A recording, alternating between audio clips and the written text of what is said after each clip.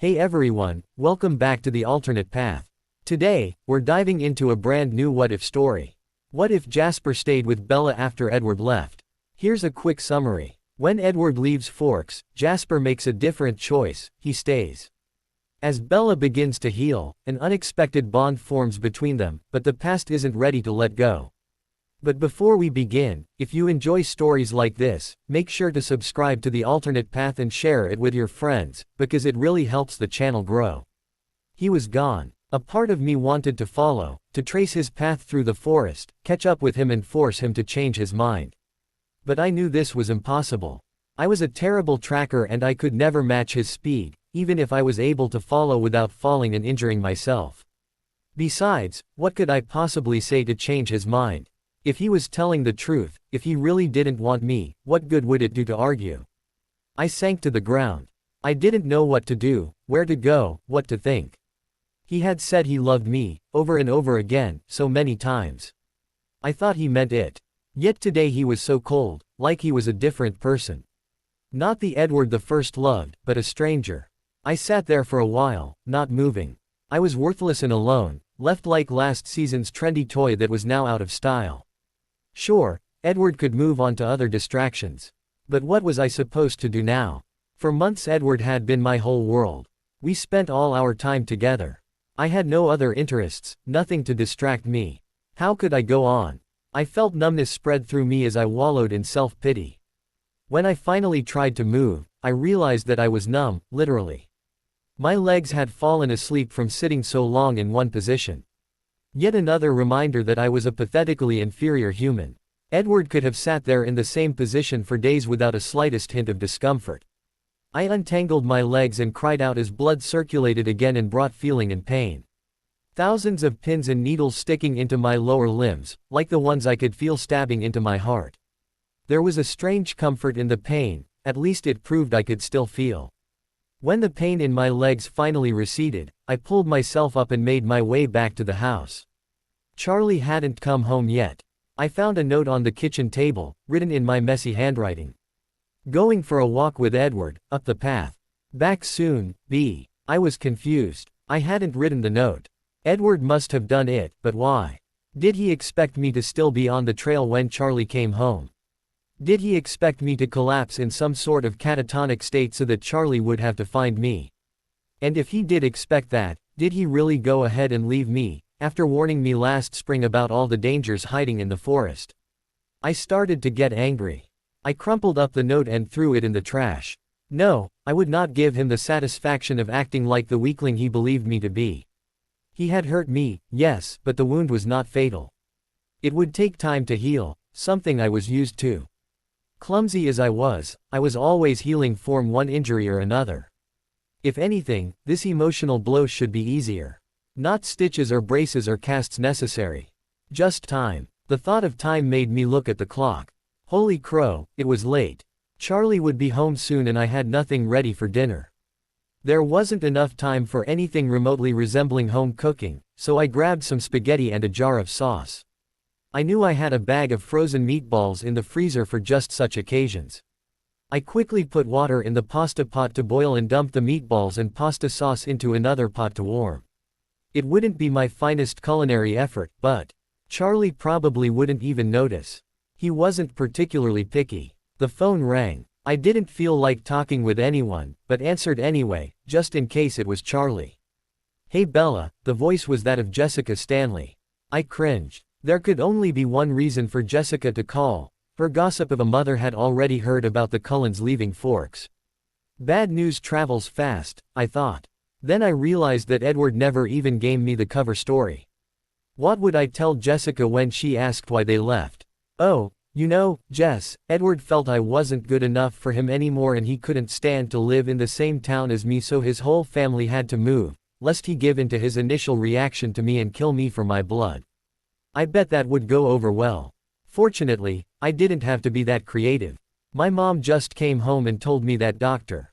Cullen took a position in a hospital in LA and that the whole family was moving there immediately.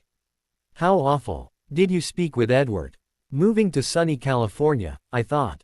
I had to admit the irony was just a little too delicious. Edward really wanted to go to great lengths to make sure he made a clean getaway.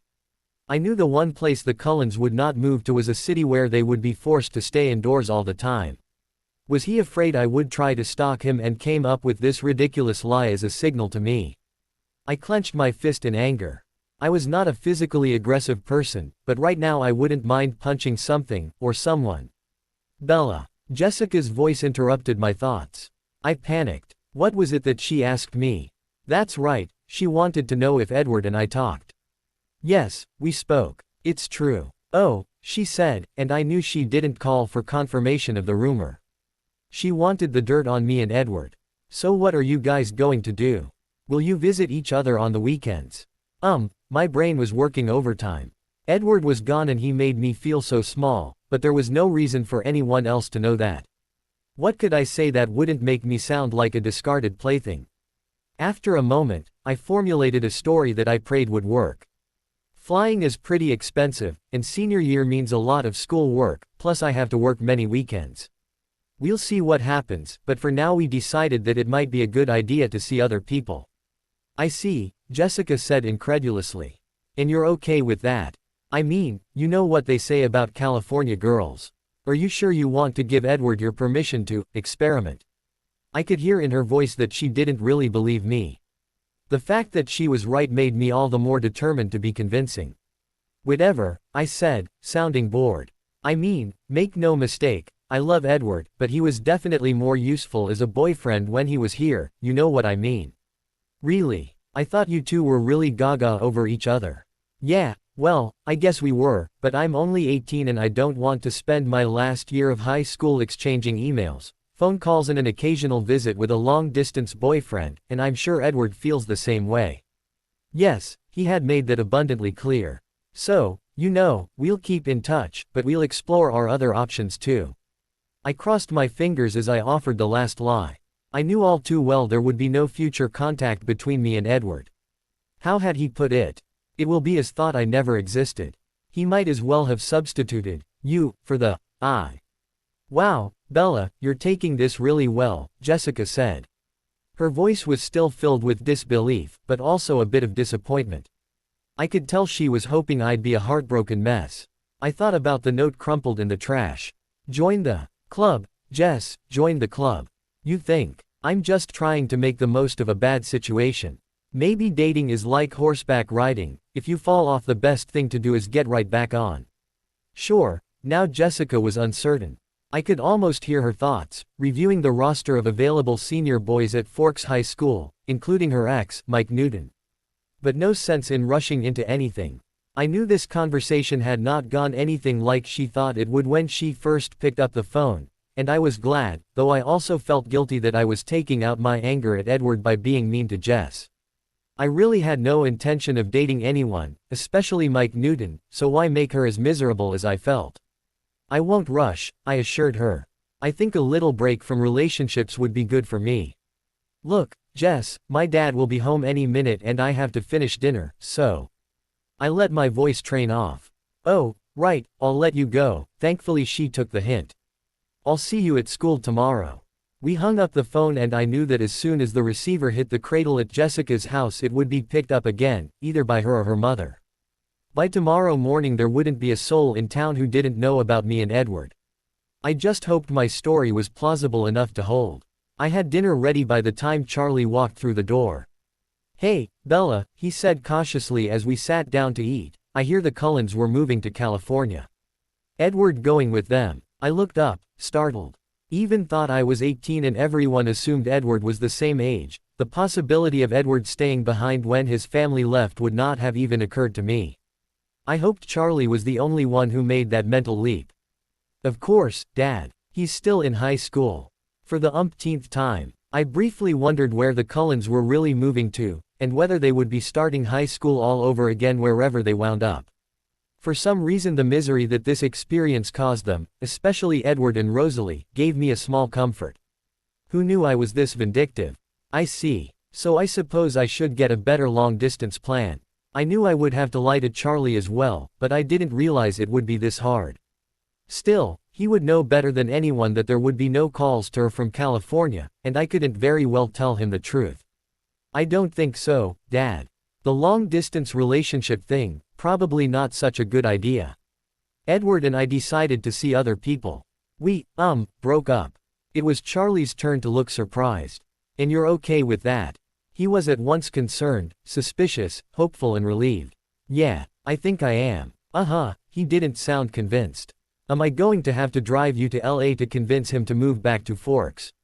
I winced at the reminder of the cover story we gave Charlie for the events of last spring break. I supposed it was hard to believe that Edward and I could be inseparable one week, and completely ready to move on the next. And no wonder, since it was a complete lie, at least on my part. But I had a role to play here, and dwelling would not be helpful. I tried to smile. Well, it's not like his whole family will move back for us, so I don't think there would be any point to that trip. Suddenly Charlie looked glum. Are you going to stay in Forks? He asked, and I realized that he was worried that without Edward the First would decided to rejoin Renee and Phil. I thought it was odd that this thought hadn't even occurred to me. Of course I could avoid all the gossip simply by leaving myself. I too had another place to go. But looking at Charlie's tortured face, I knew this was not an option. Charlie needed me here, and I would not let Edward chase me away from my home. I didn't want to start senior year at a new school, be forced to make new friends, find a new job. Staying in Forks would be hard, but it would also be easier than moving. Yeah, Dad, I'm staying in Forks. I want to finish high school with my friends. I could see he was buying it. I guess I was a pretty good spin doctor, maybe I had a career in public relations. I'm glad, Bells. I love having you here. I choked up a little. The word, love, was not one Charlie used often. I hung my head, embarrassed. I love you too, Dad. I said. We finished the meal in silence. After dinner I washed the dishes while Charlie dried and put them away. We didn't need to speak to bond. When we were done Charlie went to the living room to watch a baseball game. I let him know I was going to do homework and headed upstairs. I had an idea that my surprises from Edward weren't over yet, and I opened the door to my room with dread. Sure enough, he had been here too. I could see that the birthday presents from his family were gone. He had also removed the photos of himself from my scrapbook and took his CD out of my CD player. This was a final blow, but it was also kind of a relief. I acknowledged that I probably would have gotten rid of all those things anyway. He just saved me the trouble. I knew I wouldn't be able to study, and there was nothing due the next day, so I decided to get ready for bed. As I lay in my dark room, the events of the day replayed in my head like footage of a disaster on an otherwise slow news day. Alone, all traces of my false bravado disappeared and the tears started flowing until, eventually, I cried myself to sleep. My night had been restless. I kept waking up between nightmares. Each time I woke up without the coolness of Edward's body next to mine, I immediately remembered what happened and tried to fall asleep to get away from reality. But as soon as I fell asleep the nightmares returned. There was not relief. No wonder I felt horrible when it was finally time to get out of bed and start my life in Forks all over again. I knew today was critical. I had to put on a good show so that no one knew how miserable I really felt. One look in the mirror showed me how difficult my task would be. The evidence of my misery was irrefutably imprinted on my face, with my eyes puffy from a night of crying.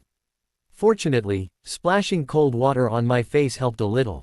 I swallowed a couple of Advils, both for the anti-inflammatory properties and to help with the headache that was quickly developing as I thought of what awaited me at the high school. How I wished I could just stay home. But I knew I couldn't hide forever, and it was best to confront my fear head-on. I dressed, ate breakfast and got into my truck. Immediately I gasped. Was it possible? Did the infallible Edward actually forget to remove such an obvious reminder of him and his family? I couldn't believe it, yet could not deny what I was seeing with my own eyes.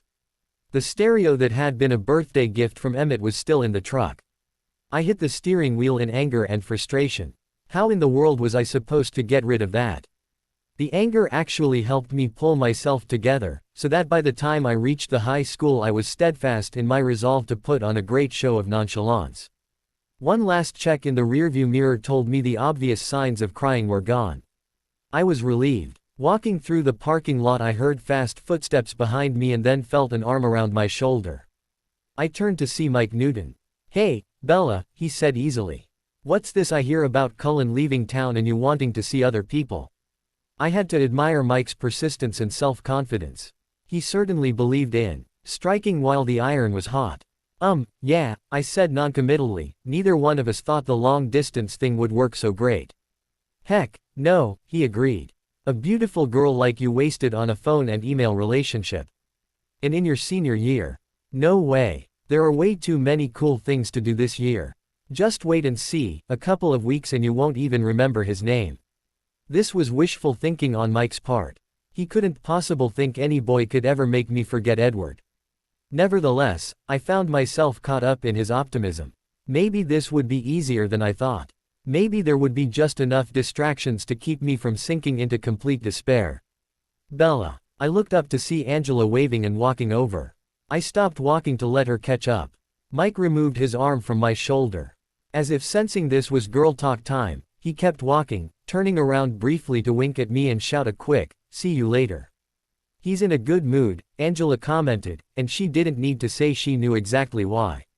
Then she looked at me, scrutinizing my face. "How are you?" I felt uncomfortable. Angela was always more sensitive to my moods. If anyone could see through my charade, it would be her. "I'm fine." I decided I could be more honest with her than the others, trusting in her discretion. "It's hard. It was so unexpected, I wasn't prepared. I'll miss him, but the show must go on, right?" Angela looked like she wasn't convinced. "Jessica said you didn't want a long-distance relationship, but are you sure, Bella? It might not be so bad. It's not as though Edward couldn't afford to visit." I interrupted her before she could go on. "It was a mutual decision, Angela," I said pointedly. Okay, that was a lie. I was giving myself far more responsibility for that decision that I actually had. But telling Angela the whole truth would have been too painful. Even this concession to my official facade was difficult. Edward wasn't interested in a long-distance relationship any more than I was. Oh, I could see she suddenly understood, and was not going to push this line of thought. "Well, then, let me know if you need anything. You know I'm here for you." "Thanks, Angela," I smiled. "I appreciate that more than you know." The rest of the day passed in a blur. I repeated my carefully orchestrated story so often I was almost starting to believe it myself. Fortunately, everyone else seemed to believe it too. I took the most satisfaction in convincing Lauren. I knew she had wanted to torture me with the consequences of Edward's departure, and raged at my ability to disarm her before she even had the chance. When I wasn't spinning my web of lies, the misery took over. I tried really hard to keep a smile plastered on my face, but inside I was weeping. The empty chair next to me in every class was a constant reminder of Edward. I had never felt more alone. After school I went to work. Thankfully the store was busy, with lots of people stocking up on hunting and fishing gear before the start of the season. To Mike's visible dismay, this left little time for random chit-chat. I was glad. I put up a good front at school, but I wasn't quite ready for the puppy dog adoration Mike wanted to bestow. As soon as my shift was over I skipped out and headed home, grabbing a quick plate of leftovers for dinner and throwing myself into the pile of homework I neglected the night before. I managed to get through it all, but as the night wore on I grew more and more despondent. Pretending to be strong all day left me absolutely exhausted. Even if I could fool everyone else, I couldn't lie to myself. I couldn't pretend that the gaping wound he left behind didn't exist, and I couldn't stop my eyes from overflowing. My second day without Edward ended much like my first, crying myself to sleep. The next day was Friday, and it went much the same, except I didn't have to repeat my story to the people who had already heard it. Mike hovered around me constantly and it looked like he wanted to ask me out on a date, but I made sure to always be surrounded by a group of people, making it impossible for him to ask his question without risking public rejection. I was never so glad to hear the last bell of the day. I didn't have to work, so I went home and prepared dinner for Charlie. I didn't know what to do next. The prospect of spending another evening in my room, devoid of all physical reminders of Edward yet somehow still filled with his presence, was unacceptable. There was nothing on TV. Tired of keeping up my false front, I didn't want to do anything with any of my friends from school.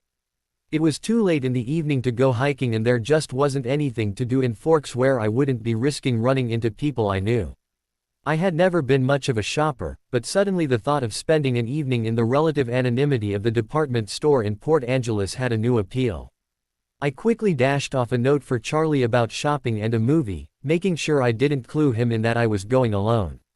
Then I grabbed my purse, hopped in my truck and headed out of town.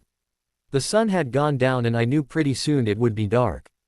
Suddenly I remembered the last time I was in Port Angeles alone. I intended to stay in the retail district this time, where I was relatively sure I'd be safe, but without Edward waiting to save me in the wings, was this really a smart idea? I slowed down, doubt and a little bit of fear eating at my insides. I probably shouldn't go to Port Angeles alone, but I really didn't have other options. Unable to make a decision, I pulled off to the side of the road and buried my head in my hands. How could Edward do this to me? How could the rest of the Cullens do this to me? Even if he didn't care for me anymore, why did they abandon me? How could they leave without even saying goodbye? Suddenly I knew where I needed to go. I needed to see for myself that they were really gone. I needed to go to their house. I started the truck again and turned around, heading down to the familiar road that led to the house deep in the woods. I didn't know what I would do once I got there. Look in the windows, I supposed. I wasn't sure what to expect. Would they have packed up all their possessions and taken them with them, or simply covered everything, intending to come back again someday? I didn't know which would be worse. I pulled up to the house, which had a feeling of abandonment about it. The curtains in the windows were tightly drawn. I sat in my truck, uncertain as to what to do next. I was sure if I rounded to the back of the house the windows there would be just as impenetrable. I should just turn around and go back home. But an inexplicable feeling washed over me and would not let me leave. I found myself getting out of the truck and walking towards the porch, heading to the front door, my outstretched hand reaching for the door handle. Before I even touched the handle the door opened, making me gasp in surprise. Standing in the doorway, serene and enigmatic as ever, was Jasper.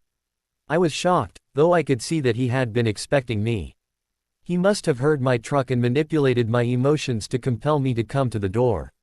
I remembered the last time Jasper and I were in this close proximity, the single-minded pursuit in his eyes as he tried to get past Edward to reach me and my blood, and my fear compelled me to take a step back. Undoubtedly sensing my fear, Jasper also retreated by about 3 times. The distance of my step. "Hello, Bella," he said politely, but not warmly. I wasn't surprised, as Jasper and I had never been particularly close. "Hi-ya, Jasper," I managed to stammer out. "What are you doing here? I thought the whole family left."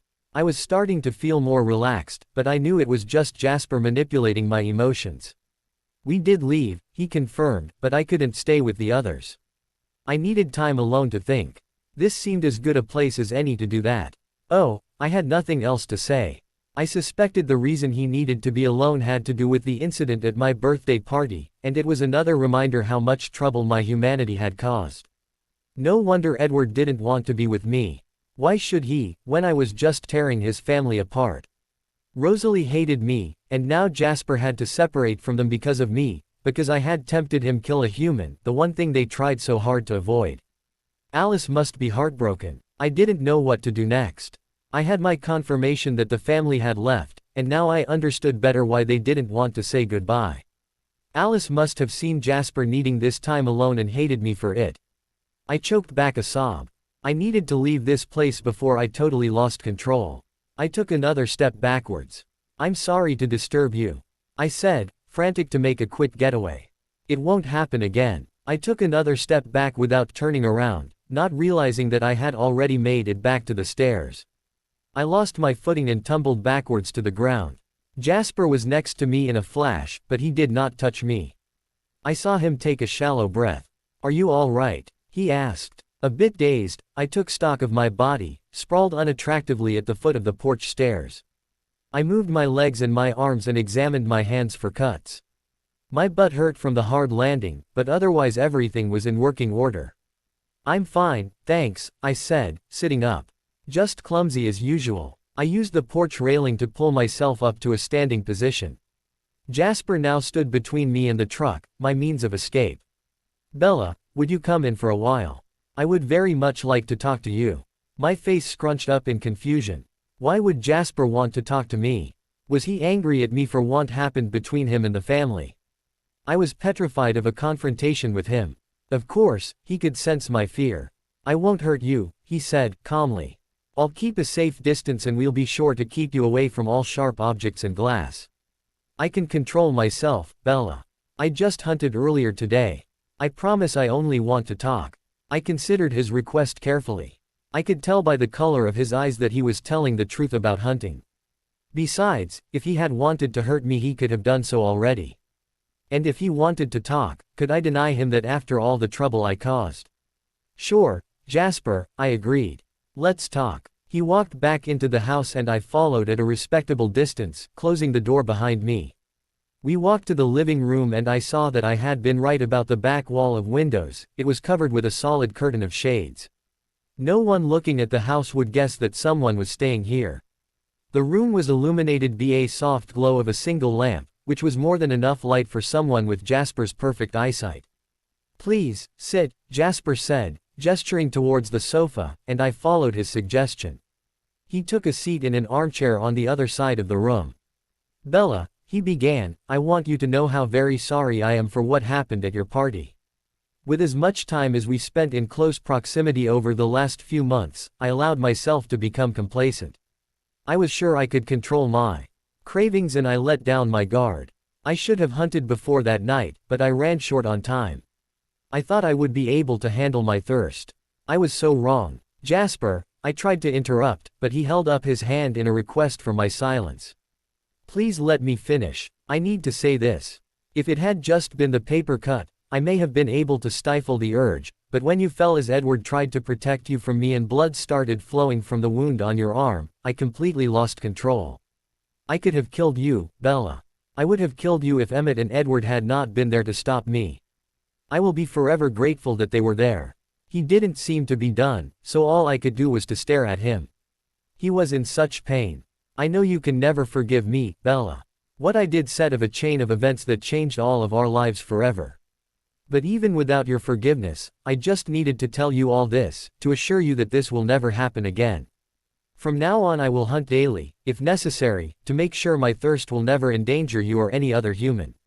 He turned his face away from me as I continued to stare at him. I knew how difficult this was for him. Jasper hated himself for having this weakness. Admitting it publicly, to a human, must have been beyond humiliating. "Jasper, I forgave you that night. Didn't Alice tell you?" Of course, even if she had told him, he probably thought she was lying to make him feel better. I should have insisted on talking to him myself.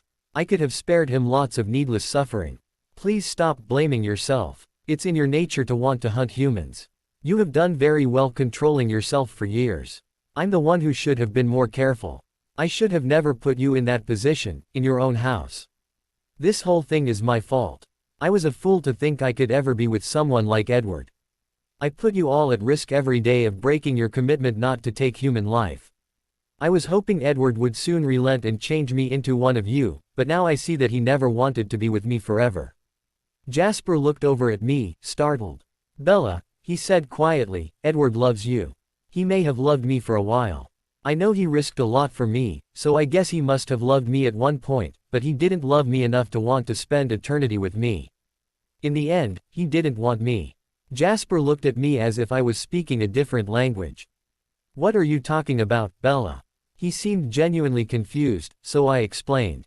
I told him about everything that happened just 2 days ago, when Edward told me of their plans. It was all so fresh in my mind that I was able to give him a word-for-word account. It was painful, but somehow cathartic. Over the last 2 days I had been living the carefully constructed lie, and it was good to be able to finally share the truth.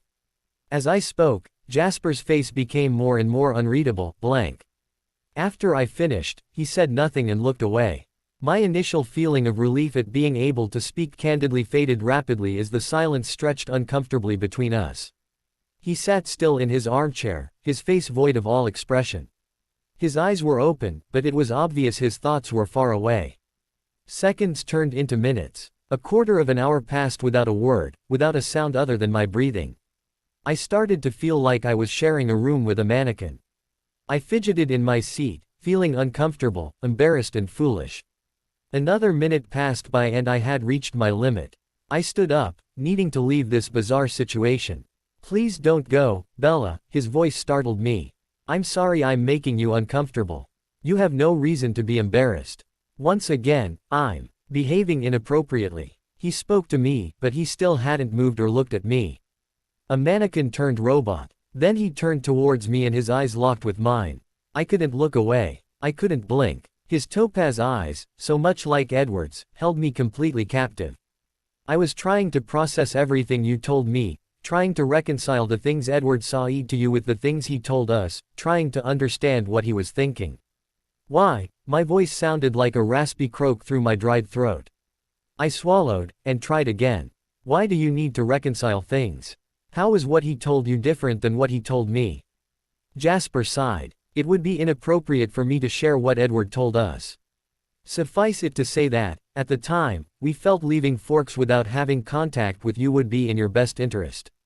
Based on everything you just told me, that may have been a mistake. His explanation cleared up nothing, yet the acknowledgement that maybe leaving without saying goodbye was a mistake was oddly comforting. Edward is complicated, Jasper continued, the most complicated of all of us, except maybe Carlisle. I can't pretend to understand why he did what he did or why he told you the things he did. In all the years that I've known him, he's displayed a very limited range of emotions, until he met you. When he met you it was like the emotional floodgates opened, and he's been on a roller coaster ever since. In many ways, he's like a teenager hitting puberty. There are too many things going on that he is not familiar with. The confusion is worse for Edward because he has always been so controlled. He's clearly not thinking straight and all these new feelings may have driven him to do and say things he wouldn't otherwise say. But, Bella, I do know with every certainty that he truly loves you, more than he's ever loved anyone before. I choked back a sob. I know Jasper meant well and probably believed every word he had just said, but if he thought for a minute someone who loved me could have done to me what Edward did a couple of days ago, then his definition of love differed drastically from mine. Edward didn't love me. He may have been fascinated by me. He may have been intrigued by his inability to read my thoughts. He may have even enjoyed all the new feelings I inspired. But in the end, I was too much trouble. He was tired of acting human. I wasn't good enough. My torrent of emotions was making me hysterical. Then I felt a wave of calm washing over me. Jasper, please, don't, I said quietly, I don't want to be manipulated. I felt the calmness receding, but the hysteria did not come back.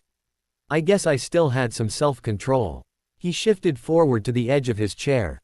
He leaned his upper body over his legs, resting his elbows on his knees, his hands clasped together, fingers intertwined. The expression on his face was very serious and earnest. I see I'm not convincing you, Bella, so let me tell you something else. Even if Edward isn't emotionally capable of handling your relationship, even if he truly believes the two of you should be apart, it has nothing to do with you. As I told you in Phoenix, you are very much good enough, very much worth the effort. You have great value. You're a beautiful, warm, smart, kind, compassionate young woman. People naturally gravitate towards you, surely you must have noticed. You deserve happiness and love in your life, and if Edward is unwilling or unable to give you that, then you're better off without him. Tears pooled in my eyes and fell to my cheeks. What he said was so beautiful and should have made me feel better, but all I could think was how it wasn't enough. No matter what anyone else thought, I wasn't good enough to make Edward wasn't too. Stay. Jasper stood up. I could see he was fighting a battle between wanting to comfort me and needing to keep his distance. I was making things difficult for him again. I wiped the tears from my eyes with the back of my hand. Thanks, Jasper, I said, and meant it. Seeing him helped me get partial closure. I'd better get going. I turned and walked towards the door. Will you come back? He asked. I stopped and turned back to him. Do you want me to? I was beyond surprised. This encounter couldn't have been any more pleasant for him than it had been for me. Probably less, given the physical discomfort he felt around me. And it's not like Jasper had ever wanted to spend a time with me before. No one other than you knows I'm here. I don't mind being alone, it's why I stayed behind, but it would be nice to talk to someone once in a while. Maybe once a week. It wouldn't have to be more than that. I thought about this. I could certainly understand wanting to talk with someone every once in a while, but couldn't he just call Alice or Emmett or any other member of his family? But maybe that wasn't an option. Maybe he had been lying to me just like I had been lying to all my friends, and his seclusion wasn't voluntary at all. Was it possible that his family was so angry with him they had asked him not to go with them? I really would not have imagined them capable of that kind of punishment, but then I wouldn't have thought they would leave without saying goodbye to me either, so how well did I really know the Cullens after all? I felt awful. One stupid paper cut causing all this pain and loss. If only I had taken more care when opening that gift. I forced myself to stop that train of thought. Jasper was looking at me, still waiting for my answer. Could I come back here to talk to him? What would I tell Charlie? It would have to be after school, before Charlie came home, on a day I wasn't working. Given these restrictions, I probably couldn't swing more than one visit per week even if I wanted to. And being here, once a week, for a few hours, well, it wasn't at the top of my wish list, but it wouldn't kill me either. Or would it? That last thought snuck in, another reminder of my last encounter with Jasper. No, it would not. He said he was in control and he would not hurt me. He's more careful now. He'll hunt before I come and we'll keep a safe distance from each other and it will be fine. It's just talking. Like visiting someone at a hospital or nursing home. I had to smile at the last thought. Given the difference in our real ages, it would sort of be like visiting someone in a nursing home. I guess I could look at this as some sort of a community project, volunteering with the elderly. That seemed a lot less threatening, and my decision was made. Okay, Jasper. I can come over next Thursday. Thank you. Your kindness is much appreciated. Right. He even spoke like a grandfather. All formal. Sure. Now I really have to go. I started walking to the door again, but stopped dead in my tracks after only a couple of steps. Charlie would surely be home by now, thinking I had been in Port Angeles, and I had never even left Forks. What in the world would I tell him? I didn't want to lie, but I couldn't very well tell the truth either. How did I always manage to make such a mess of things? What's wrong, Bella? Jasper asked. I sighed, and explained about the note I left for Charlie and how I didn't want to lie any more than I already had. Besides, I was a horrible liar, and much worse in person than on paper. I'll be right back, Jasper said. The cool breeze behind me let me know that he had left the room at superhuman speed. He was back, standing in front of me, before I could turn around. In his hands he held a shopping bag from the Port Angeles department store. Alice purchased these but never wore them, he said. They still have the tags on. They should work as a prop to back up your story. I took the bag and looked inside. The two tops were not Alice's size, and they were both a shade of blue that Edward had liked me to wear. I swallowed hard. I had a feeling the tags were left on the garments because they had never been intended for Alice in the first place. Thanks, Jasper, I said quietly. I'll see you Thursday after school. He opened the door for me and pressed himself flush to the wall as I passed. See you Thursday, he whispered. I walked back to my truck, threw the bag in the passenger seat and started the engine. Jasper was standing in the doorway watching me, illuminated by a thin shaft of light from the lamp in the living room. I knew he meant me no harm, but standing there, tall and lean, something about him screamed predator. I shivered involuntarily. Then I shifted the truck into gear and drove back home. As expected, Charlie's cruiser was parked in the driveway when I got home. I took a deep breath, reciting the story of shopping fun that I'd rehearsed on the drive home. I hoped I could sound convincing. I grabbed the bag and headed to the house. I could hear the TV on in the living room. Hey, Dad, I called out. Hey, Bella, did you have fun? I stood in the entry to the living room and held up the bag with a smile that I hoped didn't look too forced. Amazingly, the prop worked to create the right implication. Good. Got any plans for tomorrow? I was amazed that I was actually going to get away with the Port Angeles charade. But I was also wary of the question. Not really, I said hesitantly. I wasn't sure what Charlie was up to and I wanted to leave myself an out just in case. I'm going fishing with Billy and I thought you might want to come to La Push with me. You know, hang out with Jake. I mulled this over for a bit. I wasn't sure Jake would want to hang out with me all day, but a change in scenery might be a good thing. Anything was better than sitting around this house by myself all day, pining for Edward. Sure, that'd be good. Great. We're leaving bright and early, so set your alarm. Want to watch the rest of the game with me? Charlie almost never suggested that I join him to watch a game. It was as if he sensed that I didn't want to be alone in my room. Sometimes he was more perceptive than I gave him credit for. Still, I wasn't sure which option was less appealing, a miserable night in my room or an evening of baseball. In the end, I chose my room. No thanks. Since we're getting up early tomorrow, I think I'll go to bed. Good night, then. Good night. I was determined that tonight I would not cry myself to sleep. Instead of thinking about Edward, I focused on my encounter with Jasper. Encounter. That was a good word. I thought of that movie, Close Encounters of the Third Kind. Sometimes Jasper seemed totally alien to me. He barely ever spoke to me, but when he did he said such profound things. What had he called me earlier? Beautiful, warm, smart, kind, compassionate young woman. I snorted. I was hardly beautiful. I suppose I was warm, but then compared to vampires any human being was warm. I might have been inclined to give him the smart, if it wasn't for the fact that I chose to get involved with a vampire Adonis, someone so far out of my league it had to be the most stupid thing any human being has ever done to think that the relationship could last more than a few days, much less forever. I turned over to my side and wondered again if Jasper was in Forks by choice or if he had been forced to stay away from the Cullens. I really hoped his was a self-imposed exile. But if he was here by choice, why ask me to come back to the house? None of it made any sense. In the end, as much as I tried to avoid it, my thoughts returned to Edward. Once again I heard all of the horrible things he had said to me. I curled up into a ball as my tears fell again. Was I ever going to be able to fall asleep without crying? The next morning Charlie and I had a light breakfast before driving out to La Push. We took my truck to make it easier for Charlie to haul the fishing gear and Billy's wheelchair, but he drove. I was just happy not to be seen in the police cruiser. I had my school bag with me for something to do, just in case Jake had other plans while Billy and Charlie went fishing. With or without Jake, I was glad I agreed to go to La Push. It was the one place where Edward and I had never been able to go together, so it remained untainted by any painful memories.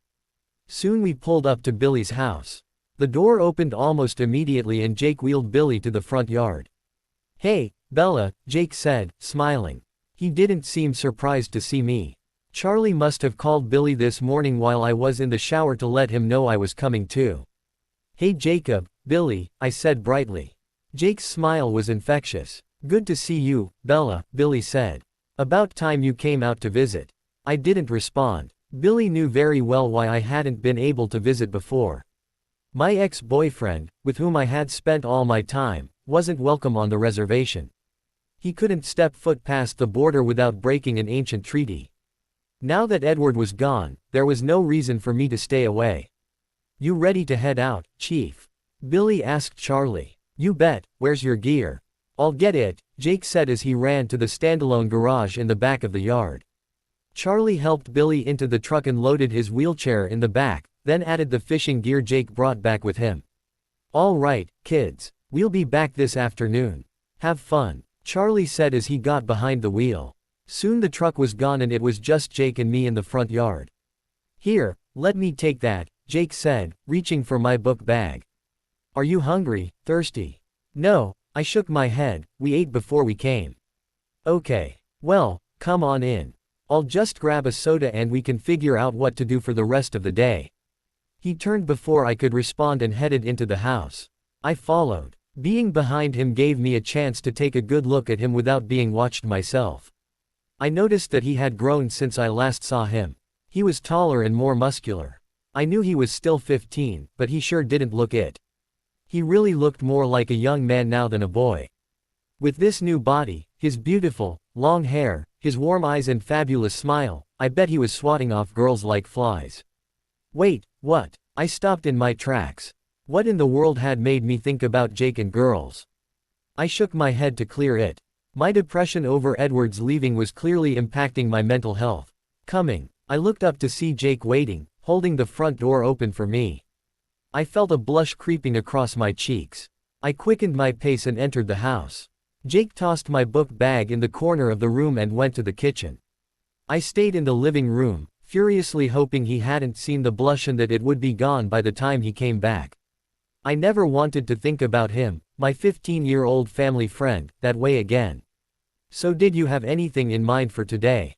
Jake yelled from the kitchen. I heard him opening and closing the fridge. He came back to the living room with 2 cans of Coke, handing me one of them. I set it down on a side table. Still not thirsty, I said apologetically, and I didn't have anything specific in mind. I kind of made the decision to come at the last minute. He drained his Coke in a few gulps, then grabbed mine and drained it too, just as quickly. Well, we could stay here and watch TV, or we can go on a hike, or take a walk on the beach. That was fun the last time you were here. He smiled and raised his eyebrows suggestively. Any hope of hiding my blush was lost as I felt a new wave of redness wash over my face, remembering how I awkwardly tried to flirt with Jake last spring to get him to share some of his tribe's secret legends. The beach sounds good, I said. I figured we might as well take advantage of the nice weather while it was still here. Let's go then. He set down the empty can and grabbed my hand to pull me along. Since we had all day, we decided to walk to the beach. What have you been doing since we last saw each other, besides growing? I asked once we were on our way. I needed to get him talking before he could start asking questions, which were bound to be awkward. Absolutely everything I could possibly talk about involved Edward Cullen, and that was a subject I really wanted to avoid. You noticed, huh? Jake seemed pleased. I'm not blind. You've had quite the growth spurt. Jake scowled a bit. Yeah, it's kind of a pain. I have to keep buying new clothes and shoes. Money that would be better spent on car parts. But if you like what you see, maybe it was all worth it. He winked at me and I blushed again. Apparently Jake's self-confidence had grown along with his muscles. I ignored the innuendo. How is your car coming? I asked instead. Not bad, considering. I'm hoping to be done with it by my 16th birthday so I can drive it legally after I get my license. That's awesome, Jake. I was genuinely excited for him. Good luck. I'll expect to be one of the first passengers. His face lit up. Seriously. You got it. It's a date. Oops. I hoped I didn't make a mistake there. Jake was a nice kid and a good friend, but he was way too young for me even if I was inclined to date anyone, which I definitely was not. Still, this was the kind of statement that would be better left alone for now. No sense bringing down the mood. Besides, Jake probably hadn't meant it like that. We finally reached the beach. It was more difficult for me to walk in the sand, so we found a piece of driftwood that seemed designed for us to sit and talk. So, what's up with you? He asked. I looked down at my shoes, digging a hole in the sand. Not much, I said noncommittally, just in case his question wasn't as pointed as I suspected it was. I heard your boyfriend and his family left town. Apparently Jake couldn't take a hint. Yeah, I guess news travels fast. Billy must be happy. He doesn't have to watch me anymore. Jake laughed, both of us remembering that awkward conversation at prom. Dad has issues. He's so superstitious, believing in those old stories. But you're right, he was happy. Are you okay, though? You seemed really into him. His voice was wistful, as if he hoped I would deny it.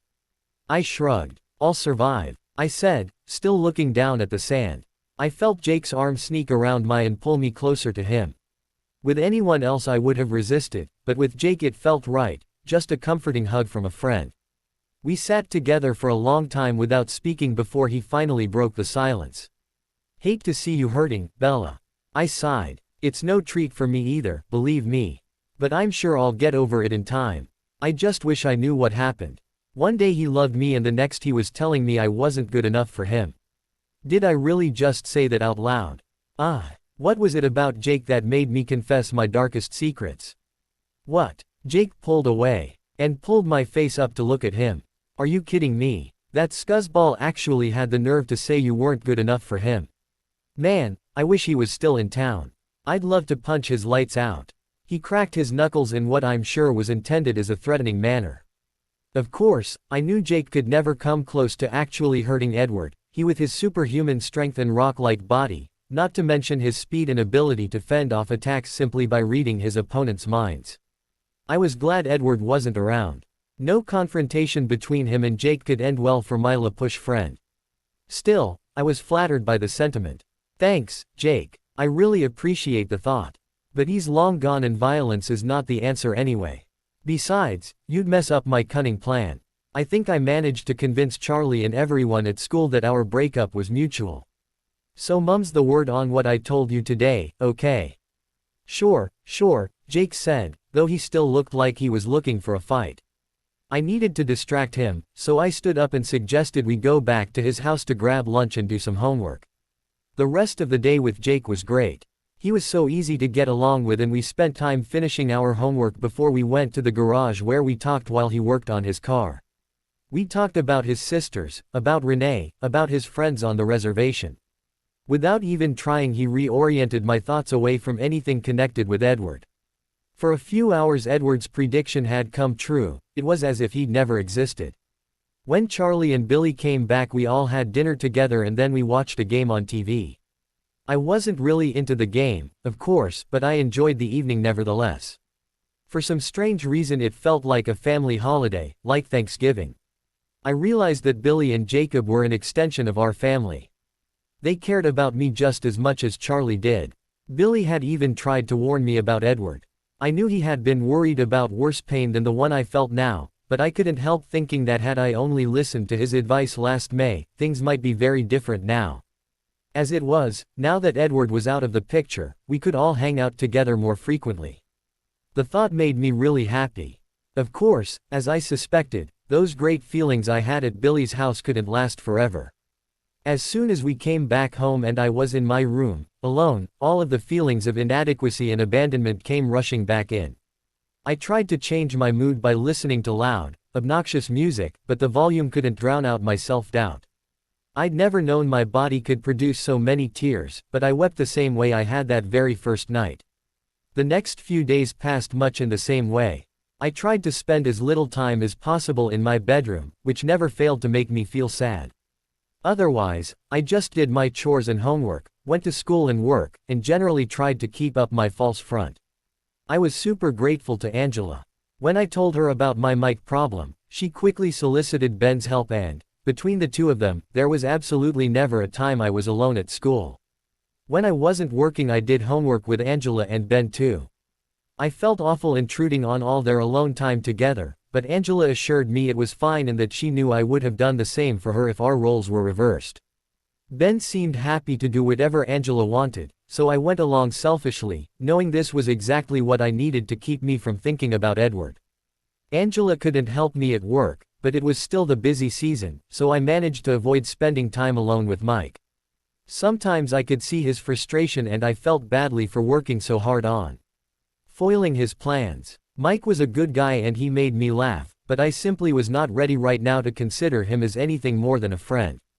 So while I was working I was the world's most attentive employee to all the customers and I made sure to leave as soon as my shifts were over, leaving no time for dangerous chit-chat. As the week wore on and Thursday was closer and closer, my level of nervousness increased. I was angry with myself for agreeing to see Jasper. Though I still cried myself to sleep nightly, I felt that I was making a bit of progress and I worried that seeing him and being in his house would bring back all sorts of unwelcome memories. Still, I made a promise, and I owed it to him to at least make an effort once. If it turned out really badly I would simply tell him that I couldn't come back. School really dragged on Thursday, giving me lots of time to get worked up about seeing Jasper. I remembered how uncomfortable I felt the last time I saw him and how little we had in common. I really didn't know him at all. Other than those few days in Phoenix last spring, we barely even spoke to one another. He had always been polite with me, but also a bit withdrawn. I always had this feeling that he was tolerating my presence to make Alice happy. To me, that was his single redeeming value. However he acted towards me, I knew that his universe revolved around keeping Alice safe and happy, and that counted for something. At lunch I let Angela and Ben know that I would not be joining them after school. Angela looked at me quizzically, but she must have seen something in my face that made her accept my decision without protest. Ben couldn't quite hide his excitement at the prospect of an afternoon alone with Angela, which made me happier about my decision. After school I gathered up my books and headed out to my truck. I gave myself one last mental pep talk before driving out to Jasper's house. The front door opened as I was pulling up the drive, and Jasper walked out onto the porch. He wasn't smiling, exactly, but there was something in his face that made him look just a little more welcoming than last Friday. He was wearing a light blue denim shirt tucked into a pair of black jeans, and the outfit somehow made him look younger, more relaxed. He definitely doesn't look like Grandpa Jasper, I thought, and giggled. As if in response, his face broke into a grin. Drat. I knew he couldn't read my mind, but his ability to read my emotions was almost worse. It was as if he could see right into my soul. I parked the truck, turned off the engine, and got out. "Hey, Jasper," I called, a bit of apprehension returning. His grin faltered. "Hey, Bella," he responded, "glad you were able to make it. Come on in." As before, he entered the house well ahead of me, leaving that safety zone between us. I followed and closed the door behind me. Inside, I was surprised to see the living room shades lifted. "Isn't that a little dangerous?" His eyebrow lifted in silent question. "I just mean, aren't you worried that someone will see that you're here?" "Not really," he said easily. "I can sense it if anyone is around and hide fairly quickly. Besides, even if someone saw me, I'm an adult living in my parents' home. Nothing to cause anyone concern. The truth is," he continued, "the curtains were there to keep just one person from seeing inside, you. Once I made my decision to let you know I was here, they became superfluous." I considered this for a moment. So there was a time when he wasn't certain he would let me know he wasn't here. I wondered how he made his decision, but this didn't seem like the right time to ask. "Are you hungry or thirsty?" he asked. I didn't want you to be uncomfortable, so I got some human food. I followed his gaze to the kitchen, where the counter was stocked with a variety of beverages and snacks. "What did you do? Hold up a 7-Eleven. There's enough food here to feed a football team." He looked sheepish. "I didn't know what you liked, so I wanted to get a good selection." I walked to the kitchen and looked through his purchases, grabbing a can of soda and a small bag of chips. "Thanks, Jasper," I smiled. This was really thoughtful. He returned my smile with relief and pleasure, causing my smile to widen. It was so cute how he went out of his way to make sure I was comfortable. And when he smiled, he really looked different, kind of carefree. I found myself liking this happy Jasper. Then a thought struck me. Wait a second. Did you go shopping for all this in Forks? If he was seen around Forks, my father would undoubtedly hear about it, not to mention Jessica and her mother, and there would be all sorts of questions. It could make things really messy. "No," he answered quickly, sensing the direction of my thoughts. "I went to Port Angeles." "Oh, you really didn't have to do that for me. I wanted to. Plus the trip was part of my new training." "Training? Yeah. Would you like to sit?" I pulled out one of the kitchen bar counter stools and settled in. I opened my soda and chips and had some of each. Jasper stood towards the other end of the kitchen. "You were going to tell me about the training." I wasn't about to get distracted. He looked a bit uncomfortable. "I decided to work on improving my ability to interact with humans." I heard him, but I didn't understand. "You interacted with humans every day when you were in high school." "That was different. At school I was always with my family and they monitored my behavior." His tone left no doubt that he resented being monitored. As if realizing he revealed too much, he quickly continued, "It was a great help. Between Edward and Alice's powers, I always knew when to avoid particularly dangerous or tempting situations, and Emmett could always step in if things went really wrong. Like at the birthday party, I thought.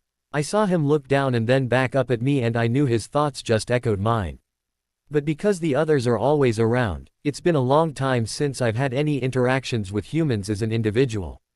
So when everyone else left, I decided to stay behind and see if I could handle human contact on my own." His eyes searched my face for understanding and I gladly gave it. I knew exactly how he felt. Edward always tried to shelter me as well. It was fine at first, flattering even. And let's face it, I am a disaster magnet, so some sheltering is not a bad thing. But it was also a bit stifling at times, especially when he overreacted. My dad used to say, "You'll never really learn how to ride a bike until the training wheels come off." It's kind of like that. We can't learn if we're not allowed to make mistakes. There was genuine relief on his face. "It's not that I don't understand why they do it," he said. "In my case, a mistake would be fatal, at least for the human, and it would obviously have repercussions for our family." "Sure, I get that.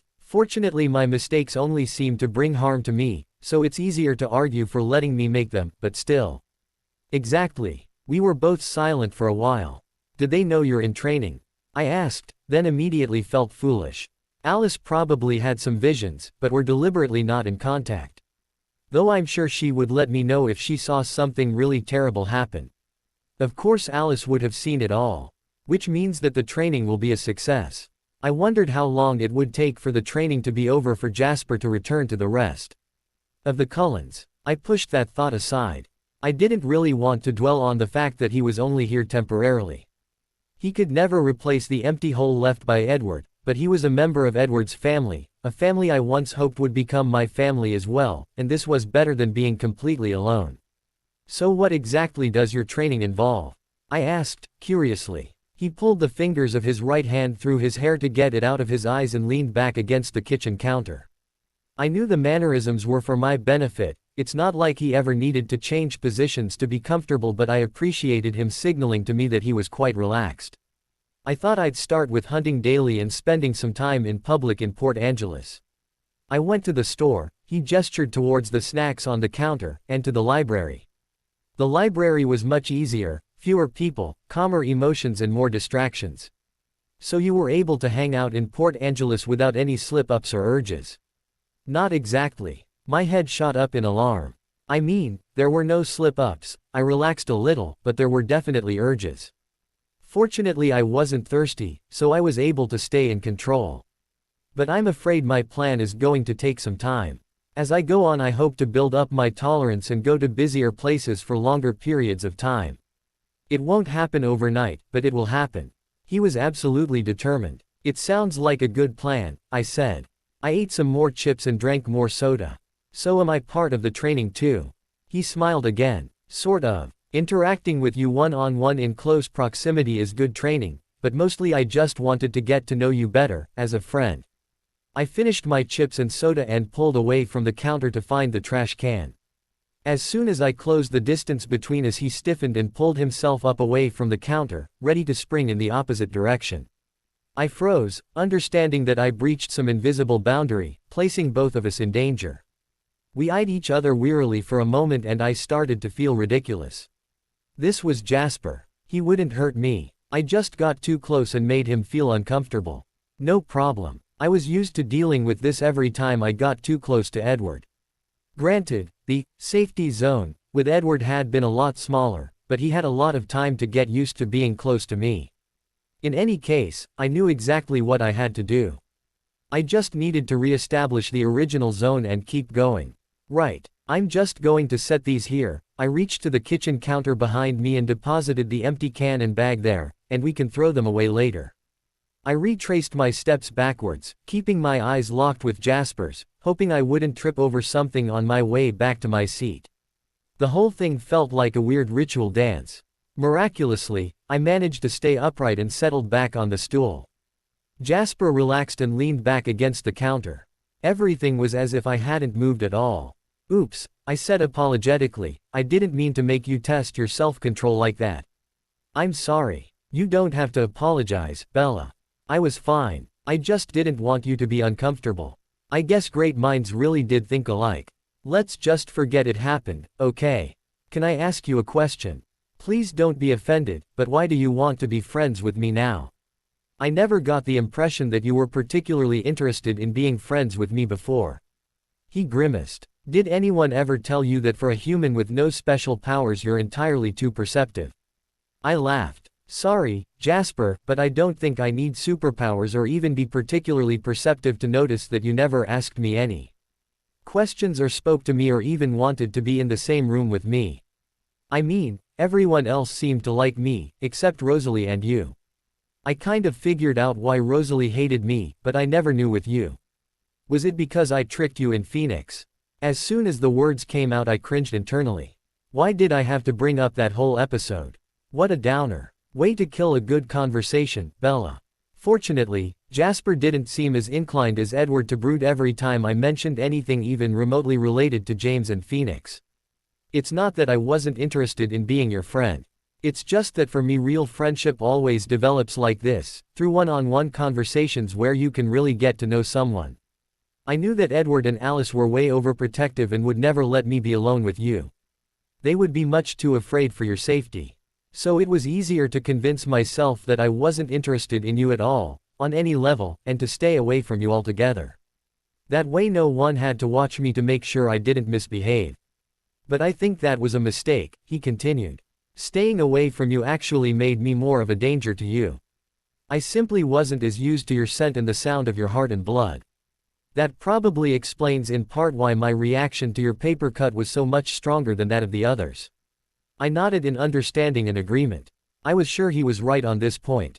So now, without Alice and Edward around, we can try to be friends.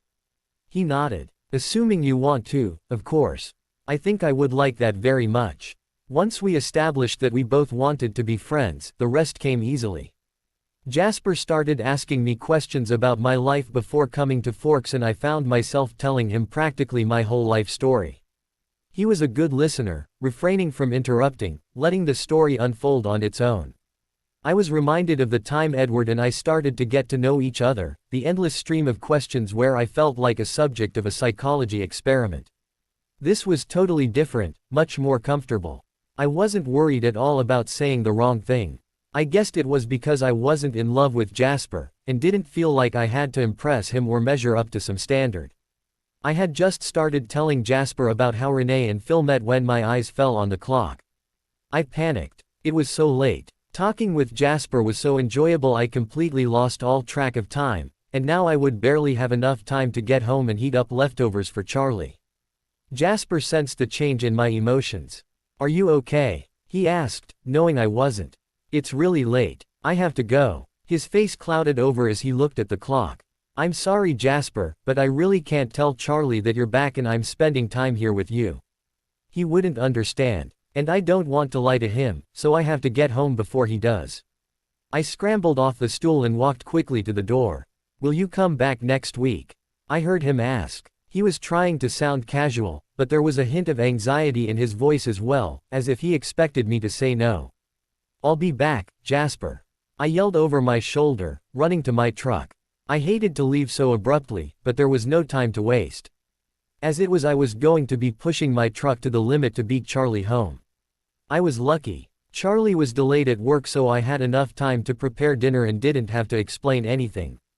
After dinner I cleaned up and pulled out my books, settling down at the kitchen table to do my homework while Charlie watched TV in the living room. After a great afternoon with Jasper, I really did not want to go up to my depressing room. Charlie came into the kitchen to grab a beer and looked at me funny, but didn't say anything or ask any questions. I was done with my homework by 8, too early to go to bed even if I hadn't minded going upstairs. I chopped up some vegetables for a stew I was going to cook tomorrow and wondered what to do next. Completely out of ideas, I went to the living room and joined Charlie on the couch. After a moment I moved closer to him and leaned my head on his shoulder. He looked at me in surprise. "Everything all right, Bella?" he asked. "Yeah, Dad. It's just..." I hesitated. How much could I tell him before he guessed the truth? I decided to risk it. "I miss him." It was weird to talk about this with Charlie, but it was strangely comforting too. "Do you want to give him a call? Don't worry about the long-distance charges." I shook my head vehemently. "No," I said, maybe a little too strongly. "I don't want to call him. And he definitely does not want to hear from me." "Okay, Bells. I just wanted you to know you could." "Thanks." After a few minutes of silence, Charlie tried again.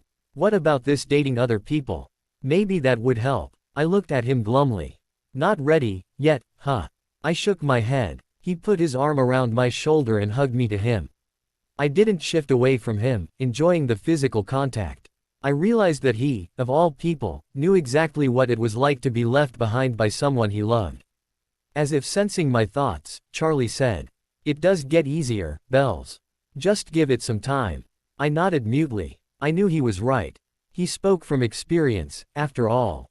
But it didn't make it any less painful. Even though he had hurt me so badly, I was still in love with Edward Cullen, and I hated myself for it. I wanted to be stronger than that.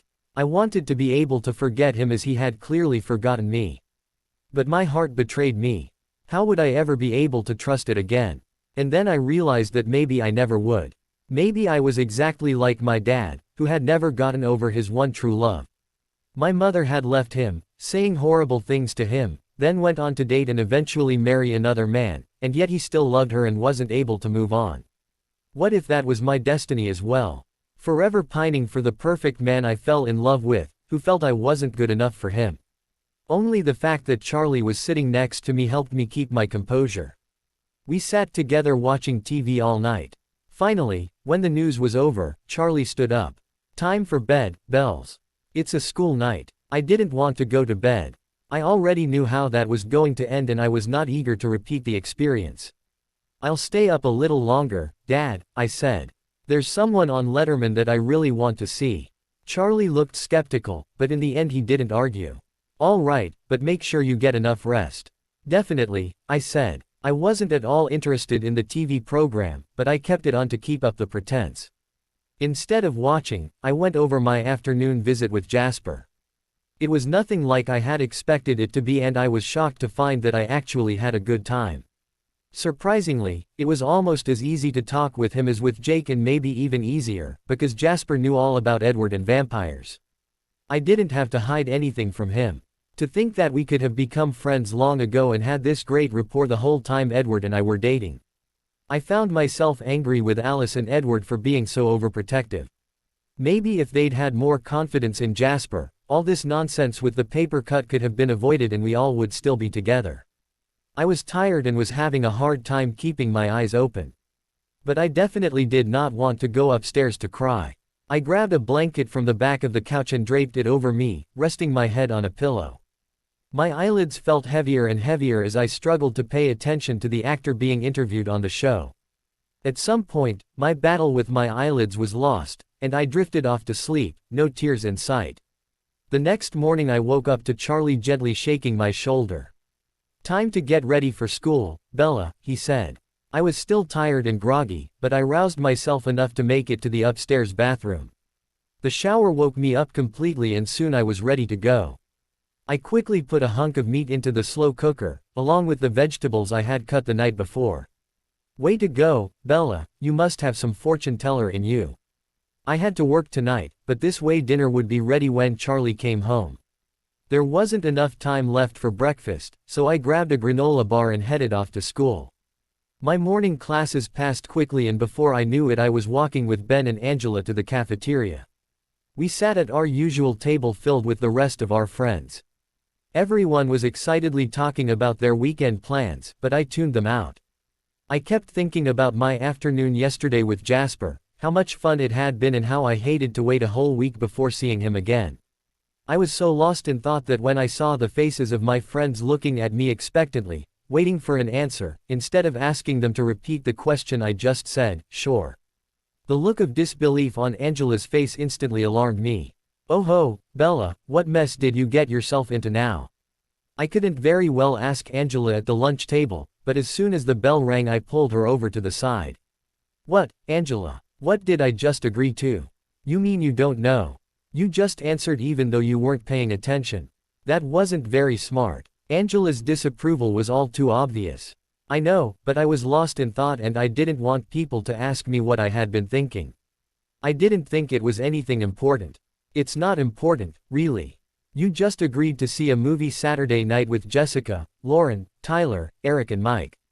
I groaned. She couldn't be serious, yet I saw in her face that she very much was. Oh, Angela, this is a disaster. I figured you might feel that way. I was all set to feed you an excuse, but then you just answered and there was nothing I could do. Thanks for trying to look out for me. It's not your fault I'm such an idiot. I guess I just have to live with the consequences. Did they decide on what movie? Angela named the title and explained that it was a romantic comedy. I groaned. This was getting worse and worse. Well, I said dejectedly, what's done is done. I guess I have until tomorrow night to figure out how to deal with this. For now we'd better get to class before we're both late. I walked into the class just as the bell rang, earning a disapproving glance from the teacher. I slid into my seat, took out my book and notebook, and concentrated on not looking around. I pulled my hair down around my face like a curtain to further separate myself away from the other students. Mike was in this class and I suspected right now he would have a silly grin on his face that would only make me feel worse. This had been such a monumental mistake on my part. How could I let it happen after all these days of being so careful? At least it was a group outing and not a date, but considering the people involved I knew I would be miserable. Lauren had always hated me and Tyler had never forgiven me for what happened at last year's prom, even though none of that was my fault. Eric was pretty harmless on his own, but he tended to follow Tyler's lead and Jessica would most likely be mad at me for being paired up with her ex. That left exactly one person in my corner for the night, Mike, and that was the last person I wanted there. I knew he would be polite, funny, nice, that he would step up to defend me if any of the other four tried to say anything to hurt my feelings, and I also knew that he would place much more significance on this outing than the rest of us would, possibly seeing it as a first step to a new level of relationship with me. I groaned. I needed to talk to someone about all this, to figure out what to do. I really needed a friend, a guy friend, who would give me a different perspective, teach me how to walk that fine line where I could be friendly but not encouraging. I had clearly failed last year with Tyler, so I knew I needed help. I briefly considered driving out to La Push to talk to Jake, but he was too young and inexperienced. Talking to Ben was out of the question. He was close with the rest of the guys and I couldn't afford that type of a conversation to get back to them. Jasper might have been helpful, but I wasn't going to see him until next week when it was too late. The bell rang and I realized I had been lost in my thoughts the entire class period. Terrific. Now I would need to borrow notes and find out the homework assignment from someone. At least that part would be easy, since Ben was in the class with me. I made a mental note to call him tomorrow. For the rest of the afternoon I made sure I paid attention in class. I couldn't help but notice, more than once, that I had been right about Mike. In every class we had together his face was fixed with a permanent smile, and he kept trying to catch my eye. When our eyes did meet once, he winked at me, causing me to look away instantly and a blush to spread to my cheeks. Great. That would only reinforce his wrong impression. Of course, I knew that the worst was still to come. A Friday evening shift at the Newton's store. Even during a busy season Fridays were pretty light. Most of those inclined to buy outdoors gear would already be out enjoying the weekend. I would have to be extra creative to avoid Mike. For once my luck held. The store was slow, really slow, and Mike's mom was working. Mrs. Newton may not have looked like she belonged in an outdoor outfitter store, but she watched the bottom like line a hawk. As soon as she realized how light the customer traffic was, she offered to let me have the night off. Ordinarily my need to add to my college fund would have overridden my desire for a free evening, but today all I wanted was to get out of having to spend time alone with Mike. He looked absolutely crestfallen as I took his mother up on her offer and made a beeline for my truck. I started driving without thinking, and it took me a couple of minutes to realize that I wasn't on my way home. Instead, I found myself pulling off the road onto the drive that most people passed by without noticing, and driving up to the Cullen house. I put my truck in park, but didn't get out. I wasn't sure what to do next. I hadn't called ahead and Jasper wasn't expecting me today. What if he wasn't home? What if he was home, but didn't want to see me? What if he hadn't hunted? Indecision was gnawing at my insides. I should have just gone home. But you didn't go home, Bella, I silently argued with myself. You're here, so you might as well try to see him. What's the worst that can happen? I made sure I didn't answer that last question. The worst that could happen was no longer a possibility, I hoped. I turned off the ignition and opened the door. As if on cue, the front door to the home opened as well. Bella, Jasper said, I'm glad you decided to stay. Jasper looked genuinely happy to see me and I realized I was thrilled to see him. Was it possible that we had only agreed to try to be friends yesterday? I felt like I was visiting someone I had known forever. I practically ran to the house, causing Jasper to laugh out loud. Miss me that much, huh? He teased. I noticed in passing that for once he didn't go into the house first and he didn't shrink away from me when I passed him on the way in. As a matter of fact I did, I said, surprising him and myself. But don't get a big head, I quickly added. It's just you're the only person I don't have to lie to and this is the only place I can really be myself. Plus, I need your advice. I turned back to look at him and noticed that he still left a few feet between us. It was a smaller distance than yesterday, though, so he was clearly making progress. I was really happy for him, knowing how much he needed to prove that he could exercise sufficient self-control on his own.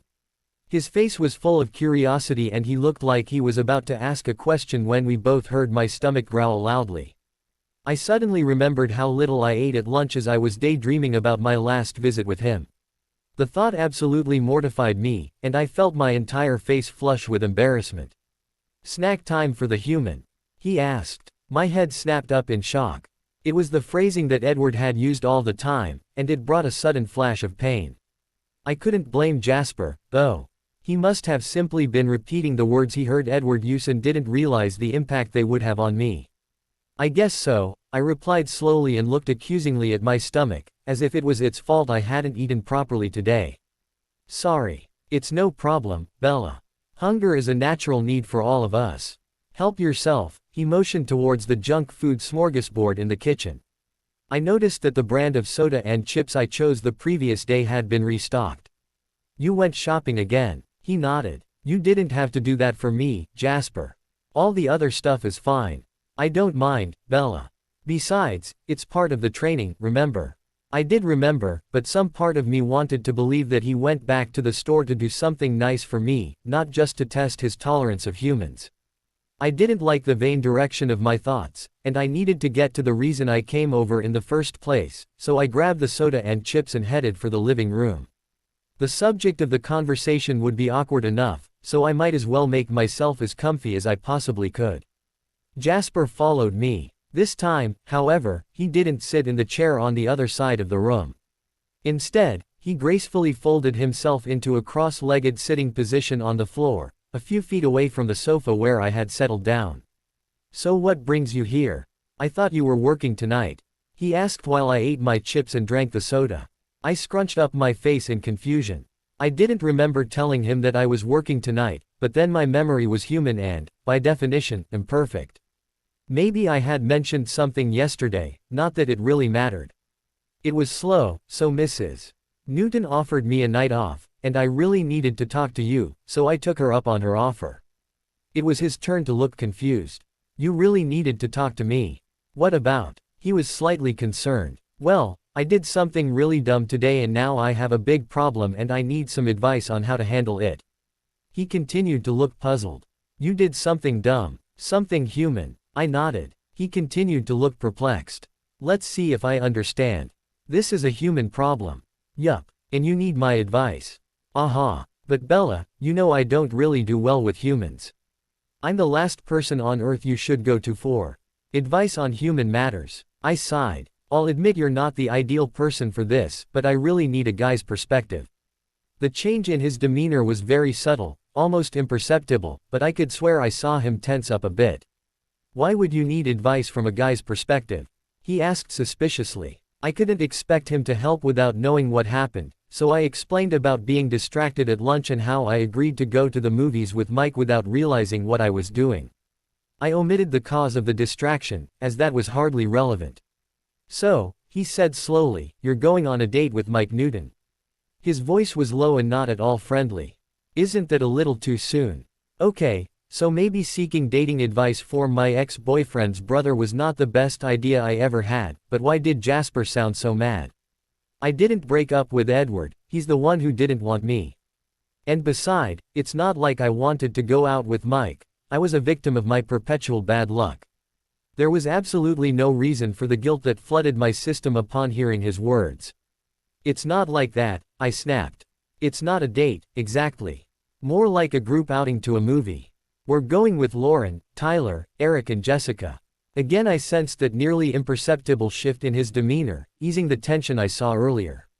It reappeared just as quickly as it left. "So if it's not a date, what's the problem? Why do you need guy advice?" "It's not a date to me, but I have this bad feeling that Mike would like it to be." "Yes," Jasper said quietly, "I'm sure you're right. He's wanted that from the first moment he laid eyes on you." I looked at him sharply. I could only imagine what he had been able to feel from Mike that day and all the rest of my junior year. Of course even I, a non-empath, knew Mike had liked me from the very start and had always hoped he could be more than a friend.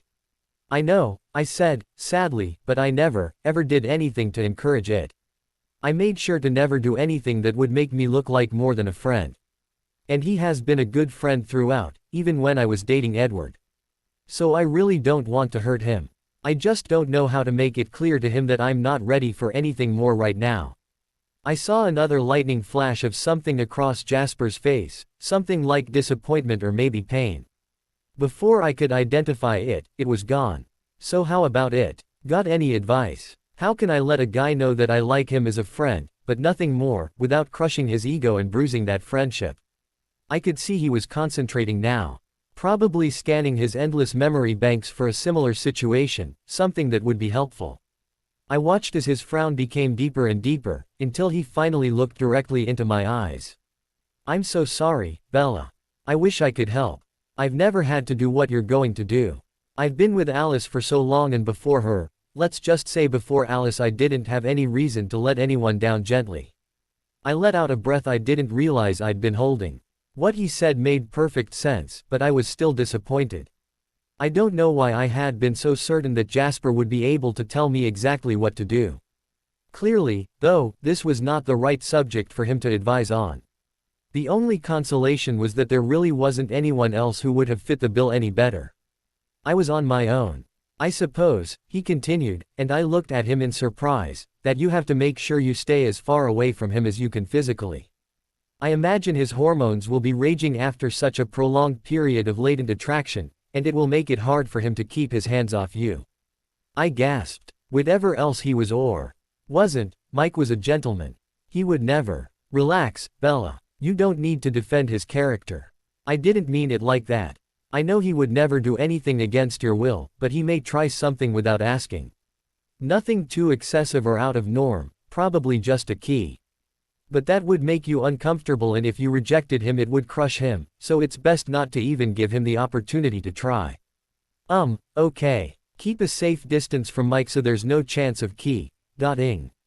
Check. Got any other ideas? Sometimes you can disrupt a couple's dynamic if you add another person into the mix. Is that a possibility? Could you invite someone else to go with you, to make the whole thing feel less like a triple date and more like a group? I bit my lip anxiously. Jasper was onto something with this last idea. Inviting someone else might work, but who?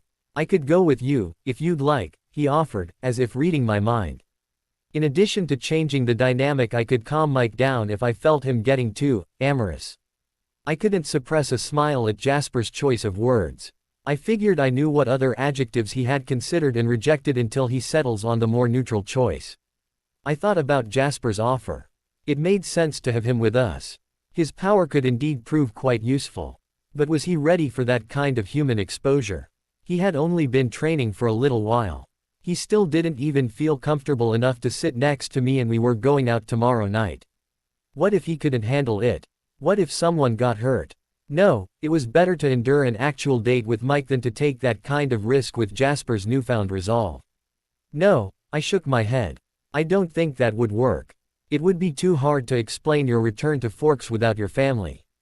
And it would start too many questions about Edward. I kept thinking, but no one else came to mind. The only other people I could think of were Ben and Angela, and while I would have loved to have them along, they came as a couple, so they would do nothing to disrupt the date dynamic. In fact, as in love as they were with one another, they would probably make things worse. Short of asking Charlie, I can't think of anyone to invite tomorrow.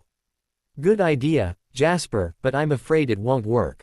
We were both silent for a while as we tried to think of other ideas. Finally he spoke. You could tell him the truth, Bella. Explain that you're not over Edward and that you need more time. Newton's a good kid and he's very protective of you. He would understand. He made it sound so simple, but it wasn't. First, it would require me to admit to one of my friends that I had lied about being okay with the breakup, and I wasn't sure if I could make myself that vulnerable. Second, my friendship with Mike was not the same as my friendship with Jasper, so I wasn't even sure I could talk to him about Edward without causing supreme awkwardness for us both. Maybe, I allowed, not wanting to reject the suggestion outright. I'll have to see how it goes. My stomach complained again, loudly, and I reached for the chips and soda. Eating made me feel better. Maybe I was stressing over nothing. I looked at my watch and bit my lip. I didn't have much time before my shift at Newton's was over and I had to go home. You could always cancel. Make up an excuse. Fake an illness. Get home late tonight and get grounded. That would be the easiest way to avoid any unpleasant situations. I sighed. This was a tempting option, but it would require even more lying. And I really didn't want to get grounded. If I was grounded, how would I come back to visit Jasper? Whatever happens tomorrow, Bella, it will be alright. It's just one movie, not the end of the world. Easy for him to say. I leaned forward and wrapped my arms tightly around my midsection. This was all so horrible. Maybe staying in Forks had been a bad idea. Meeting new people couldn't possibly be as bad as this. More silence, and then I heard him say in a low, hesitant voice. Would you like me to call Alice and ask her to look into the future for you? Help you figure out what to do? I glanced up at him, filled with hope, but my excitement faded as I saw how miserable he looked. He was willing to call Alice for me, but he clearly wasn't looking forward to it. I wondered why he didn't want to speak with his wife. I imagined they missed each other terribly. Then I remembered what he'd said the day before. They had agreed to stay out of contact. I had no idea of the reason behind this decision, but it was obvious that Jasper was not happy at the prospect of speaking with Alice. No matter what his reason, I couldn't ask him to break the communication silence and call Alice for something as stupid as the outcome of a pseudo-date. Besides, knowing how close Alice was with Edward, she would surely disapprove of my decision to go out tomorrow as much as Jasper had, and I really didn't want to go through the explanation again. And what if after all the explanations Alice saw something that was horrible? Maybe just this once I would be better off not knowing what the future held. That's okay, I murmured. I think I'd rather not know. Like you said, it's only a movie. Jasper was looking down at the floor. It felt like he was deliberately avoiding my eyes. I'm really sorry I involved you in all this, Jasper. I bet you were looking forward to a quiet evening, and I had to go mess it all up with my human melodrama. I shouldn't have come. Bella, stop. He nearly shouted, his voice laced with frustration. Then, voice calmer but still tinged with irritation. We're friends, right? Right. I was surprised at his tone and not quite certain where he was going, but the hard quality of his voice sure had my attention. Well, isn't this what friends are for? They stop by when they have problems and ask each other for advice and listen to one another, right? Right. I was still hesitant. This was the first time Jasper had ever been angry with me. Look, I know better than anyone how much you love a pity party, and I'm not saying that you're not entitled to one after all that's happened in the last 2 weeks. And I'm totally willing to be there, to listen, and to do whatever it takes to make you feel better about yourself again, because you need that and you deserve that. But I can't handle you apologizing for turning to me in friendship. It pisses me off. I can't believe you'd think spending another night alone would be preferable to talking with you and trying to help you. If I felt that way I would be a first-class jackass instead of a friend. Do you really think so little of me? In one swift and fluid movement Jasper rose and walked away to stand by the window and look out at the forest beyond the clearing. I felt horrible. No, Jasper. Of course I don't think that. You've been a great friend. I wanted to go over and touch him, put my hand on his shoulder, something to let him know how much his friendship meant to me, but I knew that would only infringe on his space and make things worse. So I stayed where I was, unable to do anything. Then please, Bella, let this be the last time you apologize for treating me as you would any other friend. Give me some credit, okay? And stop beating yourself up because I hate when anyone does that to the people I care about. I'll try, I whispered. I was stunned. I didn't think Jasper had all these emotions in him. Good, he said, try really hard. Jasper, I asked after another long silence. Yes, thank you. I both needed and deserved that, I said, echoing his earlier words. He chuckled. Yeah you did. And you're welcome. Just don't give me a reason to do it again. Now that the tension between us was gone, I wanted to stay and keep talking, but it was getting late and Charlie would be wondering where I was if I didn't get home soon. Before I left, Jasper handed me a piece of paper with a phone number. He hadn't written down a name. This is my cell, Bella. I always have it with me and it's always on.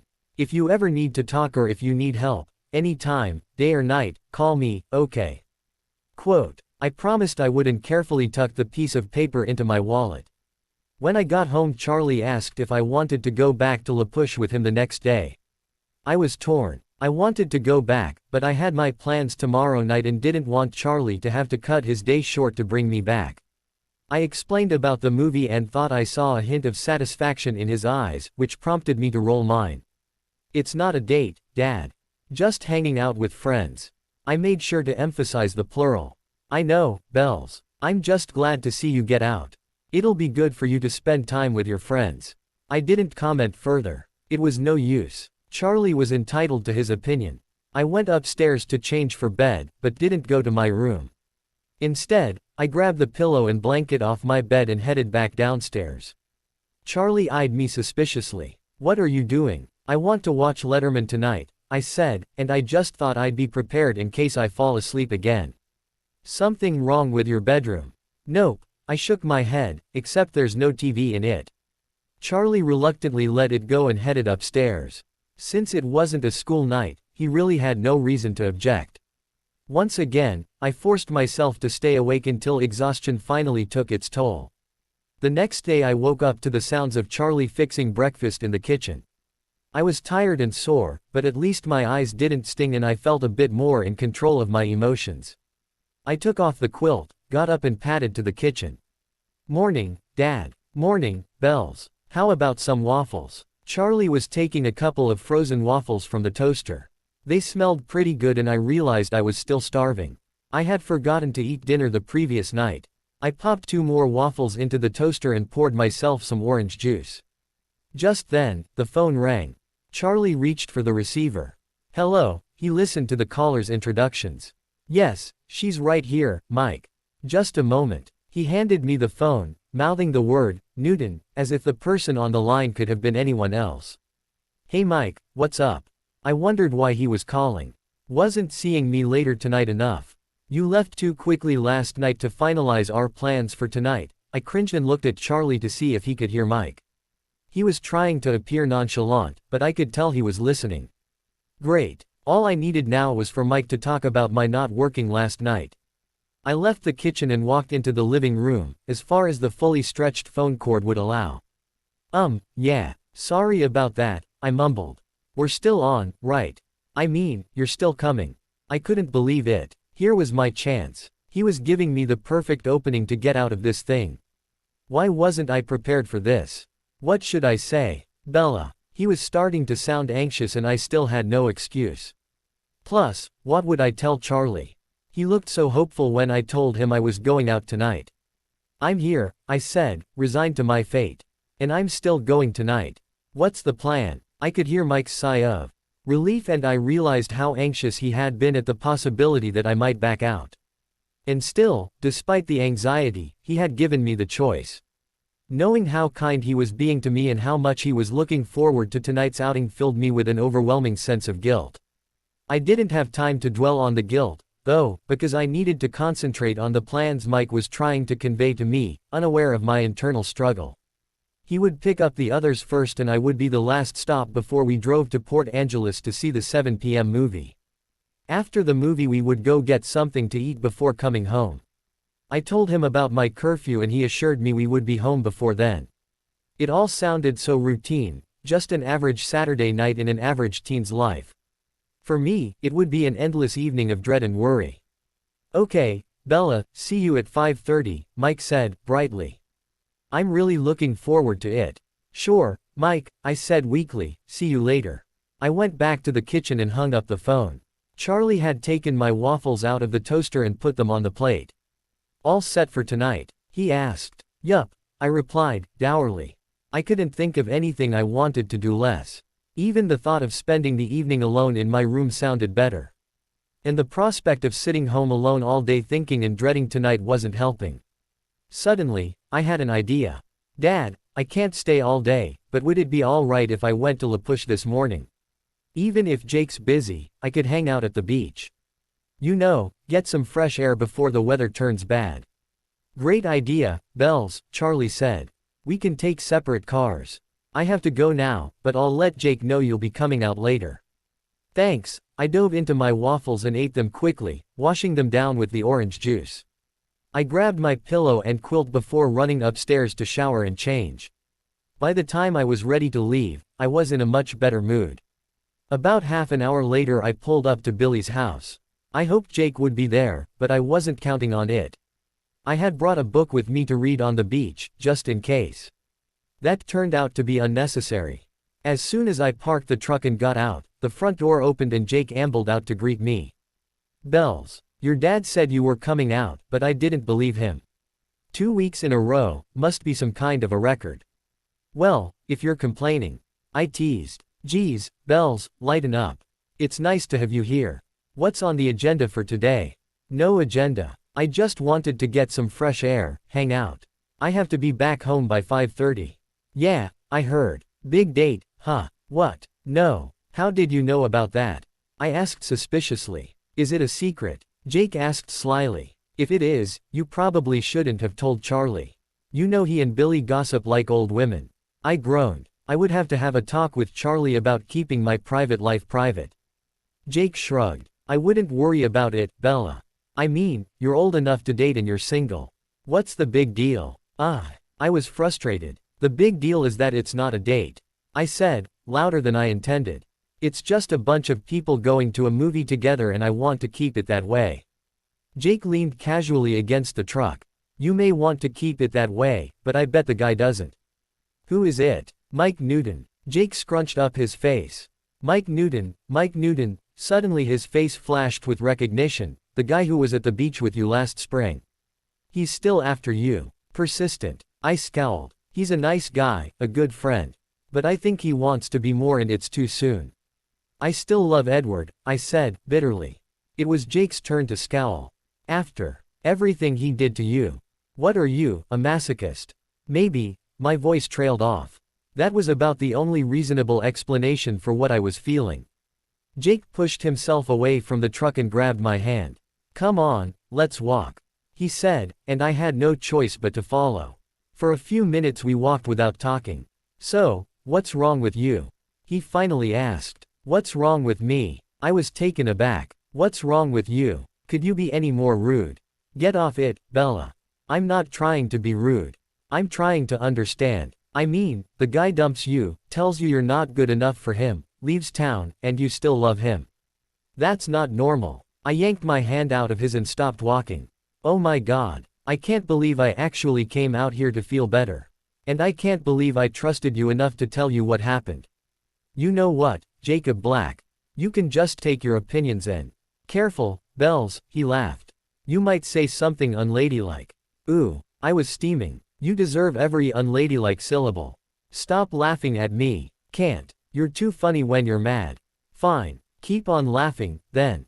The joke's leaving. I turned and started walking back to his house. He caught my hand to stop me. I tried to pull away, but he held fast. Wait, I'm sorry. Don't leave, please. He stuck out his lower lip in a pleading pout. I stopped struggling, less in response to his pleading than in realization that the struggle was useless. What do you know about what's normal? I said, quietly, looking at the ground. Hey, he said as he placed his free hand on my chin and forced me to look at him. I didn't mean to hurt you, just to make you mad, to show you what you should be feeling. I knew it was in there somewhere. Oh, Jake, I sighed. I am mad. I'm mad with him and I'm mad at myself for not being over him. But I can't stop feeling what I feel. I don't get it, he mumbled. That's because you've never been in love. Or maybe because you're a guy. Or maybe because I really am insane. I wasn't mad anymore and we started walking again. I really am sorry, Bella, he said. I didn't mean to hurt your feelings. I know, Jake. It's all right. No, it's not all right. I was a jerk. Yeah, I agreed, smiling. You were a jerk, an insensitive jerk. We reached the beach and settled in on the same piece of driftwood we found last time. He looked at me sideways from beneath beautiful long, black lashes that had no business on a guy's face. I'd feel better if you were over him. Why? So when he decides to come back you'll be able to handle it and not let him ever do this to you again. He's not coming back, Jake. What makes you so sure? I just know. He was pretty clear about that. One of his brothers is back, you know. I looked up at him, absolutely shocked. How do you know that? I overheard Billy talking with Sam Yulee. Sam said he saw him in the forest, near the reservation border. Jake's eyebrows came together in a frown. Wait, you're not surprised. You knew, he said, accusingly. Shoot. Once again Jake managed to dig out my biggest secrets. If this happened again I would have to stop talking to him altogether. He was dangerous. I saw him, no need to mention how many times. So, what's he doing here? Are they coming back? No, quick, Bella, think of some explanation. He's just in town for a while, packing up some stuff they didn't take with them when they left. Just him. Why didn't the doctor come, or the mom? Jasper is taking a year off before he goes to college, so he has time. I was such a lousy liar. Fortunately, Jake wasn't particularly interested in the explanation. Whatever, I really don't care. Just as long as they're not coming back. Trust me, they're not coming back. I sighed. I was reminded again that soon Jasper would be gone too, never to return. And then I would never be able to be completely honest with anyone again without them thinking I was off the charts crazy. Jake looked at me for a minute, his eyes scanning my face like he was looking for something. What? I asked, slightly embarrassed. Nothing. I was just wondering if you've forgiven me yet. You know, for earlier. Still thinking about it. You were pretty mean. Seems too easy to just forgive you outright. All right, Bella. What do I have to do to earn your forgiveness? Want me to run interference for you with that Newton guy, like I did last year? It was my turn to laugh. I remembered Mike did not like Jake and me hanging out together at the beach last year, even though it had been totally innocent. And then I stopped laughing and my eyes widened. It was as if someone turned on the lights in a dark room. The solution to my problem was right here. Jacob, you're brilliant. I am. He looked confused. Yes you are. Please tell me you're not busy tonight. Jake looked at me like I had grown a second head. I was going to hang out with my friends, Quill and Embry. It's nothing I can't get out of, but I thought you had the big date tonight. I told you, it's not a date. It's just my friends and me going to a movie, and there's not reason why you couldn't come too. Right. No reason other than it would be super awkward, being the uninvited odd man out. I'm inviting you, so you wouldn't be uninvited, and as far as being the odd man out, who knows? You might get lucky. Jessica or Lauren might just take a shining to you. As grown up as you look, they're bound to look right past your age and straight to your muscles.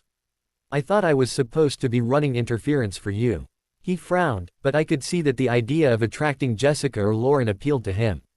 You'll do that just by being there. As long as we're not all paired up, I think I can handle Mike. Come on, Jake. You owe me one. He thought for a bit longer, then his face broke into an easy smile. Okay, Bells. I guess hanging out one night with a bunch of seniors from Forks can't hurt. He stood up and raised his right hand. Bella Swan, I solemnly swear to earn your forgiveness by keeping you safe tonight from the roving hands and lips of Mike Newton. I giggled. My knight in russet armor. We stayed on the beach for a while, talking about inconsequential stuff. As before, being with Jake was effortless. He was funny, and the stories he told me about his friends made me laugh out loud as I haven't in a long time. We only stopped and went back to his house when we were both faint with hunger. After lunch we moved the conversation to his garage, where he worked on his car, and I watched. I found watching him work absolutely fascinating. The pure pleasure on his face and happiness that radiated from him was enough to affix a permanent smile on my face as well. I was as thrilled as he was when he told me that the repairs were nearly complete. Jake stopped working around 4 o'clock so he could shower and change. He tried to cover it up, but I could tell he was a little nervous about going out with my friends. The biggest hint was when he asked me what he should wear. It wasn't something Jake would ordinarily care about. We went through his limited wardrobe choices together, and settled on a simple black t-shirt and jeans. When he came out of the bathroom, freshly showered and wearing the new ensemble, I knew we had made the right choice. The t-shirt and jeans fit perfectly, stretching over his overgrown frame to emphasize his muscular physique without being too tight and obnoxious. I knew the other girls would have a hard time keeping their eyes and hands off him. Wow, Jake, you look good, I teased. You think so, huh? He said, raising one eyebrow. Oh, yeah, you'll drive the girls to distraction and the guys mad with envy. He shrugged. I only have one mission tonight, and that's to keep Mike's paws off you. Anything else is gravy. I chuckled. We left a note for Billy and Charlie and drove back to my house. I didn't bother showering and only changed my jeans and shoes, which were full of sand from the beach. This was not a night to make any special effort to enhance my appearance. Jake inhaled an entire bag of potato chips as we waited for Mike. As huge as he was already, I swore I could see him growing in front of my eyes. It was like seeing an evolution of a superhero out of a comic book, simply amazing. I had a bit of a problem with Jake as I slipped him a $20 bill to take care of his share of the movie and dinner. He put up a good fight, until I reminded him about the car and how his money would be better used for car parts. "You're doing me a big favor here, Jake, the least I can do is pay. Besides, I have a job, so I can better afford it. And I really want you to finish the repairs so I can go on that ride you promised me." Reluctantly, he pocketed the cash, giving me a sheepish grin. As promised, Mike pulled up to the house at 5:30. A shadow crossed his face when he saw that I came out of the house with Jake. "Hey guys," I said, trying to sound casual, "do you remember my friend, Jake?" I could tell by their faces that none of them could. It was no wonder, Jake had changed and matured so much since the spring, he was almost unrecognizable. "You met him at First Beach in the spring," I prodded. Jessica was the first to put the pieces together. "Oh yeah, I remember, you were there with your friends." "Hi Jake." Her voice was a bit breathless. I stifled a laugh and shot Jake an "I told you so" look. "Hey," Jake said, and winked at Jessica. She giggled. I went through the rest of the introductions. Anyway, I was hanging out with Jake today and invited him to go with us. "I hope you don't mind," I deliberately directed the question to the group, instead to Mike, who was shooting murderous glares at Jacob. For his part, Jake didn't seem to notice. "Not at all, right?" Jessica said, "The more the merrier." Mike turned beet red and fumed, but didn't say a word. I saw that Mike had planned to have me sit in the passenger seat next to him, but Jake's size made it impractical for him to sit anywhere else, so I squeezed in with Jessica and Eric on the bench seat in the very back. The ride to Port Angeles was extremely uncomfortable. Jessica and Lauren didn't seem to notice as they discussed the stars of the movie we were about to see and other equally trivial subjects. Eric and Tyler contributed little to the conversation, both of them watching Jake, cautiously. They didn't seem as uncomfortable as Mike, for which I was glad. Fortunately, Lauren was more interested in Tyler than Jake and Eric wasn't particularly interested in Jessica, so her fascination with Jake didn't seem to bother him much. Mike, however, was a different story. He didn't say a word on the entire drive and even from the back seat I could see the tension in his grip on the steering wheel. Suddenly I felt horribly ashamed and insensitive. It probably would have been more kind to cancel on him this morning than to let him get hopeful and excited about the evening only to crush him when he got to my house. I watched his back wearily, wondering what I could do to salvage the situation without giving him the wrong idea. Despite being completely ignored by Mike, Jake seemed comfortable. He didn't really participate in Jessica and Lauren's conversation, but on occasion he would turn around and dazzle them with his smile. I had a feeling he was really trying to see how I was doing, for which I was grateful. A couple of times his gaze caught mine and he winked conspiratorially, but the undercurrent of tension in the Suburban was too strong for me to respond in kind. As we pulled into the parking lot at the movie theater, Mike's demeanor suddenly shifted. He straightened in the driver's seat and relaxed his grip on the steering wheel, as though he had made a decision he had been struggling with during the drive. At first I thought I was the only one who noticed, but then Jake looked back at me with one raised eyebrow, and I knew he had felt it too. I shrugged and sent him a look that told him I had no idea what was going on. We would find out what Mike was up to soon enough. As we got out of the Suburban, I could see Mike trying hard to shepherd us along so that he and I would be in the back of the group. Jake and I exchanged another glance, and I signaled that this was fine. Mike was not going to try anything in the parking lot. I knew Mike wanted to talk, so I deliberately slowed my pace to match his, letting the rest of the group walk ahead of us, out of earshot. Mike was clearly uncomfortable, but determined to proceed with his plan. "So, you and Jake spent the day together?" he asked cautiously, the way you ask questions you don't really want to hear answers to. The unasked question was obvious. In spite of myself, I sought to reassure him. "Yeah. His dad and my dad are good friends. He's practically family." Mike was somewhat relieved, though not completely convinced. "He looks different than he did last year. What grade is he in, again?" I smiled slightly. I had a feeling Mike remembered that Jake was younger, but that was hard to believe given how much he'd grown. He overshadowed all 3 senior boys in our group in terms of height and bulk. He's a sophomore, I think. He goes to school on the reservation. That's right, Mike brightened considerably. So he's like a little brother? He asked hopefully. I smiled again. Something like that. Except he's a big flirt. Mike's face fell a little. The prospect of Jake flirting with me obviously didn't sit well with him. So you're not here with him? He placed emphasis on the word, with. Like, on a date. I cringed inside. This must be so hard for him. No, Mike. This isn't a date thing, remember? Just a group of friends going to the movies, right? I'm not with anyone. I could almost hear his relief, and I congratulated myself. Jake and I actually managed to convince Mike that it was a good thing this wasn't a date night. I started to hope this could work out well after all. We were nearing the box office and the first of our group were already buying their tickets. Mike positioned himself in front of me, and I knew he intended to pay for my ticket. I pursed my lips, realizing that he still hadn't gotten the point. Hey, Bells. I heard Jake say, I got one for you, too.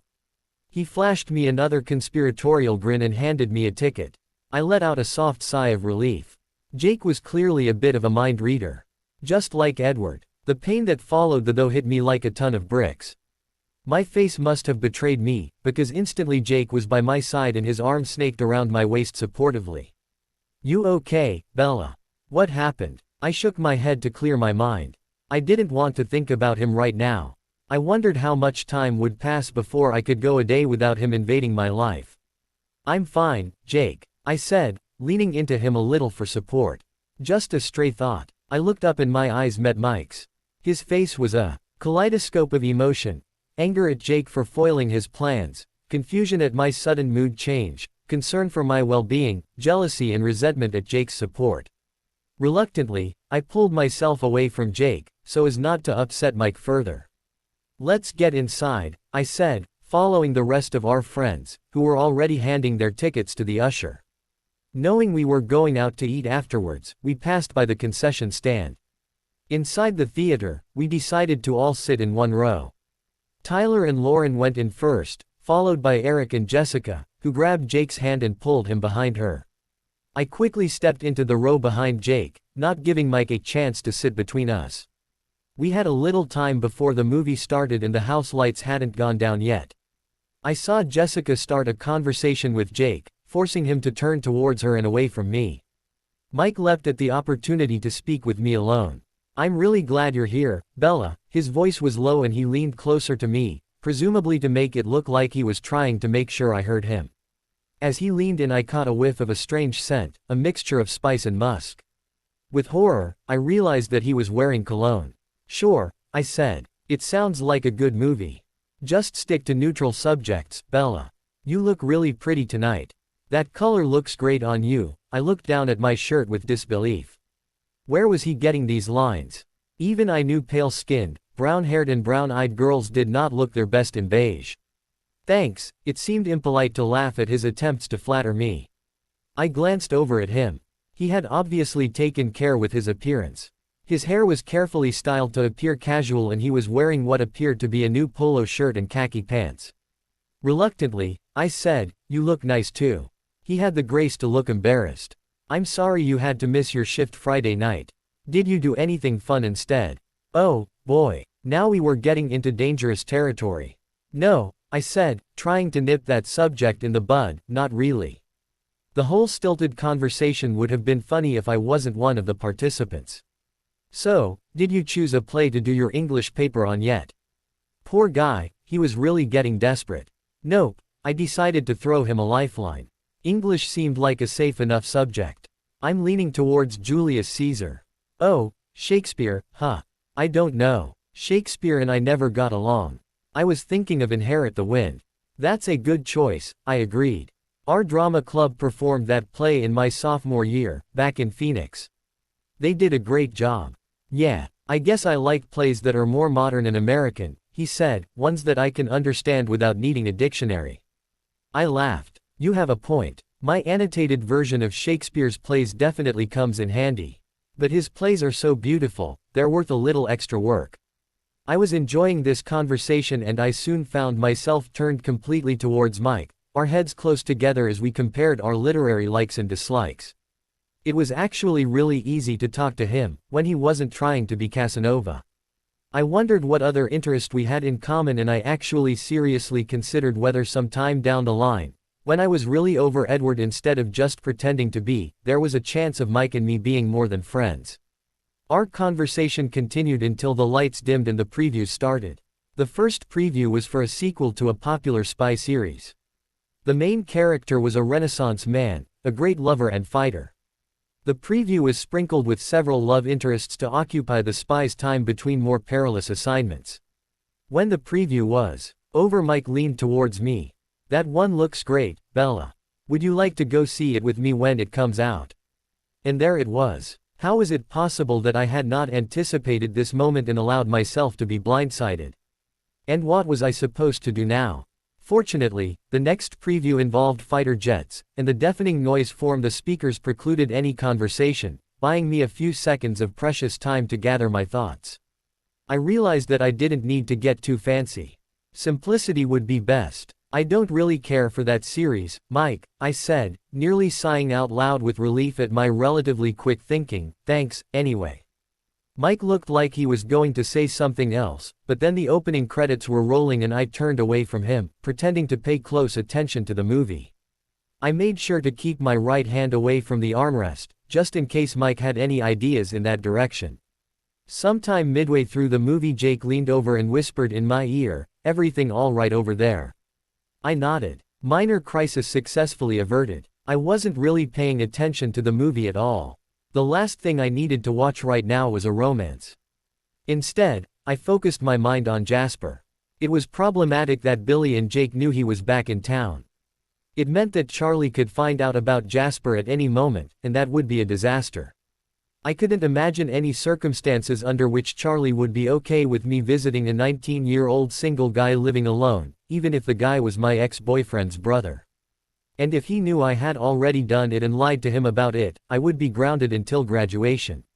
I panicked at the thought that my visits with Jasper, as short-lived as they might be, could be over even before he left town to rejoin his family. The more I thought about it, the more miserable I became. Thankfully, the movie was short. We got up and left the theater as the end credits were rolling and decided to walk to the restaurant. We chose Chinese, because it was cheap and made it easy to purchase and share a bunch of different dishes. Once again, I was seated between Jake and Mike. That was fine, until Mike decided to throw his arm over the back of my chair and rest his fingertips on my left upper arm. It was a seemingly meaningless, friendly gesture, but I tensed up nevertheless. Jake sensed my discomfort and immediately wrapped his right arm around me, pulling me close to his side, effectively trapping Mike's fingers between us, forcing Mike to withdraw his arm. "I got your back, Bells," Jake whispered in my ear, and I giggled, earning a dirty look from Mike and Jessica. He let me go as soon as he knew Mike's arm was gone. The rest of the night was fairly uneventful. Everyone spent a lot of time discussing the movie we had just seen, trying to impress each other with who could remember more of the funny lines. Since I hadn't been watching, I had nothing to contribute to the conversation. I threw in an occasional affirmation or a half-hearted laugh, but otherwise remained on the periphery. Finally, it was time to pay the check and return home. As soon as we were on the road to Forks, I felt more relaxed. My relief was short-lived, as I realized that Mike had a plan for the end of the night that differed drastically from mine. He had engineered a return route that resulted in Jake being dropped off first. As he got out of the Suburban he threw me in, I did what I could, glance. "I'll talk to you soon, Jake," I called out from the back bench as he closed the passenger door. Mike then reversed the order of pickup, taking everyone else from the group home one by one, until we were the only two people left. Not wanting to feel like a cab passenger, I moved to the seat beside Mike. I was starting to feel uncomfortable. I knew I had nothing to fear from Mike, but I was worried that he would try to set up another date or otherwise force me to be crystal clear about my lack of feelings for him. I had completely lost control of the situation, and I didn't like it one bit. I opened the passenger door and got out as soon as Mike pulled into my driveway and parked. To my dismay, Mike followed, walking me to the front door. "I had a great time tonight, Bella," he said hesitantly. "I hope you did too and that we can do it again sometime, just the two of us." I saw him lean forward in an attempt to key me, but before his lips could reach mine or I could pull away, we both heard a deep, animalistic growl from a dark portion of the yard. Both of our heads snapped in the direction of the sound, which was so low it may actually have been a vibration. "What the heck?" Mike asked, his face betraying a hint of apprehension. "Did you hear that?" I sure had heard that, and I had a good suspicion who had made the sound. It was the same sound I heard through a haze last spring in Phoenix, as Edward's brothers were killing James after he had bitten me. I knew that the only source of the noise could have been Jasper. I was at once grateful and furious. Yes, whatever it is, it doesn't sound friendly. I should go inside and you should go home. I said. "You're probably right," he looked and sounded uncertain. "I'll see you around, Bella," he said. I was already turned around, unlocking the front door. "See you, Mike," I said, walking into the house and shutting the door behind me. I knew I was being rude, but I reasoned that rudeness was better than outright rejection. "Is that you, Bella?" Charlie called from his bedroom. "Did you have a good time?" "It's me, Dad," I shouted back. It was fine. I waited for Mike's Suburban to be gone before carefully unlocking the front door again. I walked out into the driveway. "Jasper," I hissed angrily. "Stop hiding. I know you're out here." He walked over from the backyard, standing in a thin sliver of light from the driveway lamp post. "Have you been following me all night? I thought we discussed this and you weren't going to come along. What if someone had seen you?" "Relax, Bella. I never left Forks. But I figured Newton would try to find a way to get you here alone, so I decided to wait and see if you needed me." My anger ebbed. I should have been mad at him for behaving like a stalker, but his instincts had been absolutely right and I owed him. "How was your evening? Did you manage to keep things casual?" I wanted so badly to tell him all about my evening, but it was late and this was not a subject to be discussed in the middle of the night in front of my own house. "I can't talk now, Jasper. Charlie will wonder why I haven't gone upstairs." He was silent for a moment. I started turning back to the house when I heard him say quietly, "Get inside and pretend to go to bed, then call me. I'll be waiting." My stomach did a perfect somersault and I'm sure I flushed from head to toe. Did he really just say what I thought he'd said? I turned around again but he was gone, undoubtedly on his way home to await my call. I walked back into the house and locked the front door as quietly as I could, then I turned and leaned against it heavily. I noticed my breathing was faster and shallower. What the hell just happened? I forced myself to slow down and replayed the conversation in my head. Upon review, it was much more innocent than I initially perceived it. Jasper simply wanted to hear about how I handled Mike, nothing more. It was just the quiet, low tone of his voice that made the request sound so incredibly cute. I really needed to get a grip.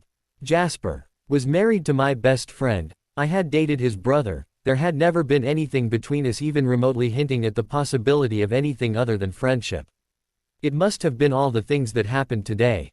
All the stress over what would happen tonight, combined with all the real and mock flirting, must have increased my level of tension and caused me to misinterpret Jasper's words. That was the only logical explanation.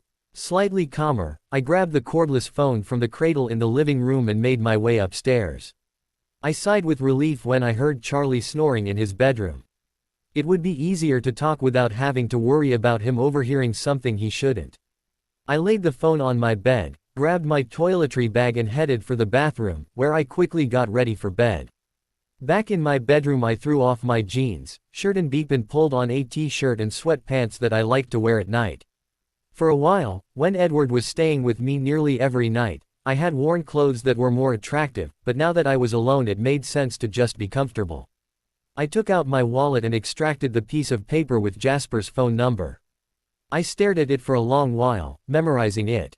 Then I grabbed the phone, turned off the light and got under my quilt. I dialed his number in the dark from memory. He answered on the first ring. "Hello Bella." "Hi, Jasper," I whispered. I knew Charlie was sleeping, but I didn't want to give him any reasons to wake up. "Thanks for being here tonight and I'm sorry I jumped to the wrong conclusion." "It's all right. No harm done. It's just that Edward, well, he would have watched me all day and I guess. I know I overreacted. I understand. It's not a big deal. Forget about it." I didn't say anything for a while. There was only one thing to say. "Thank you." More silence passed, but it wasn't uncomfortable. In the dark, Lying in bed under my quilt, I felt strangely comforted just knowing there was someone on the other end of the line. I may have let the silence go on forever, but then I heard him whisper. "I've missed you. Tell me about your day." My breath caught and my stomach did another somersault. "He's just speaking quietly, Bella. It means nothing. Calm down." Well, I spent most of the day at La Push with Jacob. Jacob, the Quileute boy who came to prom last year.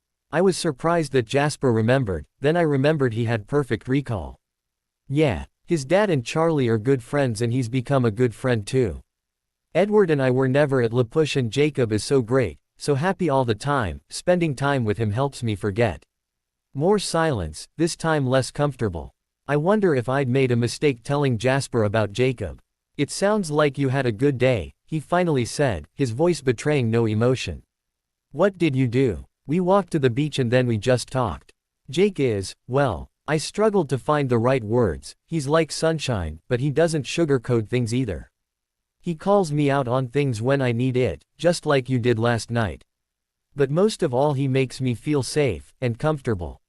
"I see." His voice still sounded detached. "What did you do after the beach?"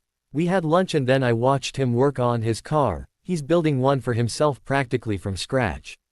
And then I followed your advice and asked Jacob to come with us to the movies. And it worked, Jasper, it worked really well.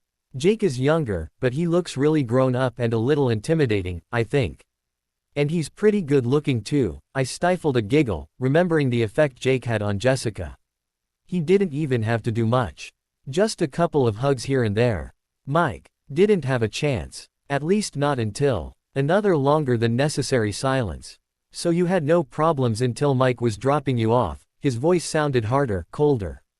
My perception of his disapproval deflated my good mood. "Yes," I whispered. "And you already know what happened then." More silence. This was starting to be painful. I couldn't believe only moments ago my stomach had been doing exited flip-flops over the prospect of this conversation. Now it was tied up in the worst kind of knots. I didn't understand any of this. "Jasper, why are you mad at me?" "I was just following your suggestion." He sighed. "I'm sorry, Bella. I'm not mad at you." "Then what?" "Something isn't right." "I don't know, Bella. I'm not sure I understand it myself. It's painful to know you needed help and I wasn't able to be there, to know that you had to rely on someone else." I could hear the pain in his voice. "Jasper," I said gently, "it's not your job to protect me. And even if it was, I'm not sure you could do it alone." I laughed bitterly. As much of a danger and trouble magnet as I am, I'm sure no one person could provide enough protection. "Protecting you would certainly be a full-time job," he agreed, his voice a little warmer. "Not following you today was the hardest thing I've ever had to do," he continued. "I knew you wouldn't want me to do it, and yet it took all my self-restraint to stop." I don't know how to respond to that. I was extremely confused. I knew Edward had been extremely protective of me, but that was his nature. I didn't know why Jasper should feel that way. "Did you ever notice that you have a way of bringing out the protective instinct in people? I know I felt protective of you before, as has every member of my family, but it's so much stronger now that they're not around. And it's not just us. I know I've felt the same thing from the human boys at the high school last year, especially Mike. From Jacob too, at prom. It's actually quite remarkable. I've never felt anything like it before. And even when I felt it around you, I couldn't identify it until just now." "What are you saying, Jasper?" "I'm not sure. I don't have an explanation. It's almost as if nature knew that you would need protection, and gave you the ability to solicit help without asking." I though about what Jasper said, not sure how to feel about it. I supposed it was good that people felt protective of me, but also stifling. It was easier to take when I thought the overprotectiveness was their choice. I didn't want to think of myself as forcing this feeling in people. I always thought I was a freak of nature. I guess now I have solid proof. My voice was still bitter. "Bella," it was just one word, but the way he said my name, in a soft whisper, my stomach started doing somersaults again. "You're not a freak of nature. You're special. Really, really special." I stopped breathing again. I was grateful that Jasper was nowhere near me for this conversation. I could only imagine the emotions I was sending out right now. I felt so pathetic. Not even 2 weeks without my ex-boyfriend, and I was weak at the knees the first time someone called me special. Worse yet, I knew that someone was totally off limits and couldn't have meant the things he said in the way I was interpreting them. You're a fool, Isabella Swan. A pathetic, hormonal, teenage fool.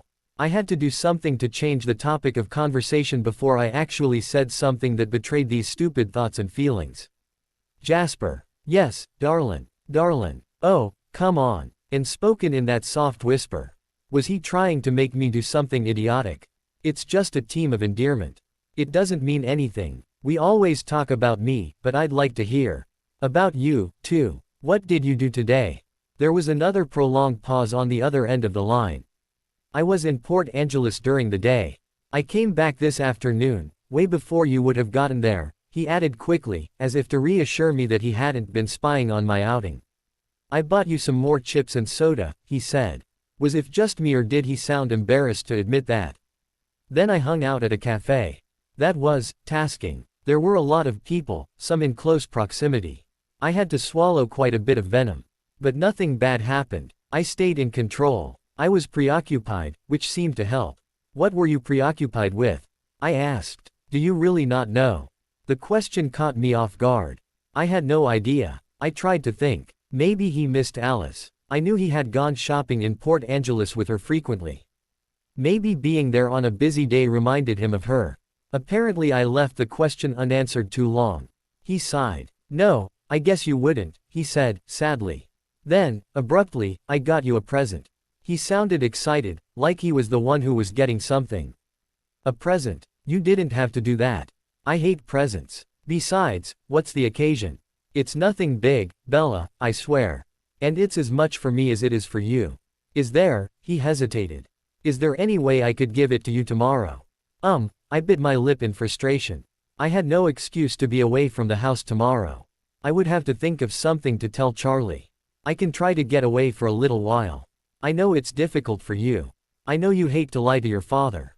But please, I really would like to see you. He paused for a moment, then added, I need to see you. Oh darn it, there went the stomach again. Maybe it was something I ate. I hope whatever was causing all these weird emotions would be out of my system tonight. I could never face Jasper again if I was going to feel like this around him. Okay, I said softly. I'll think of something. There was another pause in the conversation. I couldn't stifle a loud yawn. It's getting late, he said. I should let you get some sleep.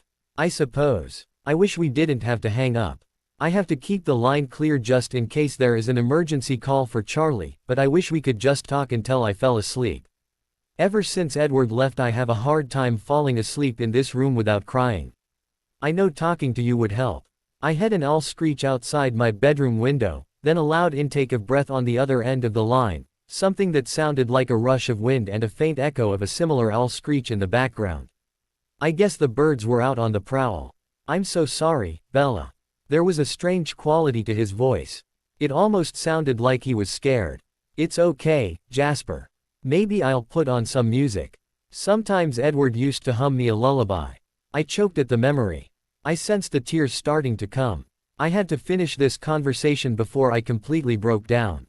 I do need to go, Jasper, I said, my voice quivering. I'll see you tomorrow. Good night, darlin', he said softly. I'll see you later today. I clicked off the phone, but did not let it out of my hand. I felt like as long as I was holding the receiver our connection hadn't really been broken, and Jasper was still there somehow. That last, darlin', of his managed to revive my overactive stomach again and chased the tears away. Still holding onto the phone with my left hand, I covered my eyes with my right, as though that would help me understand my reaction to what just happened.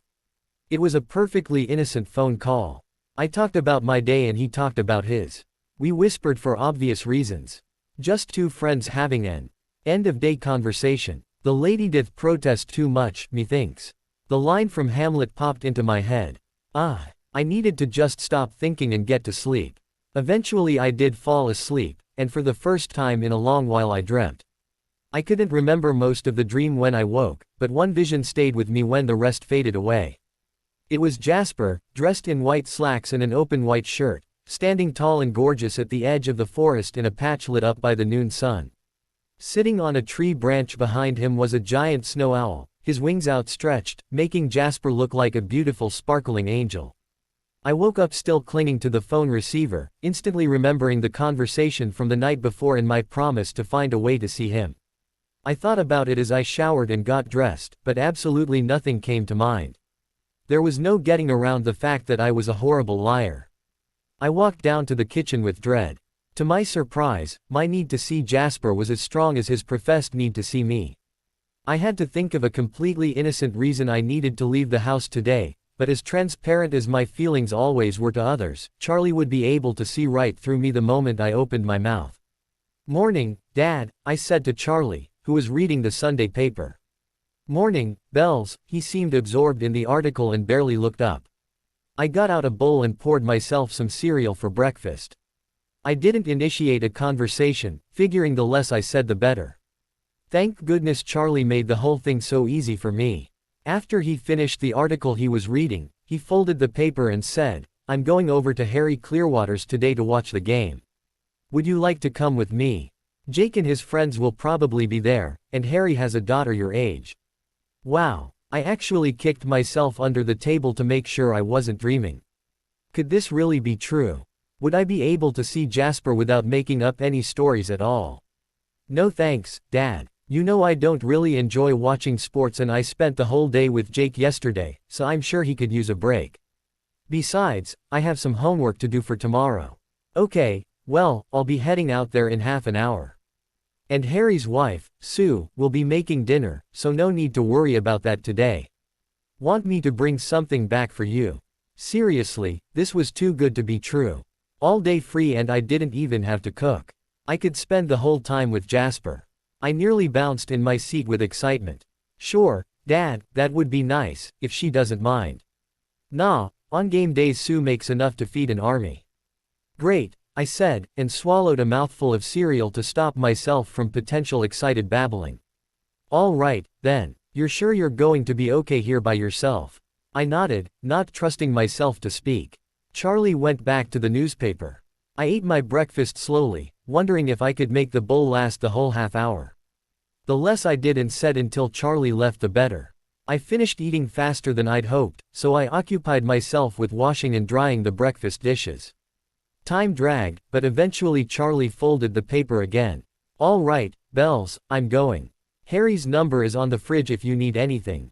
I know, Dad. I'll be fine. After I heard the cruiser pull away I scrambled upstairs and grabbed the phone.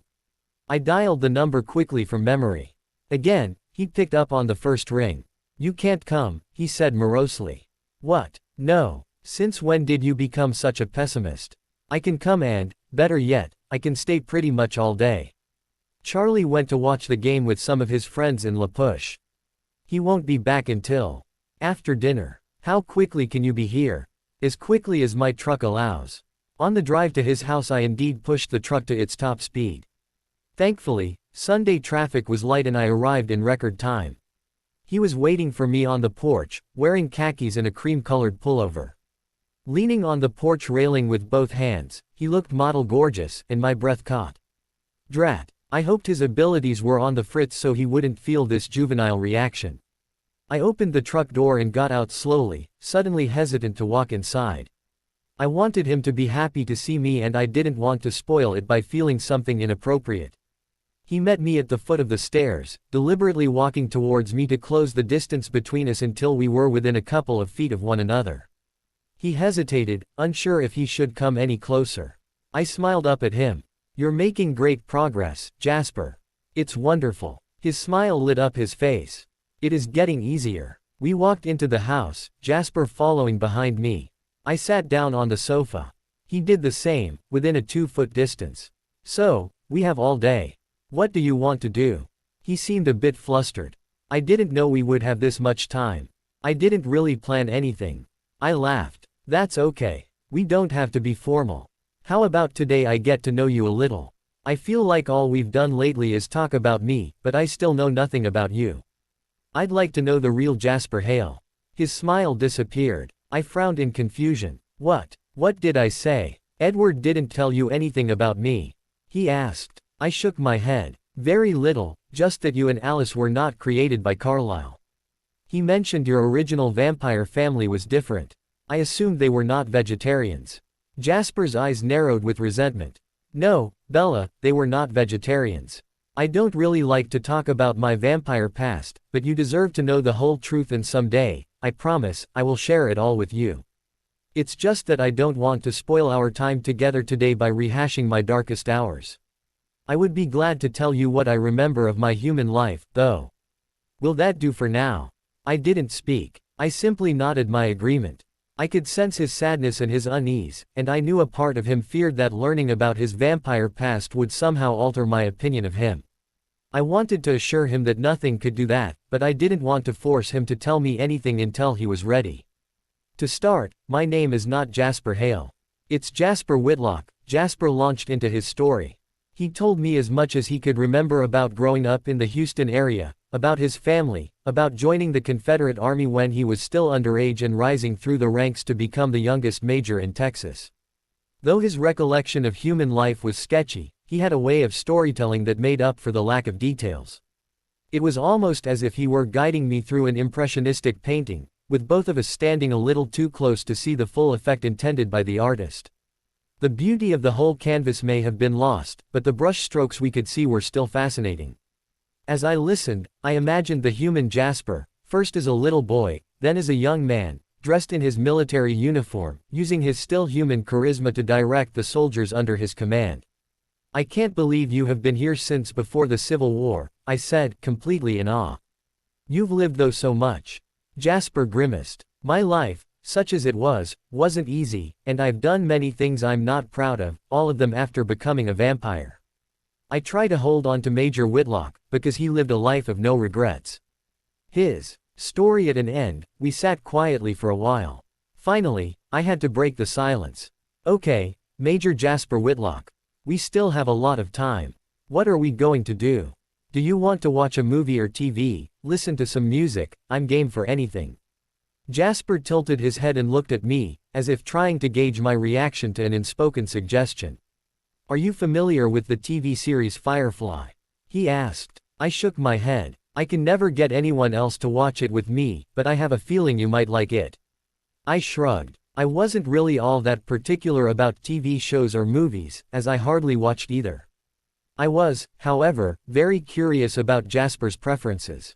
Is it about bugs? I asked. I'm not particularly fond of bugs. He laughed. It's definitely not about bugs. You'll see. With vampire speed he moved over to the cabinets where the Cullens stored their vast DVD collection and pulled out a brown box that obviously held more than one DVD. Don't worry, Bella. Even if you end up loving it, we won't watch it all today. Maybe just the pilot episode. I nodded. As long as I was home by dinner, I didn't really care if we spent the whole day in front of the TV. Jasper stopped in the kitchen and brought me my favorite chips and soda. I thanked him, and we settled in to watch. I was swept up in the series from the very first moment, and it wasn't long before I understood exactly why this was one of Jasper's favorites. This story about an unrelated band of renegades living on the fringe of society, for all intents and purposes functioning as a family, was a near-perfect TV approximation of the Cullens. Jasper was, of course, Captain Mal Reynolds, a former rebel-turned-outlaw with a heart of gold. Emmett and Jane were two peas in a pod. Edward would have been perfectly cast as Dr. Simon Tam and Carlyle would have been Shepherd Book. The women characters were slightly less well-matched. Still, River Tam could have been modeled after Alice and Inara had Rosalie's beauty, plus a much better personality. In no time at all I found myself loving this sci-fi Western universe, where people spoke in a strange cadence, interchanging English and Chinese. From time to time I glanced over at Jasper, only to see him already watching me. I knew he could feel how much I liked the show, and I loved seeing the pleasure in his face of being able to share this with me. It was turning out to be quite a good day. We ended up watching all the shows on the first disc, and I only reluctantly agreed to stop when Jasper pointed out that our time together was limited.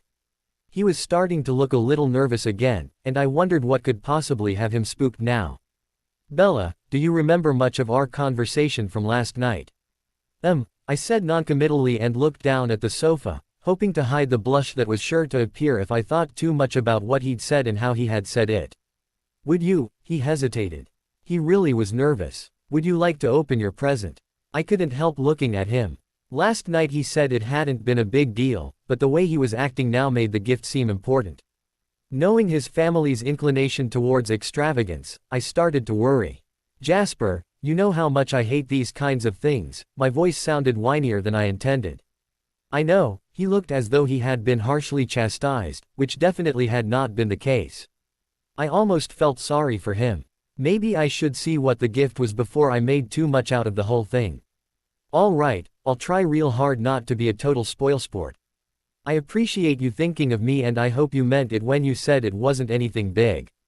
Let's see it. Really, Bella, it's not big, and it truly is as much of a gift for me as it is for you. He leaned over to a sofa table behind him and grabbed a bow-wrapped box that somehow escaped my notice earlier. He handed me the box sheepishly. It's a slip-off bow. No paper. I grinned. Good thinking. The box was on the small side, and I looked at it with unease. I remembered the saying about good things coming in small packages, but in my experience such things were typically very expensive, which was the last thing I wanted. Open it, Bella, please. Reluctantly I slipped off the bow and lifted the box lid. Inside I found an adorable little flip cellular phone. I looked up at Jasper in shock. A cell phone, Jasper. You said it wasn't anything big. It's not big, Bella.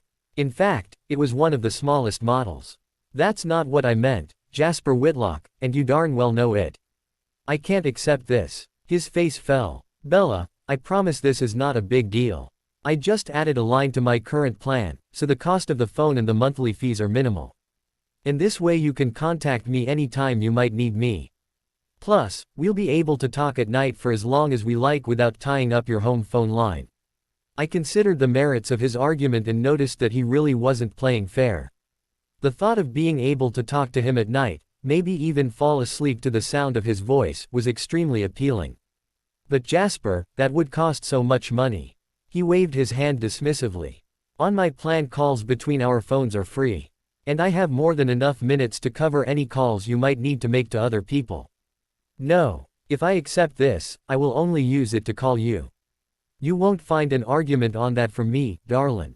Dang, did he just use that word in that melting butter cute voice on me again?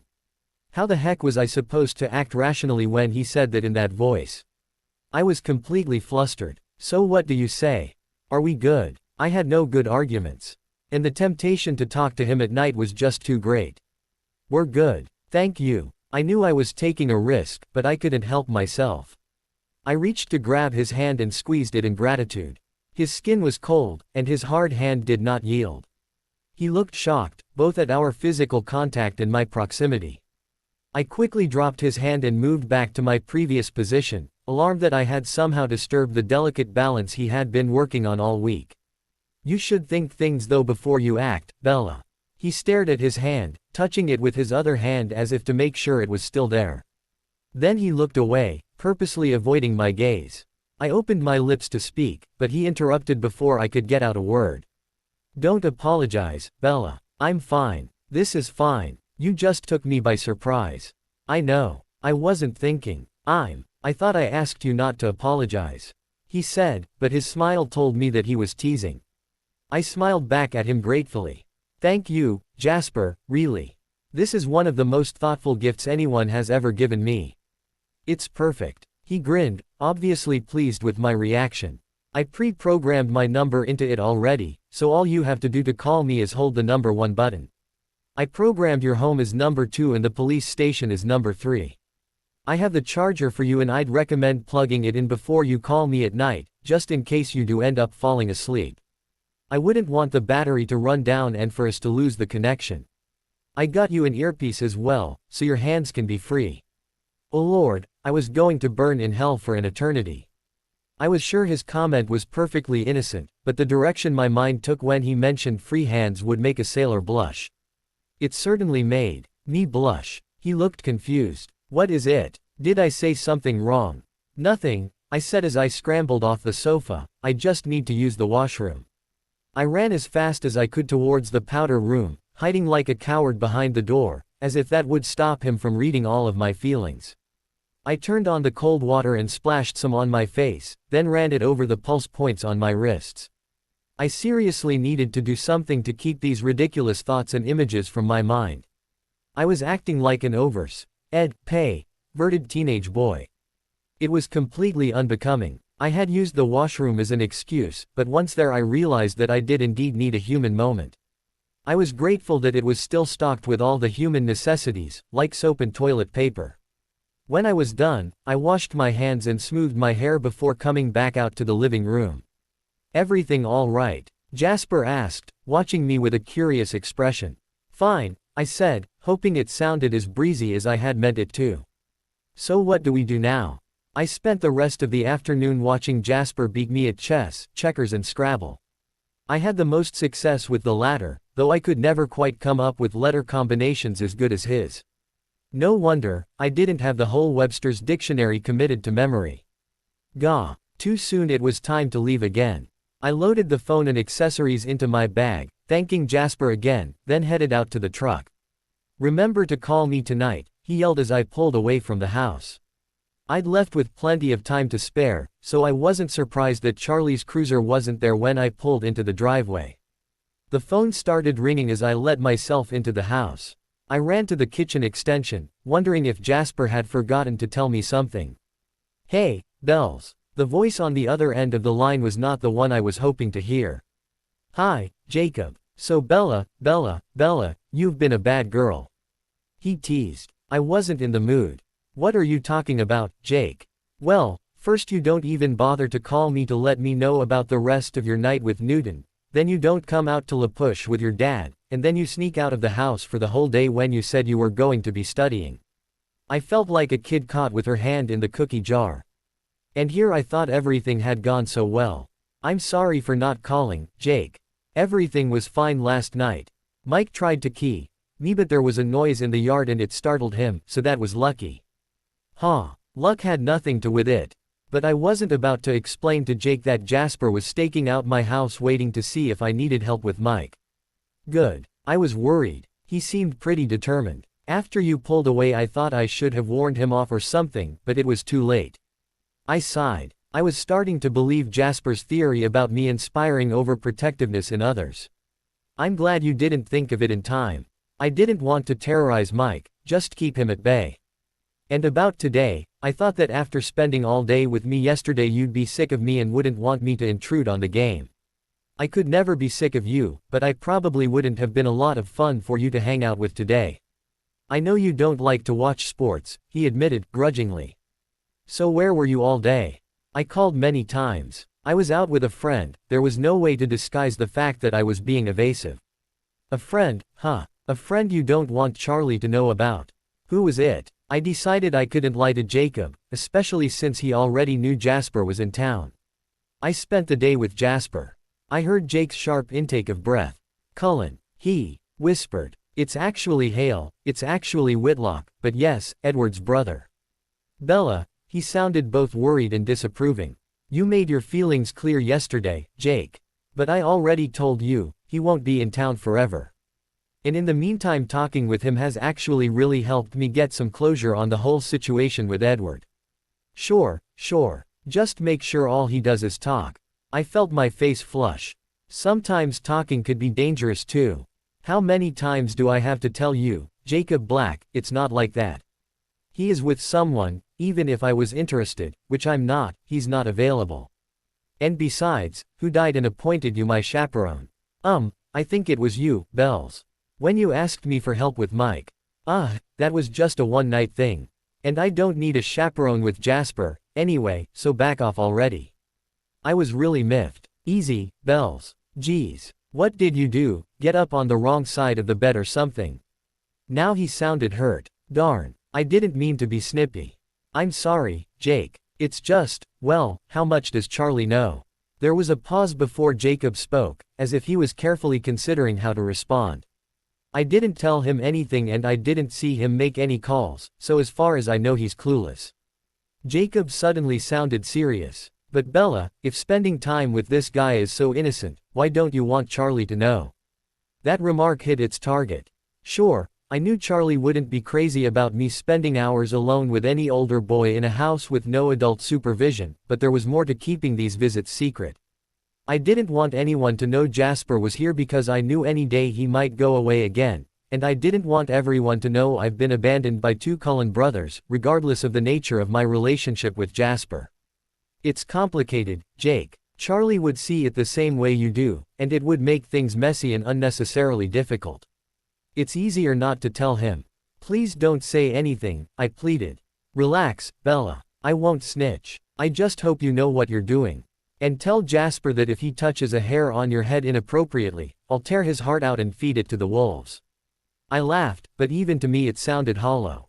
Thanks, Jake. And that last part, well, it definitely won't be necessary. Okay, Bells. I heard the resignation in his voice.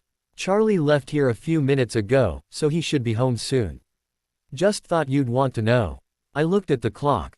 It was late, and I still had chores and homework to do. Yikes. Okay, I've got to go. Thanks, again, Jake. For yesterday and today, we said our goodbyes and hung up. I ran upstairs to assess the homework and laundry situation. I was a little worried when I realized how many things I had left until the last minute. That, plus I still hadn't contacted Ben to see what I missed while I was daydreaming in class on Friday. After making a couple of calls, I found Ben at Angela's. Fortunately, the assignment was not too tasking. I spent the rest of the evening alternating laundry loads and assignments, stopping only to eat the pot roast Charlie brought me from the Clearwaters. If Charlie noticed that I seemed to have entirely too much homework and laundry to do after having worked on it all day, he didn't comment. With all the work I had to do, time passed quickly. After the news was over, Charlie turned in for the night. I was still working on my Spanish assignment. All the nights of burning the midnight oil were starting to catch up with me, and I found it hard to stay focused on the short story I was supposed to be writing. Finally, acknowledging that it was a losing battle, I closed my notebook, hoping I would have time to finish the assignment in study hall the next day. I finished my evening toilet quickly and changed for bed. I made sure my new phone was plugged into the charger and I put on my earpiece. I was looking forward to speaking with Jasper. As tired as I was, I didn't expect the conversation to last long, but I was excited that he thought of falling asleep to the sound of his voice. I turned off the lights and snuggled in under my quilt. Then I reached over to the phone and held down the one key. Finally, he said softly, I was beginning to wonder if you'd changed your mind. That's silly. Why would I do that? I don't know. You and I spent a lot of time together today. I thought you might have reached your limit. He actually sounded as though he believed it could be true. I felt the need to reassure him. Jasper, I enjoyed every minute of the time we spent together. I wish it could have been longer. Me too, darlin'. Me too. I still loved the way he said that word, but tonight I was too tired for stomach somersaults. It's working well, isn't it? I asked to distract myself. What? The training. Spending more time with people and with me. Your self-control and endurance are improving. He hesitated. Yes, they are. How much longer? I didn't want to finish the sentence. I was sure he would understand the question. I needed to know how much time was left before he returned to his family. I'm not sure, he whispered, a while. I sighed with mild frustration.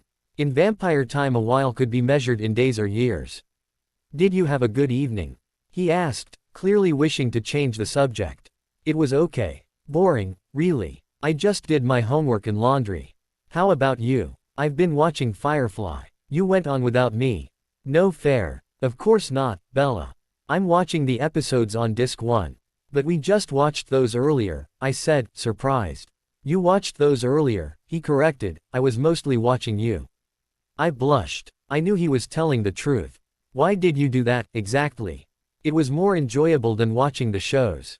But I thought Firefly was one of your favorites. It is, which is why I'm watching it again tonight, despite my perfect recall. But seeing your face and your reactions as you watched it for the first time, well, I wouldn't have missed that for anything. It was almost like I was watching it for the first time too. I murmured. I was getting really tired, too tired to try to respond. I can't wait to watch the next episode with you Thursday. I frowned. Thursday seemed so far away. I didn't understand why we couldn't see each other before then. You don't want me to come over again until Thursday. I asked, slightly hurt. For a moment there was no response and I felt an overwhelming sense of dread. I would love to see you before Thursday, Bella, but you've had a few days off in a row now and I figured you would be working. Since we couldn't see each other anyway, I planned an out-of-town hunting trip. It was my turn to pause as I processed this information. He was leaving. Don't panic, Bella. It's just a hunting trip. It's not permanent yet. He'll be back. Despite my self-admonitions, I was already starting to feel empty. I see, was all I could get out before my voice broke. In an instant my eyes filled with tears that spilled over onto my pillow. I sniffled involuntarily. Bella. I couldn't respond. Bella, darlin'. For once, the endearment had the opposite effect and the tears came faster. I was sniffling uncontrollably now. I placed my right hand over my mouth and nose in an effort to mask the sounds. Bella, shish. Jasper tried to soothe me, but his words had little effect. Shish, my darlin' girl, shish. Please, it was the last desperate plea that finally broke through the fog and stopped me short. My rate of sniffling slowed. Sniffle, I'm sorry, sniffle, I don't mean to, sniffle, be such a baby. Sniffle, shish, you're not a baby. I understand. I should have realized. Realized what? Sniffle, that it was too soon for a trip. I should have known how that might impact you. Sniffle, no. Sniffle, how could you, sniffle, have realized, sniffle, that I would be, sniffle, so pathetic. Sniffle, never say that, he said, sharply. Never use that word in reference to yourself again. But I whined. That's exactly what I am. Bella, he was pleading again, please stop, Bella. You're killing me, darlin'. You're breaking my heart. I won't go. I'll just keep hunting close to home. Only please stop crying. His reference to hunting triggered something in my mind, a memory that was just beneath the surface. Desperately I tried to focus and think why hunting close to home might be important. Then, I remembered, and my sniffling stopped. No, I said, my voice suddenly strong again. You should go away to hunt. What? He sounded confused. I don't have to leave, Bella. There's plenty of game on our land. I know, I said, but you should go anyway. You've already been seen around here. Maybe if you're not seen again, no one would have to know. Who's seen me? Jasper sounded confused. I haven't sensed a human around me for days, except in Port Angeles. Jacob told me he overheard his father talking with Sam Yulee. Apparently Sam saw you somewhere near the reservation border. You must have been hunting. Jasper did not respond right away. When he did, his voice was still incredulous. I was only near the border once, and I'm certain there were no humans within miles. I checked before, to make sure there were no accidents. All I know is what Jake told me. And he told me before he knew I had already seen you, so he had no reason to lie.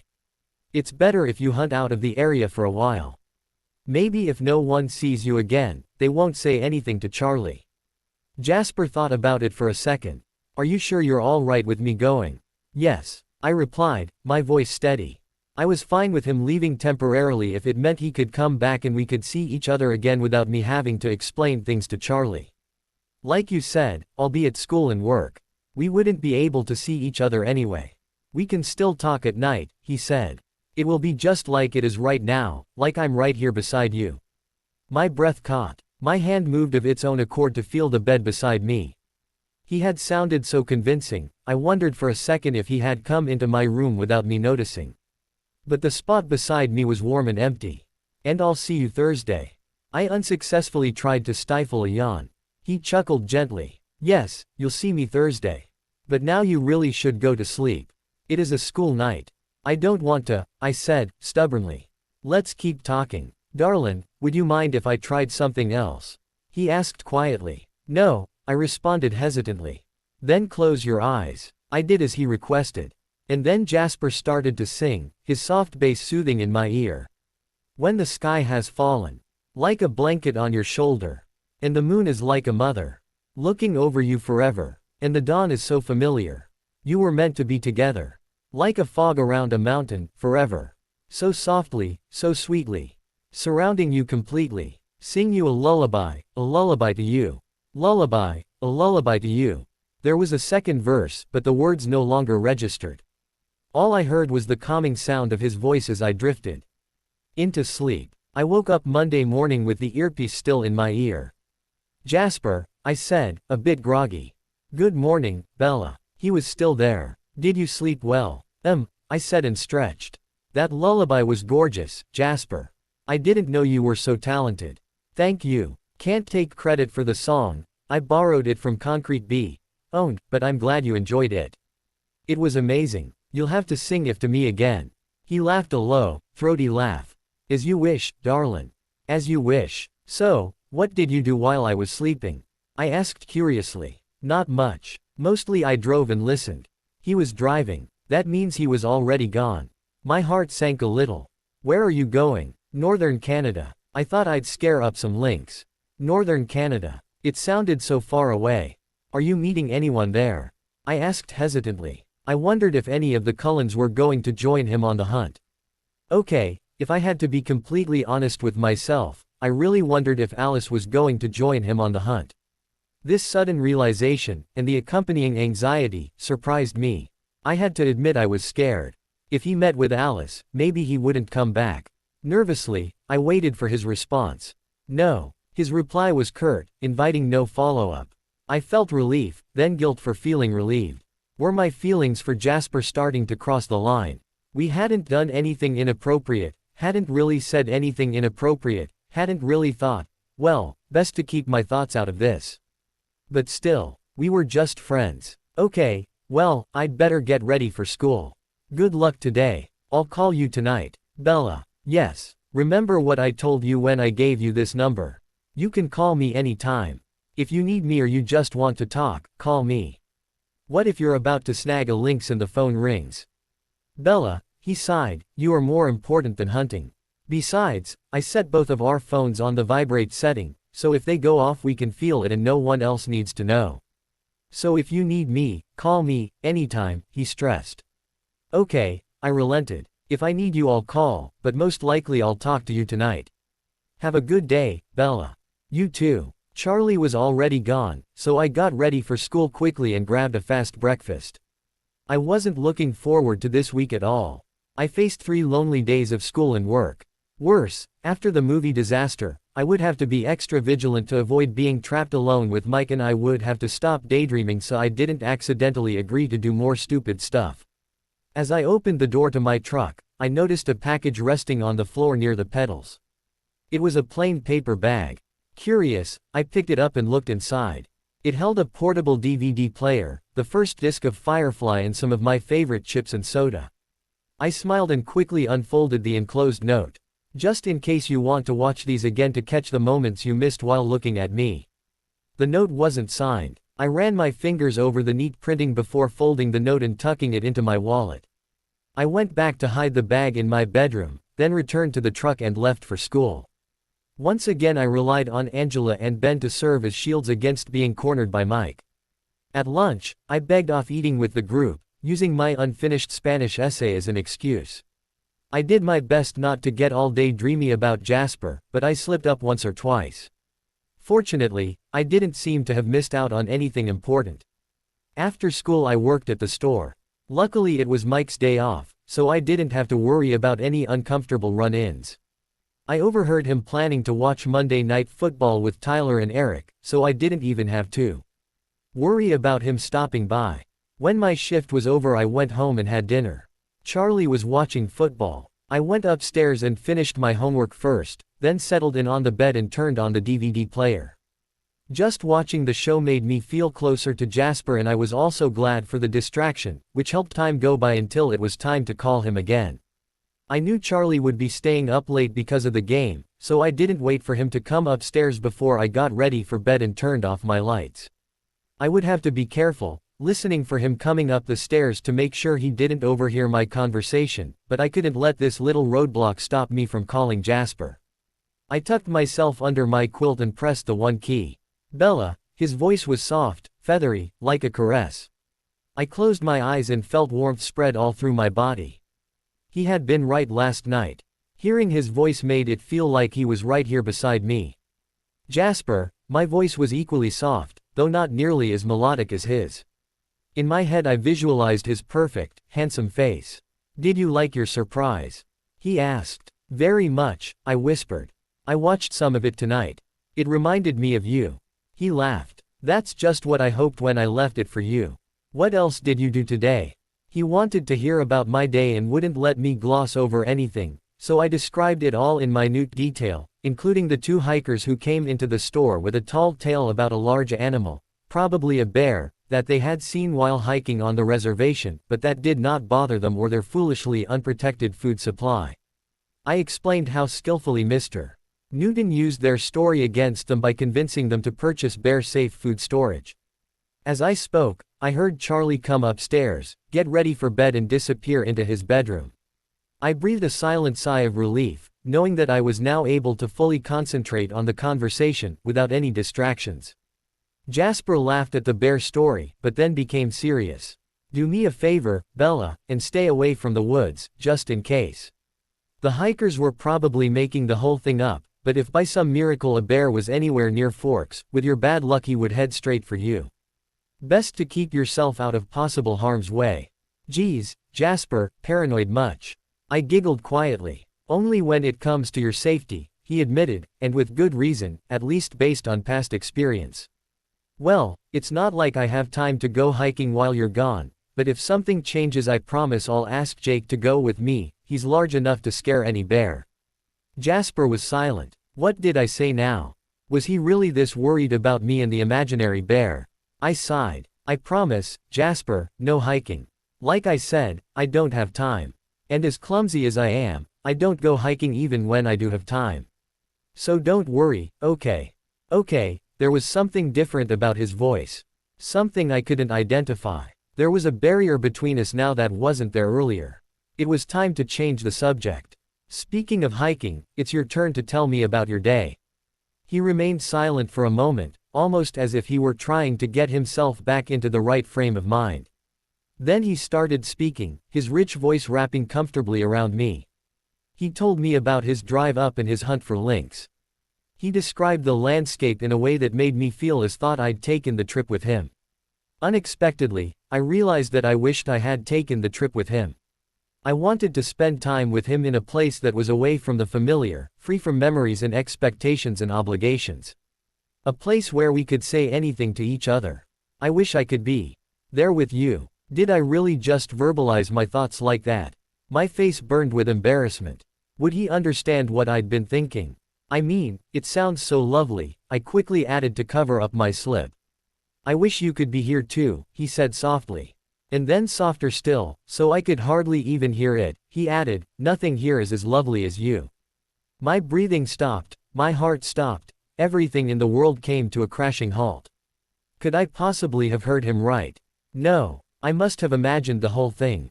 Silence stretched between us and there were no safe topics of conversation left. I miss you, I whispered. I know, darling, I miss you too. I think if you had been here today, I would have found a way to see you, even if just for a few minutes. I have no doubt we would have found a way. Do you ever wish? You know I do. I do too. It was strange having this conversation without any real words, yet fully understanding the meaning.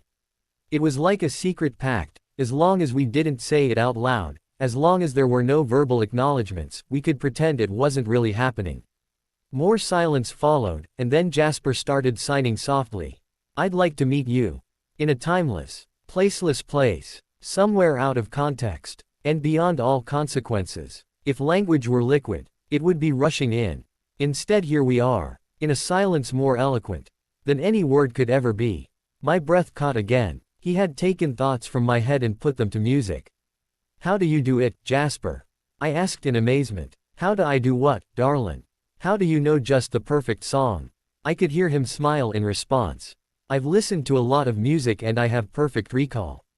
Oh, when he put it like that, it sounded almost routine. And I've had a lot of time lately to listen to music that makes me think of you and the way you make me feel. How do I make you feel? I asked tentatively. I wasn't sure if I wanted him to answer. We were treading on dangerous ground. I should have known he'd respond with another song, a song I recognized and knew well. The world was on fire, no one could save me but you. Strange what desire will make foolish people do. I never dreamed that I'd meet somebody like you. And I never dreamed that I'd lose somebody like you. No, I don't want to fall in love. No, I don't want to fall in love. With you. He broke the song off, the absence of his voice startling. I understood perfectly. It wasn't just me. He had felt it too. We were both trying to resist, because there were too many people who would be devastated if we gave in. Bella, what are you thinking? He asked, his voice betraying just a slight hint of anxiety. Belatedly, I realized that I hadn't reacted to the song. I needed to reassure him but I couldn't speak, so I responded by singing the next verse. What a wicked game you play. To make me feel this way. What a wicked thing to do. To let me dream of you. What a wicked thing to say. You never felt this way. What a wicked thing to do. To make me dream of you. And I don't wanna fall in love. No, I don't want to fall in love. With you. I stopped singing, listening to more silence between us. My heart ached. Bella, I never, he finally said, letting the rest of the sentence hang. I didn't need to hear the end. I know, Jasper. Neither did I. He sighed heavily. What are we going to do? I sighed too. We'll spend a little more time together as good friends, until your training is over and you go back. Darling, you don't know how much I wish things were different. Actually, Jasper, I think I do. I think I know exactly. But we can't do anything about it, so we have to let it go. Things are what they are, it's not within our control. 2 tears slipped out of the corners of my eyes, but I refused to give in and let more of them escape. I know, his voice was full of resignation. I've kept you up too late with this drivel. You need to get some rest. Good night, sweet Bella. Just one more thing, Jasper. Yes, will you sing me my lullaby? And he began to sing once more. The downside to falling asleep while still on the phone with someone who has perfect hearing is that when you wake up there is nowhere to hide. I opened my eyes Tuesday morning with a clear memory of the previous night's conversation and an overwhelming sense of terror. It had been hard enough to say what little I actually said last night, under the cover of darkness. In the light of day I just wanted to take it all back. I knew after last night things had to change, and I feared not for the better. I just wanted to turn back time to Monday morning. I was careful not to move or make a single noise during my musings, trying to figure out what to say to Jasper when I was finally ready to speak. But I must have done something to give myself away, because all too soon he spoke. Good morning, Bella. Hi Jasper, I said quietly, tentatively. I hadn't felt so awkward with him since the night I first saw him at the house. After last night's revelations I wasn't sure how to proceed. Don't stress. Last night doesn't have to change anything. We'll find a way to make it work, he said quietly. Once again I wondered how he was able to read my mind and my mood, even across the miles. But seriously, last night doesn't have to change anything. How exactly were we going to close Pandora's box? He was deluding himself. Last night changed everything. We shouldn't have talked about it, I said sadly. Now that we know how we feel, it will be impossible. Nothing's impossible, Bella. He objected vehemently. I'm glad we know, and then, in a softer tone, now that we both know what we're up against, we can help each other. It will make things easier. I wasn't sure if he was trying to convince me or himself. I wish I had his capacity for denial. Now that we both know what we're up against. Is that how he saw it, the feelings that were starting to grow between us? As some sort of an obstacle to fight through. My anger flared, and then immediately receded. Yes, I suppose that's exactly what they were. The feelings were a barrier to our friendship, a barrier to normal relationships with his family, a barrier to our inevitable future apart from one another. They were something to battle and conquer. And in a battle, it was better to have allies. Major Jasper Whitlock would have been keenly aware of that. I sighed. I didn't want to think about battles. I didn't want to think about the future. And most of all, I didn't want to think about what mental deficiency drove me towards falling for men that could never love me back the way I loved them. There were self-help books out there for women like me, weren't there? Probably shelves and shelves full. I made a mental note to stop by a bookstore next time I was in Port Angeles to find therapy in a paperback. Bella, please don't shut me out. What are you thinking? I knew he needed me to tell him how I felt, but I could not. There wasn't enough time and I didn't have the emotional strength. I'm thinking I need to get ready for school before I'm late. I'll call you tonight. Bella, he was pleading. I'm sorry, Jasper. I can't do this right now. I need time to figure things out. I'll call you tonight. Okay, he responded. Take care of yourself today. I heard the dissatisfaction and anxiety in his voice, but there was nothing I could do to help him. I will, I promised and hung up the phone. School was positively awful. Everyone seemed to sense my horrible mood and continually asked me what was wrong. It's not that I didn't appreciate the concern, but what was I supposed to tell them? There was nothing else going on in my life that could possibly account for my mood shift, and I couldn't say anything about Jasper. I briefly considered confiding in Angela, but dismissed the thought almost immediately. What would she think of me if she found out that I was falling in love with my ex-boyfriend's brother, who also happened to be dating my former best friend? I didn't think even Angela had it in her to see that kind of behavior as anything but abhorrent. I did my best to isolate myself from everyone all day.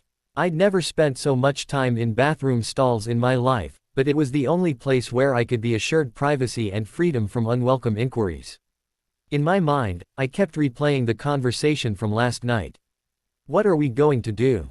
We'll spend a little more time together as good friends, until your training is over and you go back. Darling, you don't know how much I wish things were different. I knew we both wished things were different. But wishing, no matter how hard, does not make it so. By the end of the day, people stopped talking to me, realizing that I would not answer their questions. I was grateful. Then, in my last class, I walked in to find a candy bar on my desk wrapped in a piece of notebook paper. Confused, I unwrapped the note. Just hoping this will make you feel better and bring out your gorgeous smile. I scrunched up my face, still no closer to figuring out where the note and candy had come from. I looked around the room and my eyes stopped on Mike, who was looking at me expectantly. When he saw me looking at him, his face lit up and he gave me a half wave. I couldn't help but smile back. He gave me the thumbs up sign with both hands, and turned back to the front of the classroom. It was silly, but this little gesture actually made me feel better. No questions, no pestering, just something sweet to brighten my day. Mike really was a good friend. Mike and I were both scheduled to work that evening, but once again a steady stream of customers kept us occupied. I made sure that he saw me eating the candy bar on my break, and sent him another grateful smile. Then I quickly looked away, sending as strong a signal as I could that I wanted to be alone. As if not wanting to disturb the chocolate bonding, Mike didn't try to approach me for the rest of the night. Back at home, it was the usual dinner and homework routine. I watched some more Firefly, but my heart wasn't in it. I barely paid attention. I was so nervous about calling Jasper. I still had no idea what I was going to say. I wanted to be mature and nonchalant, but I just felt like crying. It wasn't fair. None of this was fair. I had no business thinking of Jasper as anything but a friend or an older brother, and he had no business stirring up other feelings in me with his thoughtful gestures, and his darlings and his lullabies. We both stepped over the line and now we would both have to pay the price, and it wasn't fair. I hid the DVD player in the closet and grabbed a book. I heard Charlie come upstairs and yell goodnight through the door. I should have gotten ready for bed and turned off the lights, but I was a coward, trying to put off the inevitable to the last possible moment. When I finally went to the bathroom, I took extra time to make sure every tooth was brushed 3 times and that every inch of my face was thoroughly scrubbed clean. I even folded my clothes before dumping them into the laundry hamper. Eventually, I ran out of excuses. With a heavy sigh, I turned off the lights, got under the covers, put on the earpiece and called. Jasper, how are you? Not great, I admitted. I've been better. I want to see you so badly today. I was so close to getting in the car and driving back, or leaving it at an airport and flying. Why didn't you? He paused. I could tell he didn't really want to answer. I wasn't sure I'd be welcome. When you wouldn't talk to me this morning, I didn't know what to think. I wondered if you'd prefer that I not return to Forks. Oh, Jasper, I sighed, it's not that I wouldn't talk to you, I just didn't know what to say. I still don't know what to say. I've had all day to think with few distractions. Would you like me to start? Please. I shut my eyes tight, my stomach in knots over what he was about to say. First of all, we haven't done anything wrong. We may have had thoughts that went beyond friendship, but we haven't acted on them. I think it's important we remember that. Right. My voice was small. He was right, of course, but it didn't make me feel any better. Second, our friendship began under extreme circumstances. You had just lost Edward and I. I was separated from my family. In that kind of environment, where we were both hurt and lonely, it was easy to misinterpret signs, misidentify emotions. What was he saying? That my attraction for him was just some sort of need to replace Edward, and that in his eyes I was a substitute for Alice. I pressed both of my hands tightly across my face, putting extra pressure on my eyes to keep my tears at bay. Third, I think we had always represented the forbidden and dangerous to one another. We weren't allowed to interact. Now that we are getting to know each other, it's natural to feel that thrill of finally achieving that which had previously been denied. It's bound to intensify the relationship artificially, beyond what it would ordinarily be. Everything he said sounded so cold and clinical, and it was dead wrong. I wanted to scream. The attraction I felt towards him had nothing to do with danger or any other boy, even Edward. It had everything to do with the person I've gotten to know over the past 2 weeks. The kind, caring, funny, handsome, cute, mysterious, charming. Stop it, Bella. Thoughts like these are what got you in this mess to begin with. I refocused on what Jasper had said and realized that, of course, he wasn't really talking about me. The whole day of thinking about the situation had only given him insight into his own feelings and the motivation behind them. So for him it was the extreme circumstances of our friendship, and his view of me as the forbidden fruit, that inspired the response he initially misinterpreted as attraction. The wave of pain that washed over me as I recognized the true nature of his feelings was overwhelming, and suddenly I was right back on the path, watching Edward disappear into the forest, feeling worthless and alone. Bella, Jasper's gentle voice broke through the fog of my self-pity, you still haven't said anything. Won't you please tell me what you're thinking? And here was the difference between Edward and Jasper. The precise difference that drove my feelings for Jasper. He cared about me and what I had to say. He could have easily behaved like Edward and left me when he realized that his feelings for me had been an illusion, but he didn't need to crush me for his own entertainment. And he said he wanted to come back to Forks to see me. However false some of his emotions towards me had been, he still wanted to be my friend. Could I do this? Could I go on with the friendship and tuck away all my other feelings for him? Could I hide them from Jasper of all people? But what was the other option? I couldn't face the possibility of losing all of him right now. A friendship, however brief, was better than nothing. Bella, I know you're still there. I can hear your breathing.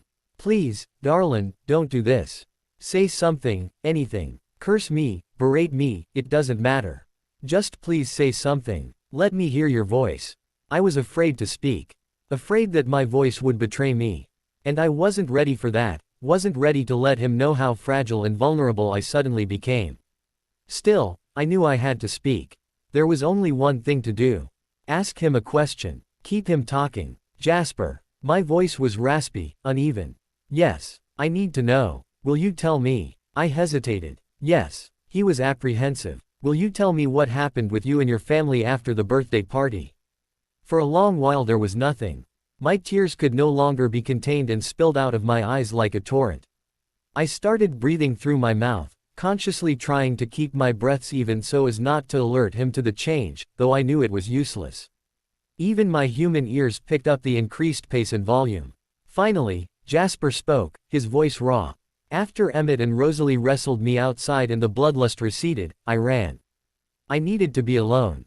I was disgusted by what I had done, by my lack of control over the monster that lived within me so close to the surface. I was horrified that I wanted to kill you and how close I came to accomplishing my goal. I didn't want to go back. Eventually Edward caught up with me and forced me to stop.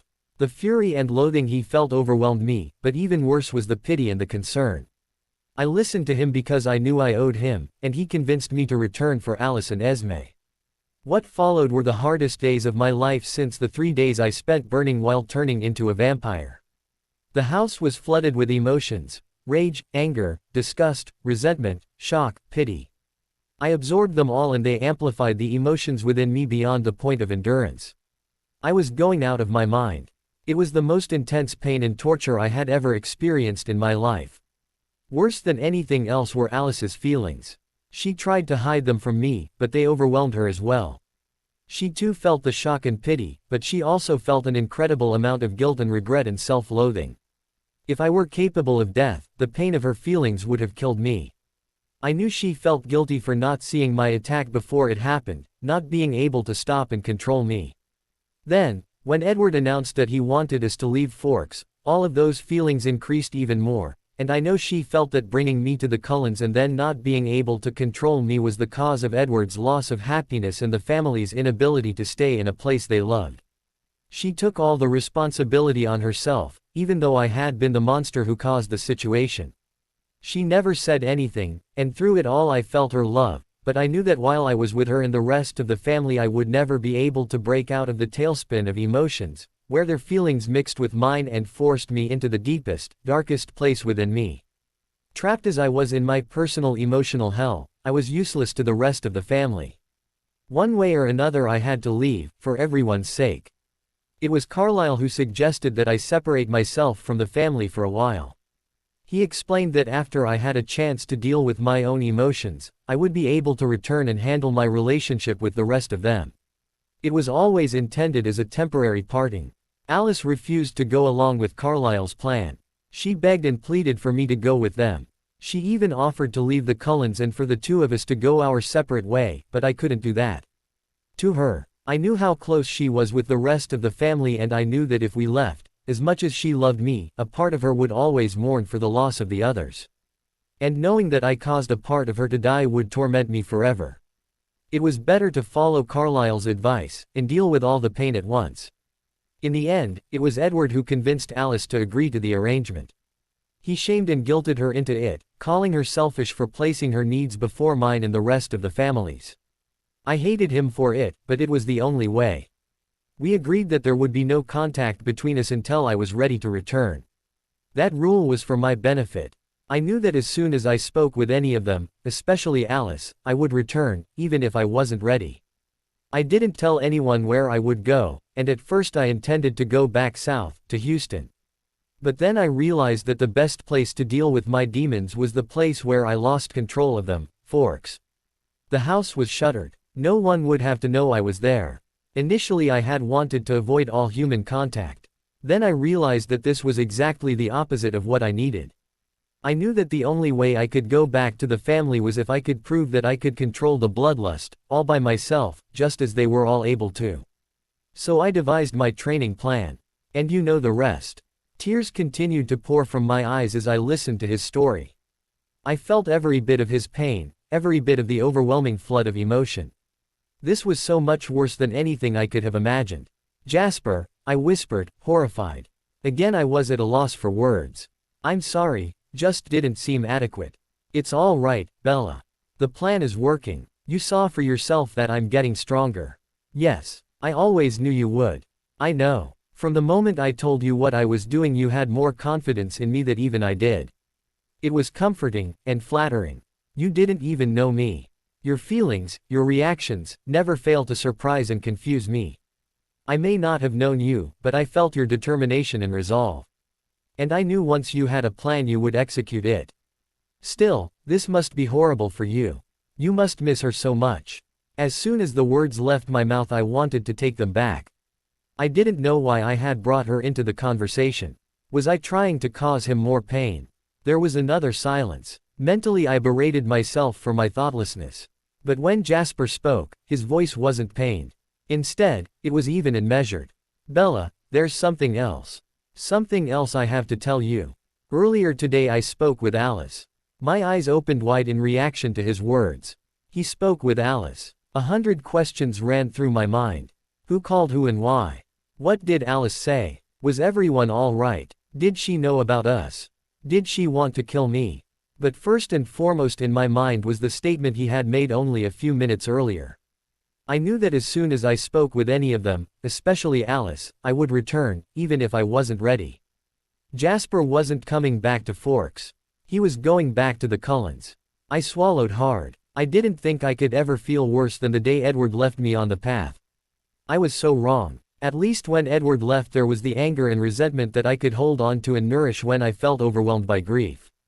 Now there was nothing. We didn't even have a chance to say a proper goodbye. Jasper had left in the middle of the night and now there was nothing. I couldn't stand to hear him say the words, to confirm my worst fears, so I reached for the phone and pressed the end key. Within seconds the phone started buzzing. The vibrations reverberated on the floor. Worried about Charlie, I grabbed the phone and stuck it under my pillow. The vibrations didn't stop. A minute turned into 5, then 10. The phone continued to vibrate. I considered turning the power off completely, but I couldn't bear to lose this one last thread of the connection between us, however tenuous. After 15 minutes the vibrations stopped. I felt a mixture of sadness and relief. It was really over. Then I heard the phone ringing downstairs. I glanced at my bedside clock. It was 12:30 a.m. The only calls at this hour would be emergencies. With dread I glanced at my now silent phone. He wouldn't. What would he say when Charlie picked up the phone? Desperate, I flipped open the mobile phone and pressed 1. The ringing downstairs stopped. "You hung up on me." His voice was full of hurt and accusation. My grief was momentarily replaced by anger. "Yes," I hissed, "most people understand that to signal the end of a conversation. What are you doing calling my house? You could have woken Charlie." "You hung up on me," he repeated. "Why?" The genuine confusion and pain in his voice disarmed me. "I just couldn't." I choked back a sob. "I didn't want to hear you telling me you weren't coming back." "What?" He sounded incredulous. "You said if you spoke with Alice you would go back even if you weren't ready." "What?" he said again. "When you were telling me what happened after the party.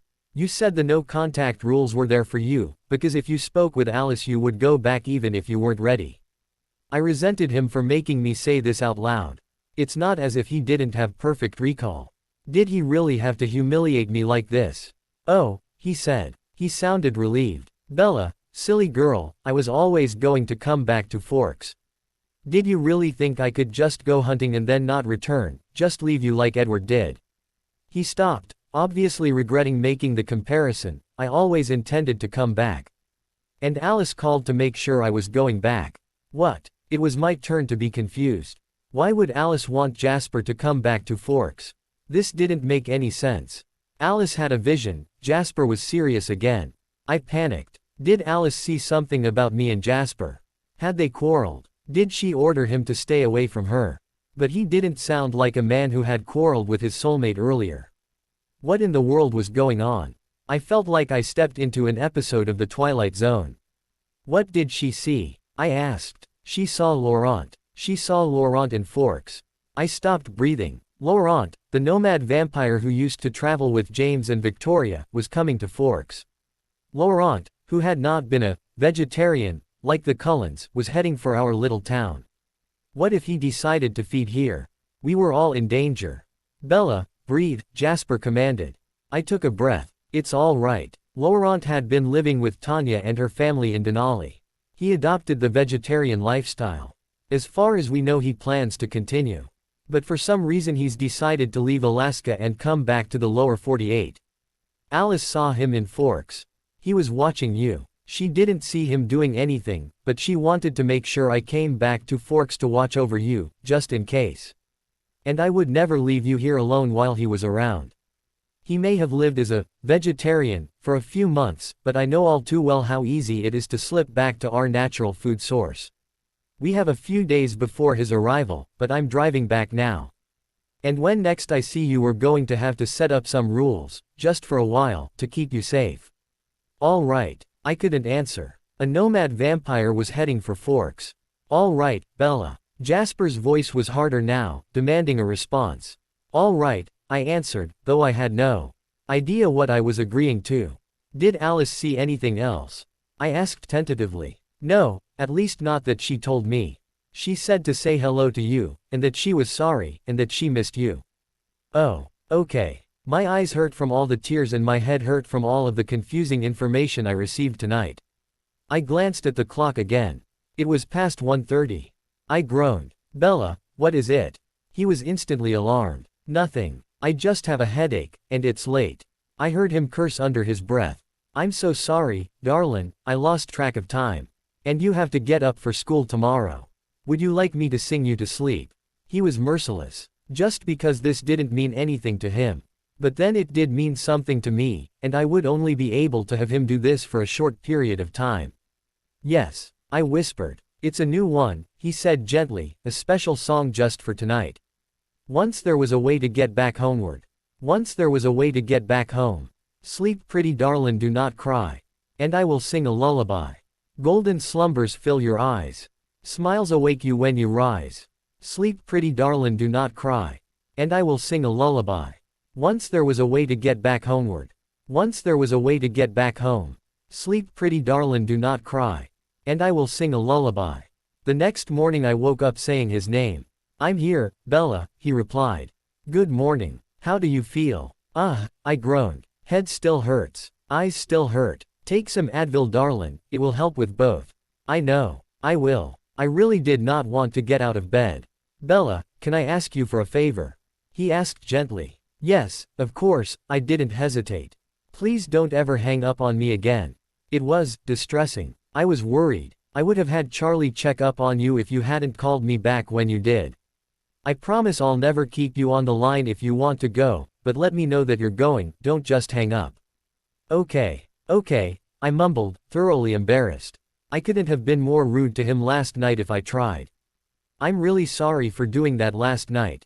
It's all right, Bella, I understand. Now go get ready. You don't want to be late. I'll talk to you tonight, Jasper.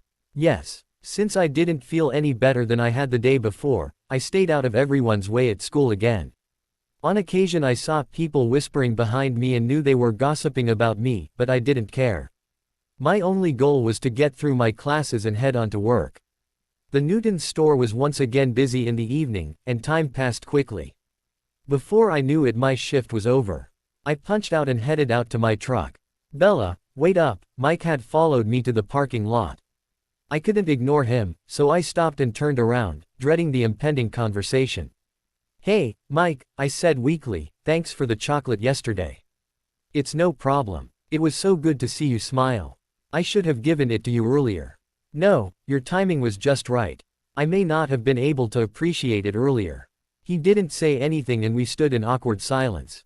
Okay, then, see you tomorrow, I said and started to turn back to the truck. Wait, don't go yet. I turned back to him slowly. I know it's late, he said, so I'll try to make this short. I would have talked to you earlier, but it's nearly impossible to catch you alone. He sounded a bit uncertain, almost as if he sensed I surrounded myself with people by design.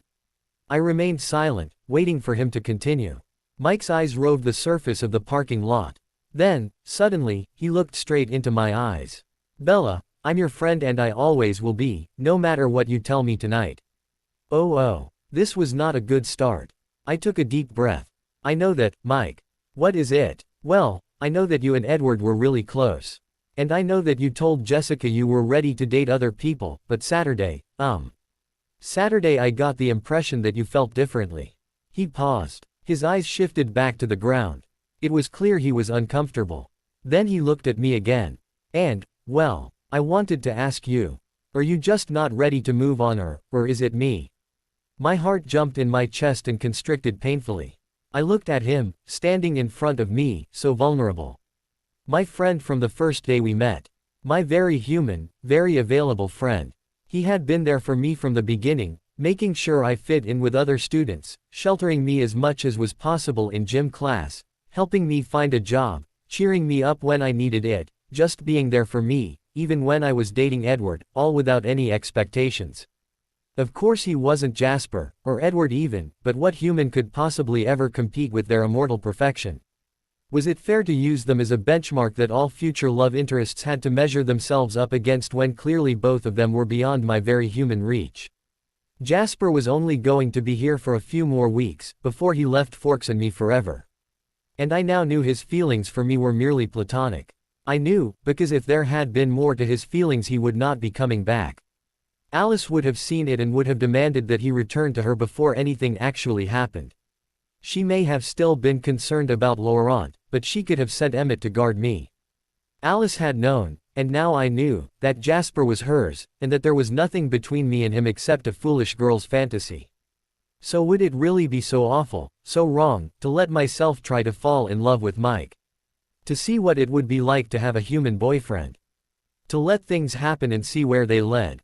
Deep down I knew I wasn't ready to shoot him down, to deny this possibility, to permanently close this door. Mike, I knew I had to let down my guard, had to let myself be equally vulnerable. It's not you. You're right, I'm just not quite over him, not quite ready. There was a hint of a spark in his eye, but his face was still cautious. But you think that maybe someday, you might be ready. To try. To be with me. His eyes pleaded with mine for confirmation. I had to respond. I had to make a decision. And I really wanted, no, I really needed, to keep hope alive, for both of our sakes. Maybe, Mike. I said quietly, maybe someday. He let out a breath I hadn't realized he'd been holding. All right, then I'll wait. He smiled at me tentatively and I smiled back. Then, suddenly, I panicked. I didn't want to close the door, but I also didn't want to mislead him. I can't be certain I'll ever. He stepped forward and placed a finger over my lips to silence me. Shish, he said, I understand. I'm not looking for guarantees. I'm patient. I can wait. Then he pulled me close to him and wrapped his arms around me. I stiffened, then relaxed as I realized that this was intended as a friendly, comforting embrace, nothing more. And no matter what you decide, he whispered in my ear, no matter what happens, we'll always be friends. I nodded in mute agreement. He released me and took both of my hands in his, looking searchingly into my eyes. Okay, Bella, he asked. Yes, my voice was barely audible. He let go of my hands, stepped back and smiled a wide smile. So, would you like to go to the bonfire at First Beach next weekend? Just as friends, he held up both of his hands in a defensive gesture. I smiled back. Yes, Mike, I'd love to. Go. Just as friends. He nodded and started walking back to his car. Okay. See you at school tomorrow, Bella. See you, I replied, the smile still on my face. I turned around and unlocked the driver's side door. This had been such an unexpected turn of events, but I felt great. My heart felt lighter. Things between Mike and me were finally right. Ben and Angela were officially off Bella's shielding duty.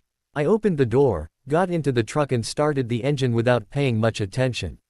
Only when I turned my head to make sure the parking lot behind me was clear, did I realize that the passenger seat was occupied. I nearly jumped out of my skin in fright before I recognized the other car occupant. Jasper, I cried with surprise and pleasure. You're here. I didn't expect to see you until tomorrow. Apparently not, he said dryly, looking out the driver's side window past my head. I turned and followed his gaze to see Mike getting into his Suburban. Oh, I said, I guess you heard all that. I wasn't trying to eavesdrop, but with the two of you the only people in the parking lot, it was kind of hard to miss. You didn't tell me how much things have changed while I was away. On the surface his voice was neutral, but I thought I detected the barest hint of accusation. Changed? I don't know what you mean. I was confused. Last Friday you were seeking advice on how to hold Mike off. Tonight you didn't seem to mind getting closer. I wasn't sure what was going on, where this conversation was going, and why we were having it in the first place, but I was getting a little mad. I was about to protest when Jasper said, I feel Mike becoming quite worried, probably because you haven't pulled out of the lot yet. We'd better go before he decides to investigate. I groaned, but looked back again and pulled the truck out of the parking space. I drove to the lot exit, not knowing which way to turn. My house was to the right, Jasper's to the left. Where should we go? I asked. Charlie's expecting you home, right? Yes. You're already late due to the parking lot delay, so we'd better go to your house before Charlie starts to worry and sends out a search party. Plus, Mike is still watching, and we don't want him to think you're driving off to meet another suitor. I looked at him out of the corner of my eye. He was staring straight ahead. I knew he could see me with his excellent peripheral vision, but it was clear he was not interested in eye-to-eye contact. Fine. Two can play this game. I shifted my eyes to the road and completed the right turn. We drove in silence for a few minutes until I found a deserted spot with a shoulder wide enough to pull the truck completely off the road. What are you doing? Jasper asked in surprise as I maneuvered the truck onto the shoulder and put it in park. I turned to face him. I could ask you the same thing, I said, my voice elevated. What is your problem? One moment I felt anger building within me, the next I was filled with incredible calm and peace. Incredible, because it wasn't real. I knew Jasper was using his ability to change my emotions. Trying to hold on to the anger was impossible, so I did the only thing I could think of. Please, don't, I requested calmly. I would very much like to be myself tonight, not some emotional marionette whose puppet master pulls invisible strings. Jasper looked away and the anger returned, though at a lower intensity. I looked at him suspiciously. Are you still? He turned towards me again and met my gaze straight on. No, Bella. This is all you. Fine. I crossed my arms across my chest in defiance, though I didn't quite know what I was defying. I chewed on my lower lip in frustration. I still wanted to address our conversation from earlier, but this new subject was even more important. I decided I had to tackle it first. Jasper, I said, my voice surprisingly steady, if we are to remain friends. His eyes darted to my face in shock. He had not been prepared for this. In truth, I hadn't been either. I didn't really know this self-possessed Bella who had somehow taken over the conversation. If we are to remain friends, I repeated, then you have to respect me. I saw him opening his mouth to say something. Please, let me finish. I quickly interjected. I'm sure you're used to using your ability to calm all sorts of situations, and I know that in the past I've never objected when you used it on me, but that was before we were trying to build a relationship of equals. In our friendship I will always be at a disadvantage, since you can read my emotions and I can't read yours. That's bad enough. But to have you manipulate my emotions without my permission is completely unfair. It robs me of free will. I was angry earlier. I know that particular emotion may be difficult for you to be around, but I had a right to be angry. And when you took away my ability to feel that anger and forced me to feel the exact opposite, I felt completely helpless and violated. Jasper's face contorted in pain, as though I'd hit him. His hands balled into fists and he squeezed his eyes tight, his face still twisted into a grimace. All of his visible muscles were contracted to the point that his entire body was twitching slightly like a conduit for an electric current. It was clear he was waging some internal battle, fighting for control. I could only watch, terrified, not knowing what caused this sudden change or what he was thinking or feeling. He must have sensed the shift in my emotions even through his internal struggle, because his eyes snapped open and he looked at me, frowning. He cursed under his breath with barely restrained fury. My fight-or-flight instinct was on full alert and I knew fighting was not an option. Keeping my movements as small as possible, I inched away from him and reached behind me in search of the door handle. I should have realized that however small my movements seemed to me, they would be obvious to him. Don't, he said through clenched teeth. Please, Bella, don't leave. I swear you're not in any danger. Just give me a minute. I stopped moving. Jasper's assurance that I was not in danger decreased my level of anxiety. The only fear I had now was for him and whatever internal demons he was trying to conquer. After another minute I saw his body start to relax and his face return to its normal demeanor. He took a deep breath. I'm only making it worse, aren't I? He asked. Your reaction was more intense than I expected, I whispered. There was no point in lying. He knew exactly what I was feeling. I'm sorry you had to see that. I'm sorry I scared you. But it was either that or going out there and smashing some trees into toothpicks. It's still a challenge for me to control my anger. But I don't understand why you were so angry. Was it because I was angry with you? Is that why you tried to calm me? Because you knew my anger would provoke this kind of reaction from you? No, it had nothing to do with that. I was angry that I hurt you, that I made you question whether you even wanted to be around me. The anger was completely self-directed. He sighed. I just want to be worthy of your friendship, because I know I haven't always been and I have a lot to make up for. But I keep screwing it up. I do things that I think will make you feel better, but it all seems to go wrong and I don't know why or how to change it. What do I do to stop driving you away? In frustration, he ran his left hand through his hair, sweeping it away from his forehead, only to have it return in a cascade of gold waves as soon as his hand was gone. I felt a shiver of excitement go through me and hoped Jasper was too involved with his thoughts to notice. I watched him carefully, but saw no visible reaction. I am so sorry I made you feel the way I did earlier, he continued, sounding absolutely miserable. I just didn't realize. I wasn't thinking. I never meant to hurt you or control you, or make you feel disrespected. You have to believe me. He was taking this much worse than I'd expected. I didn't want to hurt him, I just wanted him to stop changing my feelings against my will. I had to do major damage control, as quickly as possible. I know you didn't do it on purpose. I know using your ability is so ingrained that you do it without thinking. It's just that I don't think I can keep seeing you if I'm not allowed to be myself, to experience my own feelings.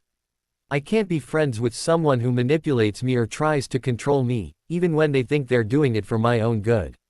I know, Bella. I understand and I absolutely agree. Would you believe you're the first person to ever say these things to me, to ever put it that way?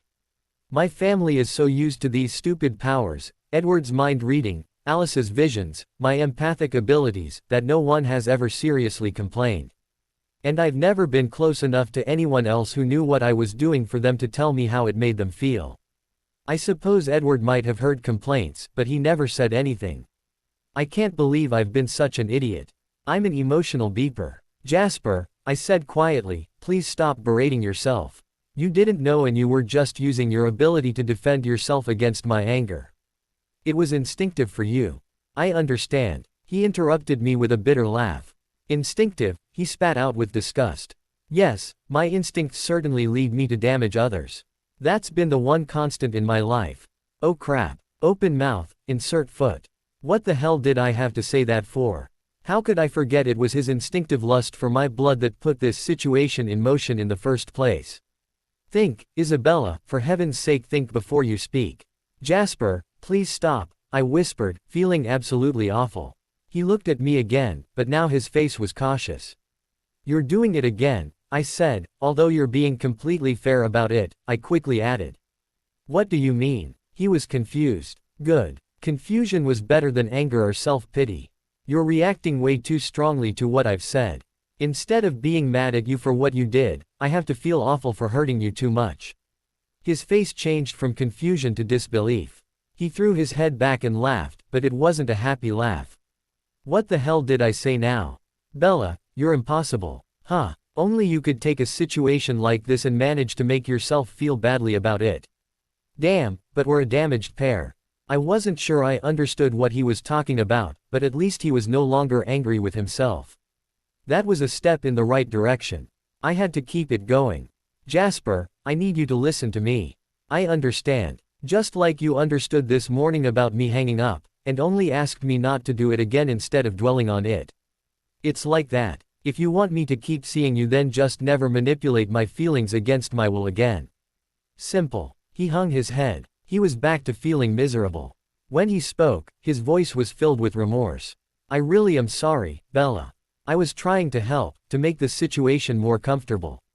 But I see now that it only made things more comfortable for me. He looked up at me, staring straight into my eyes. I swear it will never happen again. I believe you, I said simply. He seemed satisfied and settled back into his seat.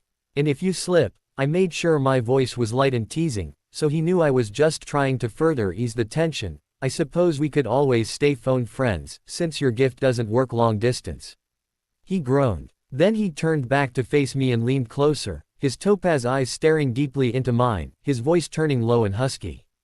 Darling, I would rather be torn to shreds and burned in the deepest pit of hell than to slip up and face those consequences. As much as I love hearing your voice on the phone, I couldn't exist if something I did caused us to never see each other again. The way I feel when I'm with you, I can't describe it, I can't explain it, but it's absolutely irreplaceable. Oh my God, he was doing it again. Saying things in a way that made them so easy for me to misinterpret. To think he actually did care for me as more than a friend. I knew he didn't mean it the way I wanted him to, but a part of me was so desperate to believe. I had to do something to make him stop using that cute voice, stop leaning in so that his masculine, spicy scent overwhelmed my senses, and stop using the word darling that sent shivers down my spine and sent blood coursing through my veins at neck break speed. If he continued, one day soon my resolve would crumble and I would grab him into a passionate key that would bring down on me the wrath of Alice and the whole Cullen family faster than I could say forks. It doesn't matter how you feel about him. He doesn't feel the same way about you. Don't ruin what you already have by wishing for something that can never be. Say something. You need to let him know you understand what he's trying to say. His proximity and his unyielding eyes made thinking difficult. Still, it was a necessary part of this charade that I think of a response, fast. My self-preservation instinct finally clicked in and I was able to look away, which helped clear my head somewhat. What was it that he had said? Something about being with me causing him to feel things he couldn't explain. Well, of course he couldn't explain it, any more than I could explain how I felt about spending a meaningful evening with a bowl of ice cream. He was fraternizing with food, for heaven's sake. Who could explain that? That actually makes sense, I muttered. What makes sense? He sounded confused. Shoot. Did I really say that out loud? I shot a glance in his direction from beneath my lashes, ready to look away instantly if there was any chance of getting caught back up again in that magnetic gaze. Though he was still facing me, his eyes were now relaxed. I was safe. It makes sense that being with me would make you feel differently than you've ever felt before. You've never spent this much time before in close proximity with a human, so of course this is different. Just like any predator spending a lot of time with its natural prey, I saw him wince at that remark. It probably wasn't the best way to phrase what I was trying to say. What I mean, I quickly continued, is that this happens in nature from time to time. One of my neighbors in Phoenix had a pet German Shepherd and a pet rabbit, and the two got along beautifully. In fact, the rabbit bossed the Shepherd around. I'm sure the Shepherd was pretty confused about how this little bunny made it feel, just as I'm sure the bond they had was uniquely theirs and would not transfer to other rabbits if they were foolish enough to cross the Shepherd's path. So yes, I imagine this is very unique and irreplaceable for you. He stared at me incredulously. Did you just compare me to a dog? I waved my hand in the air dismissively. Don't be overly sensitive, you know what I meant. Dog and bunny, lion and lamb, polar bear and seal, it doesn't matter. The point is the bond of friendship between a predator and its natural food source is extremely rare and unique. Even as I said the words, I was in awe of the fact that I could categorize myself as a natural food source so easily in front of Jasper. Less than a month ago he wanted to treat me as a meal. Now, I felt completely safe with him in the proximity of the cab of my truck, alone, in the dark, on a deserted highway. Life was definitely strange. He regarded me carefully. You know you're not really making any sense, right?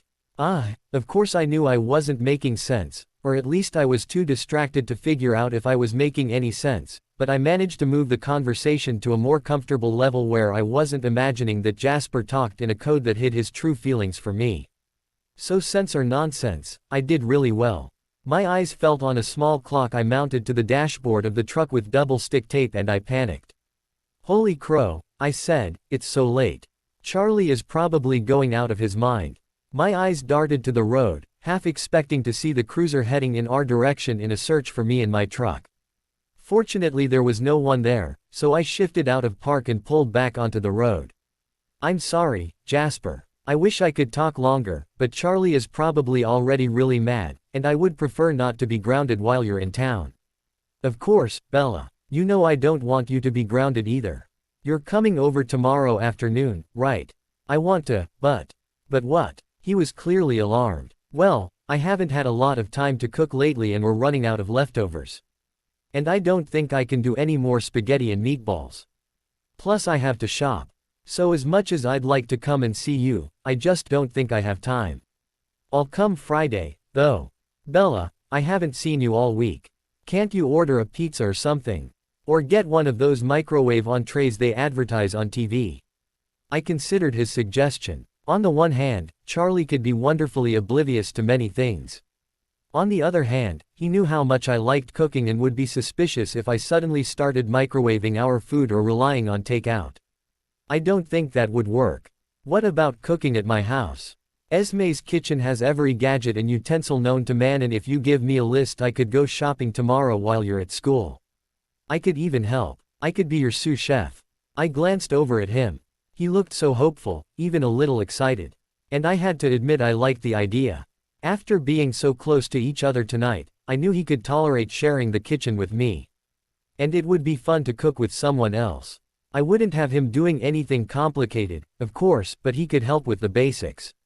And the Cullens' kitchen was so large, maybe I could prepare several meals at the same time, which would give me more time with him down the road.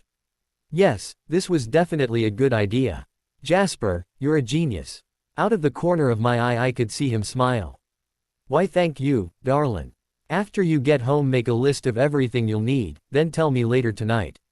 I'll pick everything up in Port Angeles. I can even get things ready before you get to the house, if you tell me what I need to do. Phew. That darlin' didn't have nearly as much effect on me. Maybe my little pep talk from earlier was working. Sounds good, I said. But you'll have to buy exactly what I tell you and not go overboard, like you did with the snacks. And you'll have to let me pay for the groceries. Bella. He sounded frustrated. I pouted. I don't have to come over, you know. All right. You pay for the groceries. I smiled. I was really looking forward to tomorrow. Cooking with Jasper would be great. Then I realized that we were nearly at my house and my smile disappeared. After so many days of not seeing each other, it was too soon to be separated. Should I pull over and let you out here? Let's get a little closer to the house. I'll get out if I sense worry and concern. If I sense that Charlie's happy and content, then he's unlikely to look out when you arrive and I can just leave after you go in. Apparently he didn't want to cut our time short either. I kept driving, though without even realizing it I slowed down to a crawl. It wasn't enough time. There was still so much I needed to say. My mind went back to my conversation in the parking lot with Mike and Jasper's reaction. I needed to address that too, but it couldn't happen tonight. I needed to do it in person, so I could see his face. As imperfect of a gauge as that was, it was the only tool I had to read his emotions. Even crawling along, I finally reached the driveway and pulled in. I looked at Jasper with longing, wishing there was some way I could stop time, some way I could avoid going inside just yet. Jasper hadn't left, so Charlie must not be worried. Maybe. You need to go inside, Bella. I hate it too, but even though he's not worried, Charlie's getting anxious. We'll talk in a few hours, right? He sounded like he needed reassurance. Of course, Jasper. I have to put a shopping list together and do some homework, but I'll call as soon as I'm done. Good, he said, satisfied. With nothing more to say, I opened the door and got out of the truck. I pulled my school bag out from its resting place behind the driver's seat and pressed down the door lock. Bella, I heard Jasper say before I could close the door. Yes. What are you doing Saturday? I thought about this for a moment. I hadn't made any plans. I don't know. Nothing in particular. Do you think you could find a way to spend the day with me? I'd like to take you to Seattle, just to hang out. We don't have to worry about running into anyone we know there, and I want to spend a day with you somewhere other than my house. There went that delicious warmth spreading throughout my body again, accompanied by that awesome tingling sensation. I felt like my feet lifted off the ground. I had to look down to make sure I wasn't levitating. Any thoughts I had of how difficult it was going to be to come up with an excuse to be out all day evaporated. Come hell or high water, I was going to make this work. A whole day with Jasper. Out in the open. Just hanging out. Wow. I nearly giggled with delighted anticipation. I'd love to go to Seattle with you, Jasper. I'll figure something out. Good. Talk to you soon. Soon. I promised, and closed the truck door. I wanted to keep looking at him as I was going in, but as klutzy as I was, I knew this was a recipe for disaster. Keep your mind on walking, Bella. You'll see him tomorrow, and Friday, and all day Saturday. In my heart an orchestra was playing Ode to Joy. Hey Bells, kind of late, isn't it? Charlie called from the living room. Sorry, Dad. Mike Newton and I were talking after work. Well, that technically was the truth. Just not the entire time. Oh, okay. You've been spending some time with Newton lately, anything I should be asking about? No, Dad, I rolled my eyes, though I knew he couldn't see me. He's just a good friend. I see. Well, Newton's all right. He's not a troublemaker like some of the other yahoos in your class. If he ever becomes more than a friend, that'd be fine by me. Dad, all right. I'm just saying. I didn't bother responding, knowing it would just keep the pointless conversation going. Instead, I went to the kitchen to warm up some leftovers. I checked the freezer, it was looking pretty bare. The fridge didn't hold much promise either. It really was time to start cooking again. I grabbed the last serving of chicken casserole and put it in the microwave to warm. As the food was heating, I grabbed my homemade book of favorite recipes and a pad and pen. I needed to make my list. I put the book and writing material on the kitchen table and went back to get my food. Charlie came in the kitchen just as I was sitting down. His eyes lit up when he saw the recipe book. Cooking again, Bells. I was wondering if you lost interest in it. Nah, I've just been busy lately. I think I'm going to do a cooking marathon tomorrow so everything is restocked. Any preferences? You know I'm not picky. As long as I don't have to cook it, I'll take anything. I rolled my eyes again. The thought of Charlie cooking was almost laughable. Say, Bella, I'm going to La Push again Sunday for the game. Think you might want to go with me this time? Billy mentioned he missed you last week. I cringed. I knew I would be seeing Jasper all day Saturday, one way or another, but I was still reluctant to plan a whole day away from him. Plus I really didn't want to spend my day Sunday watching football. Charlie saw my lack of enthusiasm. Well, how about we go over early in separate cars? We can have brunch and then you can come back when the game starts. Brunch. Who's cooking? No one would have to cook. I could pick up some donuts and muffins at the coffee shop.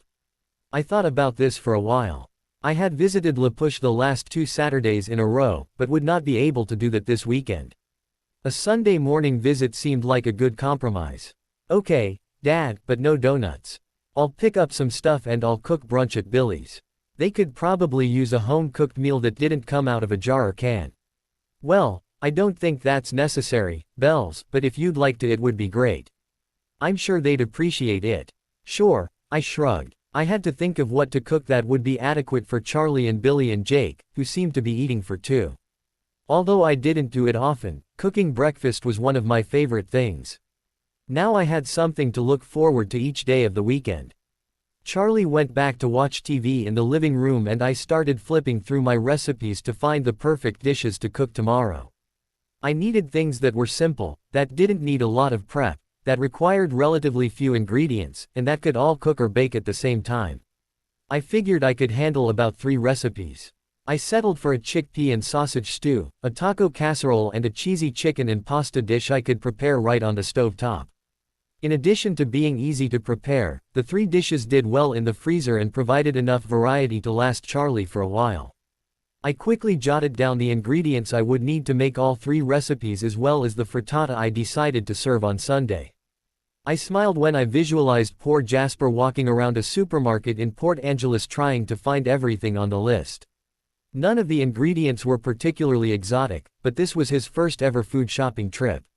He had no idea what he had gotten himself into. I washed the dishes, put away the recipe book, grabbed my shopping list and book bag and headed upstairs. I knew I should start my homework first, but the little flip phone acted like a powerful magnet.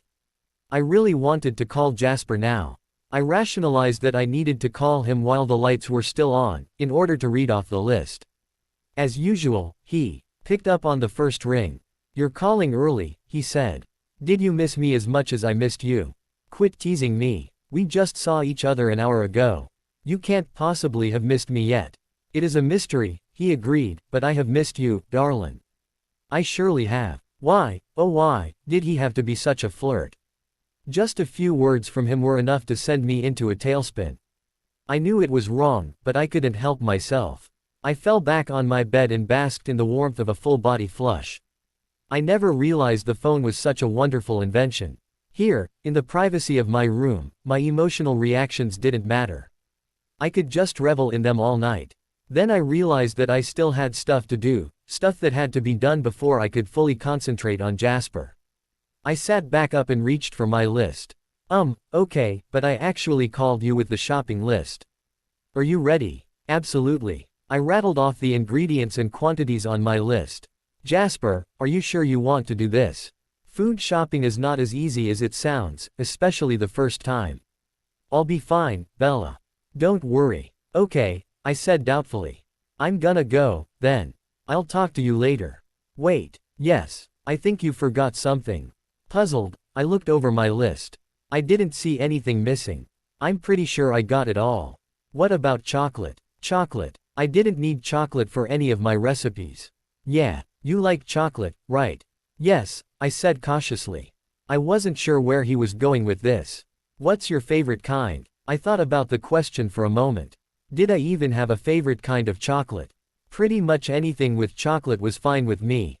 Then I remembered that I did have a favorite, though it's been a while since I last indulged. Caramello bars, I replied. Why? No reason. I wondered what he was up to, but it didn't sound like he wanted to tell me, so I let it drop. All right, I said, now I really do have to go. Homework awaits. I hung up and went to my desk. I took out my books and started working on my assignments, but I couldn't stop thinking about the chocolate. It didn't make any sense at all. Why would Jasper care about what kind of chocolate I liked? I kept working, but somewhere in the deep recesses my brain kept trying to figure out the chocolate puzzle. Every once in a while I had a fleeting moment of recollection, something that was important to solving this mystery, but it was gone before I could fully grasp it. I finished my homework and went to the bathroom to get ready for bed. It finally hit me as I was brushing my teeth. Mike had given me chocolate yesterday, and mentioned it in our conversation tonight. Could Jasper actually be competing with Mike, trying to get me the same type of gift that Mike got me? But that was so ridiculous. Mike gave me a simple candy bar to make me smile. It wasn't anything special. But Jasper doesn't know that, Bella. I tried to remember exactly what Mike and I said to one another in the parking lot. I merely thanked him for the chocolate. I didn't gush about it or anything. Why would Jasper have focused his attention on such a trivial thing? Maybe No, he definitely does not. I sighed. This was just another thing I'd address with him tomorrow. I didn't want to think about anything negative tonight, so I filled my head with happy thoughts as I turned off the light and crawled into bed. I put on the earpiece and called Jasper again. As if by previous arrangement, we both avoided any controversial topics of conversation. Instead, we talked about our favorite books, and music and movies. We spoke for a long time, completely comfortable with each other, until I could barely keep my eyes open. It was time to go to sleep, but there was one thing I wanted to warn him about. Jasper, I said. Yes, you know you're not off the hook, right? I'm sorry, he said, clearly not understanding. The stuff I was mad about in the truck, we still need to discuss it tomorrow. He didn't answer, but it didn't matter. My warning delivered, I was ready to sleep. There was only one thing missing. Will you sing? I asked. And he did. Concentrating in school Thursday was nearly impossible when all I could think about was Jasper and the afternoon we would spend together. It was absolutely ridiculous, and I tried chastising myself often, but in the end I could only keep my mind off Jasper for a few minutes before I was daydreaming again. Even when he wasn't nearby, he was absolutely mesmerizing. I went through the morning on autopilot, making sure that I paid enough attention to get my homework assignments and not much else. I briefly considered the possibility that if Jasper stayed in Forks for too long, I would not be able to graduate with the rest of the class. I knew that I could not let myself get so distracted in the long term, but for now I didn't have the energy to fight it. The urge to think about him was just too strong. On the way to lunch I had the cell phone buzz.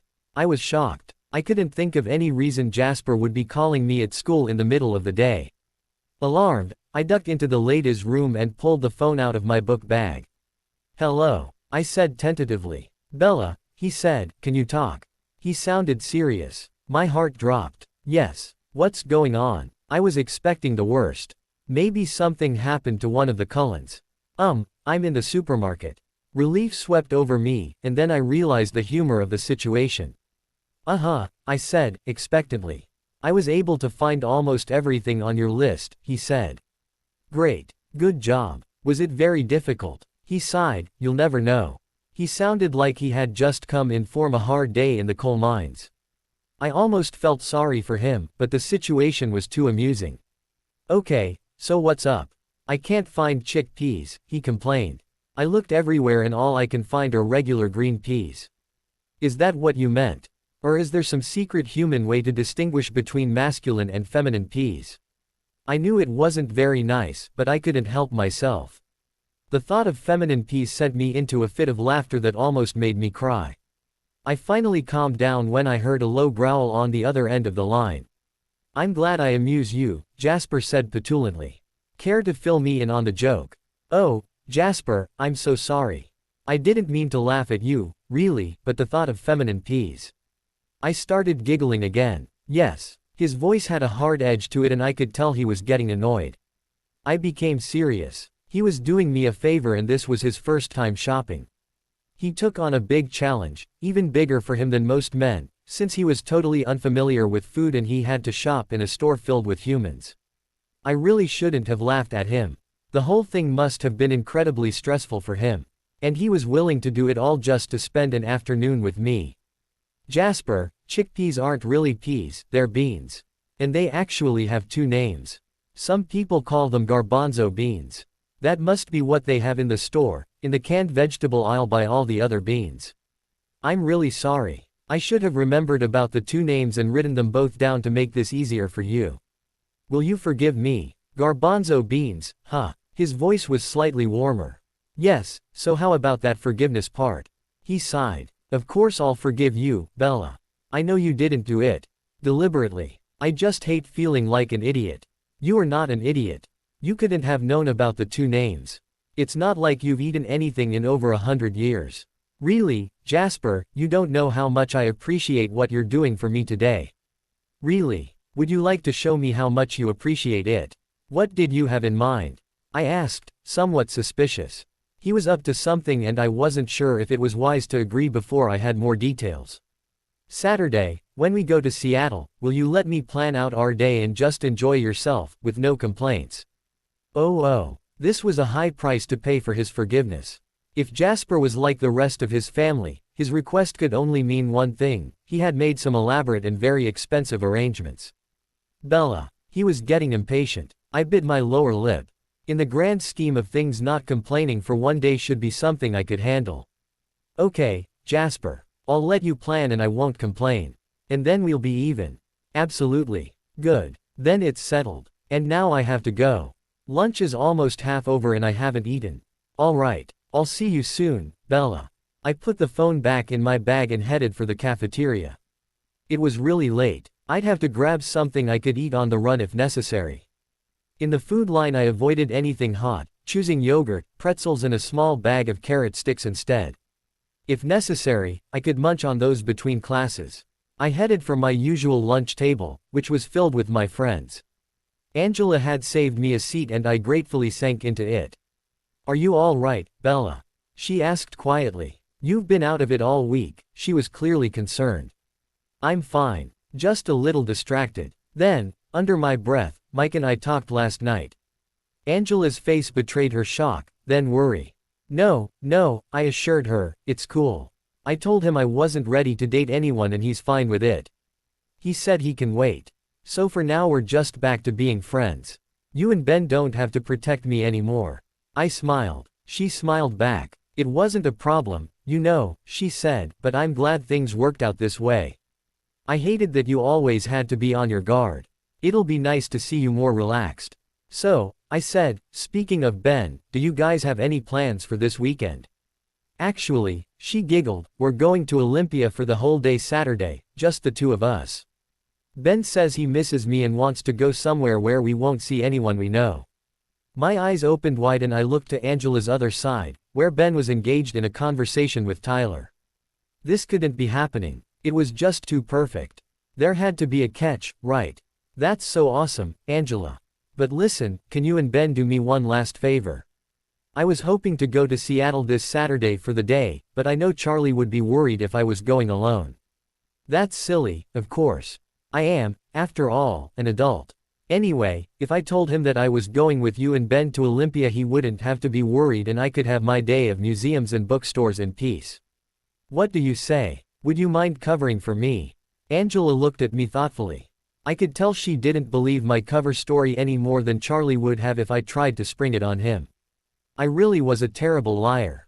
Well, she said, hesitantly, it probably would go over better with my mom too if she thought you were coming and Ben and I weren't alone. I nodded vigorously. But Bella, she continued, what are you actually doing? Are you really going somewhere alone? What if something happens to you? You're not thinking of anything crazy, like going to LA, are you? I cringed. LA. She thought I was sneaking off to see Edward. My nose wrinkled with distaste. He hadn't tried to contact me in all the time he'd been gone.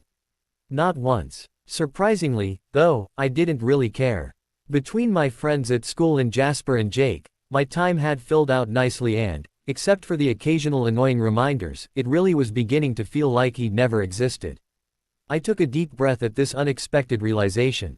I really was moving on. Angela was still looking at me, waiting for the answer to her question. Of course, I couldn't be totally honest with her, but I could try to reassure her. No, of course I'm not going to LA. How could I do that in just one day? Please don't worry. I promise I'll be fine. I can't really say more than that, but believe me, you don't have to worry about me.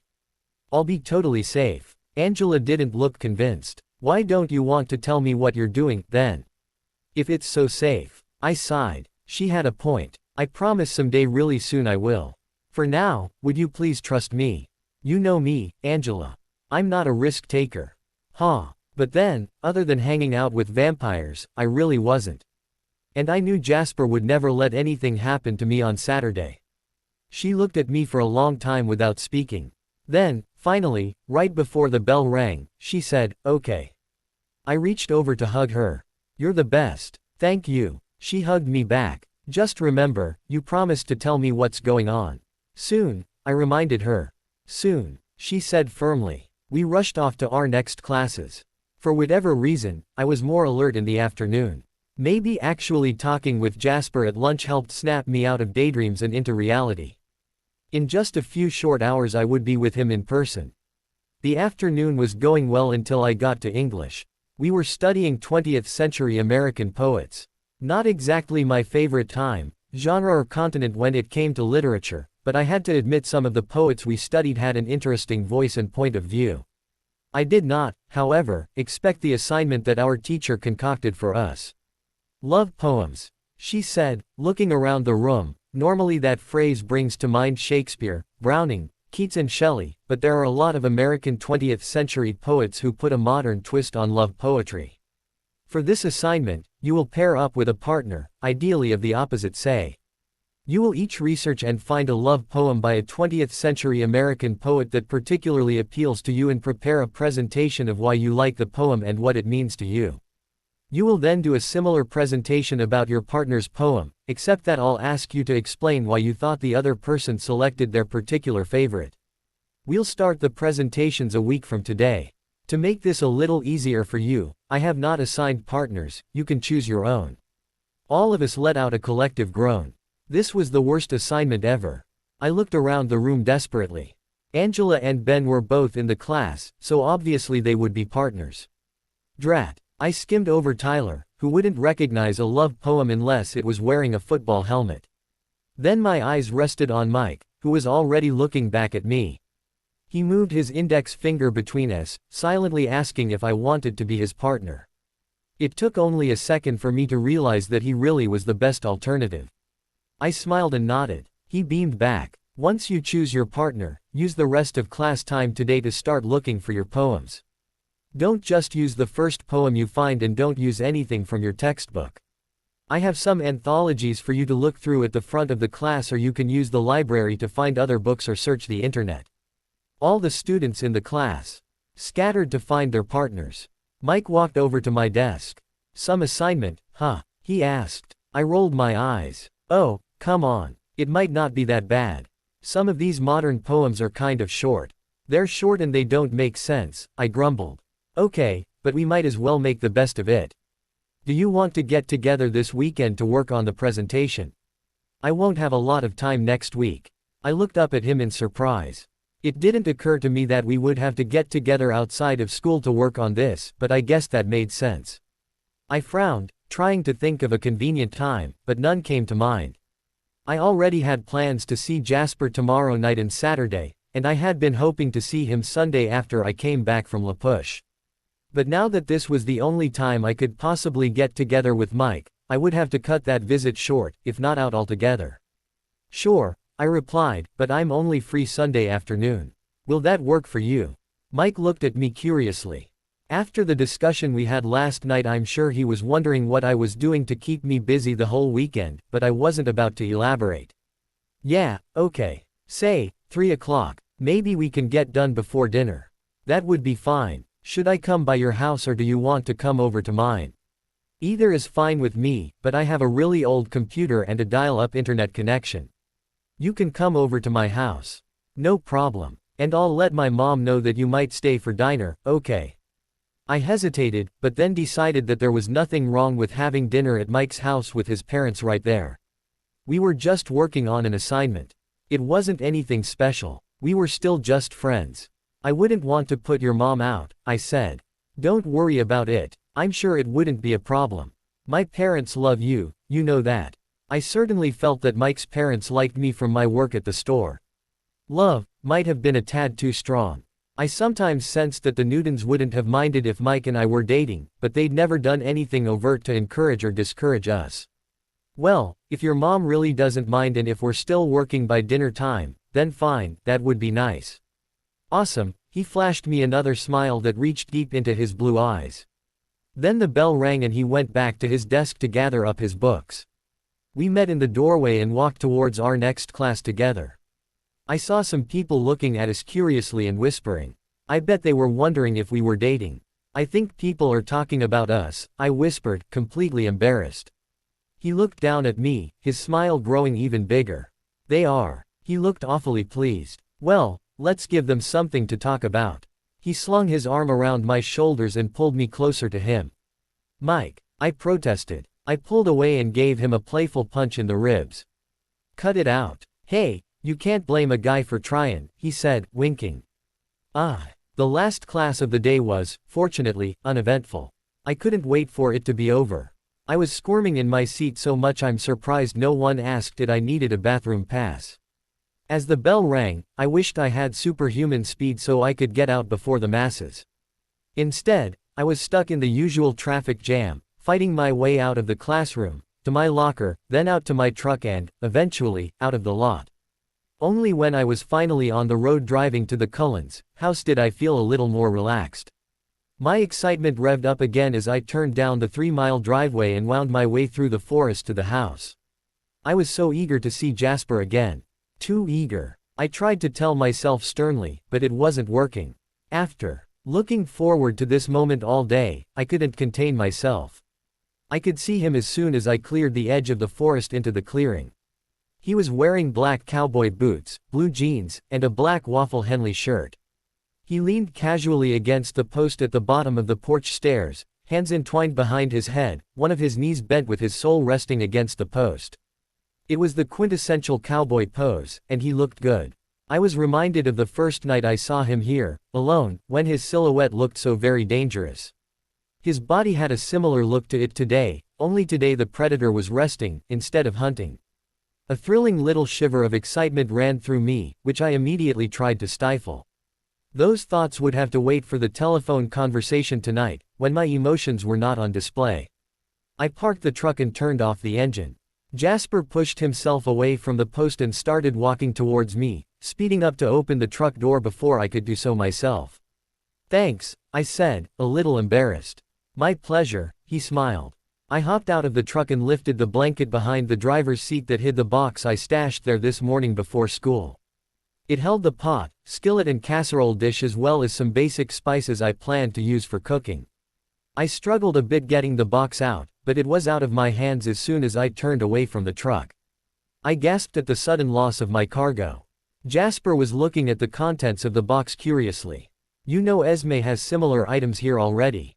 I know, I said, but it wouldn't exactly look right if I came home with her pots and pans, now would it? This makes the whole charade more believable. He understood instantly and a frown formed on his face. I knew he was mad at himself for not anticipating this issue. It's okay, I told him. It's actually nice to know you can't think of everything, that you're not perfect. He frowned again. I could have told you before I'm very far from perfect. Oh dear, I said, lightly. Is it going to be one of those days? I was hoping for a cooking partner today, not a therapy patient. He scowled, but then his face relaxed. You're right, Bella. Today is about new experiences for me, not rehashing the past. We walked together into the house and to the kitchen. I asked Jasper to put the stuff I brought on the stovetop, while I dug up my recipes and started separating the groceries that sat on the counter. Once everything was divided into 4 piles, I started rummaging through the drawers to find all the necessary utensils. Jasper had been right, of course, Esme seemed to have equipped the kitchen with every gadget known to man. So, I said when I completed my hunt, were you serious about helping me? Definitely. His eyes actually gleamed with a hint of excitement. Ready to get started? Yes, ma'am. What do you want me to do first? I started him off easy, asking him to wash vegetables in the prep sink while preheated the oven and started browning ground beef for the taco casserole. The beef browning nicely, I tore open the package of boneless, skinless chicken breasts. It was nice that the pieces were deboned and deskinned, but I still had to take off the yucky fat and tendons. I placed the chicken on the cutting board and reached for the knife. I heard a muffled curse and instantly Jasper was standing next to me, his hand firmly covering mine, making it impossible for me to move. I looked at him in alarm. Bella, I think you're forgetting what happened the last time you were in this house and came into contact with sharp objects. Perhaps it'd be best if you left the cutting to me. He was standing so close to me and the coolness of his hand over mine made me tingle. I suddenly realized this was the first time Jasper had touched me since he had his hand on my back guiding me through the airport in Phoenix. His touch felt absolutely electric and I was dumbfounded. Bella, Carlisle is not here to help if you injure yourself and I would prefer not to put my newfound control through this type of a test yet. So please, darlin', let go of the knife and let me do the cutting. I tried to let go of the knife, but Jasper's hand over mine prevented my muscles from relaxing. I knew I should say something, but I was afraid that as soon as I did he would let go. If I didn't move, if I didn't make a sound, could we stay here like this indefinitely, his large, smooth hand cradling mine? I turned my face up to look at him over my shoulder. He was watching me intently, his eyes full of concern. Are you all right? He asked gently. I nodded. Will you put down the knife? I nodded again. And then my fears came true and he lifted his hand off mine, taking a small step back in the process. I turned back to look at the counter and released the handle. I moved to the side and he stepped forward beside me, picking up the discarded knife. Okay, now what do I do? Numbly, I explained how to trim the chicken pieces. Then, remembering the ground beef, I washed my hands and moved back to the stove top. I continued cooking, draining the fat, stirring in the seasonings, beans and green chilies. Next I moved to the stew, opening the cans of chickpeas, then draining and rinsing them. Slowly I started to relax and fall into a natural rhythm. I liked cooking. It felt comfortable and familiar and I liked the feeling of satisfaction when I saw people enjoying the final product. I wasn't a gourmet by any stretch, the food I made was simple and filling. But that's really all that Charlie and I needed. I smiled as I thought of Charlie. I knew he wouldn't say much, but he'd appreciate all this nevertheless. I looked over to find Jasper casually leaning against the counter, watching me with a thoughtful expression, the trimmed chicken arranged on a large plate, ready for seasoning. What? I asked, a little self-conscious. Nothing, he said, I just like you like this. You were lost in the moment and I was enjoying the sheer contentment that was radiating from you. It was lovely. I blushed, as if I had been caught doing something wrong. He called me lovely. No, he called your feelings lovely. There's a huge difference. Damn that voice of reason. Ready for more chopping? I asked to distract myself. Just tell me what to do. I had him wash his hands first, and then instructed him in the different ways I needed him to chop all of the vegetables and the sausage. My brows furrowed a little looking at the huge pile. What's the matter? He asked. Nothing, really. It's just that timing is everything and I was counting on both of us to do this, to go faster, you know. He laughed. Bella, I think you're forgetting who I am. I looked at him, puzzled. He picked up a knife and started chopping so fast his hand and the knife were a blur. In seconds, I had a perfect pile of chopped peppers. My eyes opened wide. You're better than a food processor, I whispered. I don't know anything about food processors, but it sounds like I can get this done quickly enough to suit your needs. I nodded, still awed. He kept chopping while I mixed, layered, seasoned and generally put all the dishes together. I placed the taco casserole in the preheated oven and left the stew and chicken dish simmering on the stove top. I set the timer I found in one of the drawers and washed my hands at the sink, wiping them off guiltily on some of Esme's decorative towels. Jasper followed my lead and washed his hands. Off as well. Now what? He asked. Now we wait. The stew will have to be stirred occasionally, but for the most part this is a good time to clean up. I'll help, he said. We worked on the cleanup, throwing away empty cans and packaging, washing, drying and putting away the utensils that were no longer necessary. I loved the feeling of the two of us there together. It was so familiar and domestic, as if we had done it 100 times before. Every once in a while I would look over to catch him watching me or vice versa and, without the slightest feeling of discomfort, we would give each other an easy, satisfied smile. Jasper never touched me again, but he was close enough that the lack of actual physical contact didn't matter. I knew that at least with regard to me, his training was over, and he was fully in control of his bloodlust. When the cleanup was done, I walked over to the snack-laden portion of the kitchen and grabbed a soda. I opened it and took a deep gulp. Cooking was thirsty work. Bella, I heard him ask. Yes. I put down the soda, wondering why he suddenly sounded unsure of himself. I wonder if I could, if you wouldn't mind. I mean, it would be a big favor if you. I looked at him quizzically. Jasper was normally so cool and collected. I wondered why he was suddenly so rattled. What is it, Jasper? Do you need me to do something? Not exactly, he hedged. It's just that, as appealing as the smell of all this food must be to you, it's not really doing much for me. He wrinkled his nose in disgust. Oh no, I said. Should we open some windows? Air the place out. No, he said quickly. I will do that after you leave. But for now there might be an easier solution. I thought maybe I could just replace these odors with a scent more pleasing to me. Oh, I said, confused about what this had to do with me. Like an air freshener. Something like that, he was smiling as he replied. Okay. Do you have one? No, but you do. I do. Yes, he paused, looking unsure again. Actually, I was hoping you would let me replace all this. He waved his hand to encompass the entire kitchen, with your scent. Oh, that was all I could get out as my breath caught at the realization of what he was asking. Desperately I searched my mind to make sure I had showered and put on deodorant this morning. Thankfully, I was sure that I had. Okay, I said tentatively. How do you want to do that?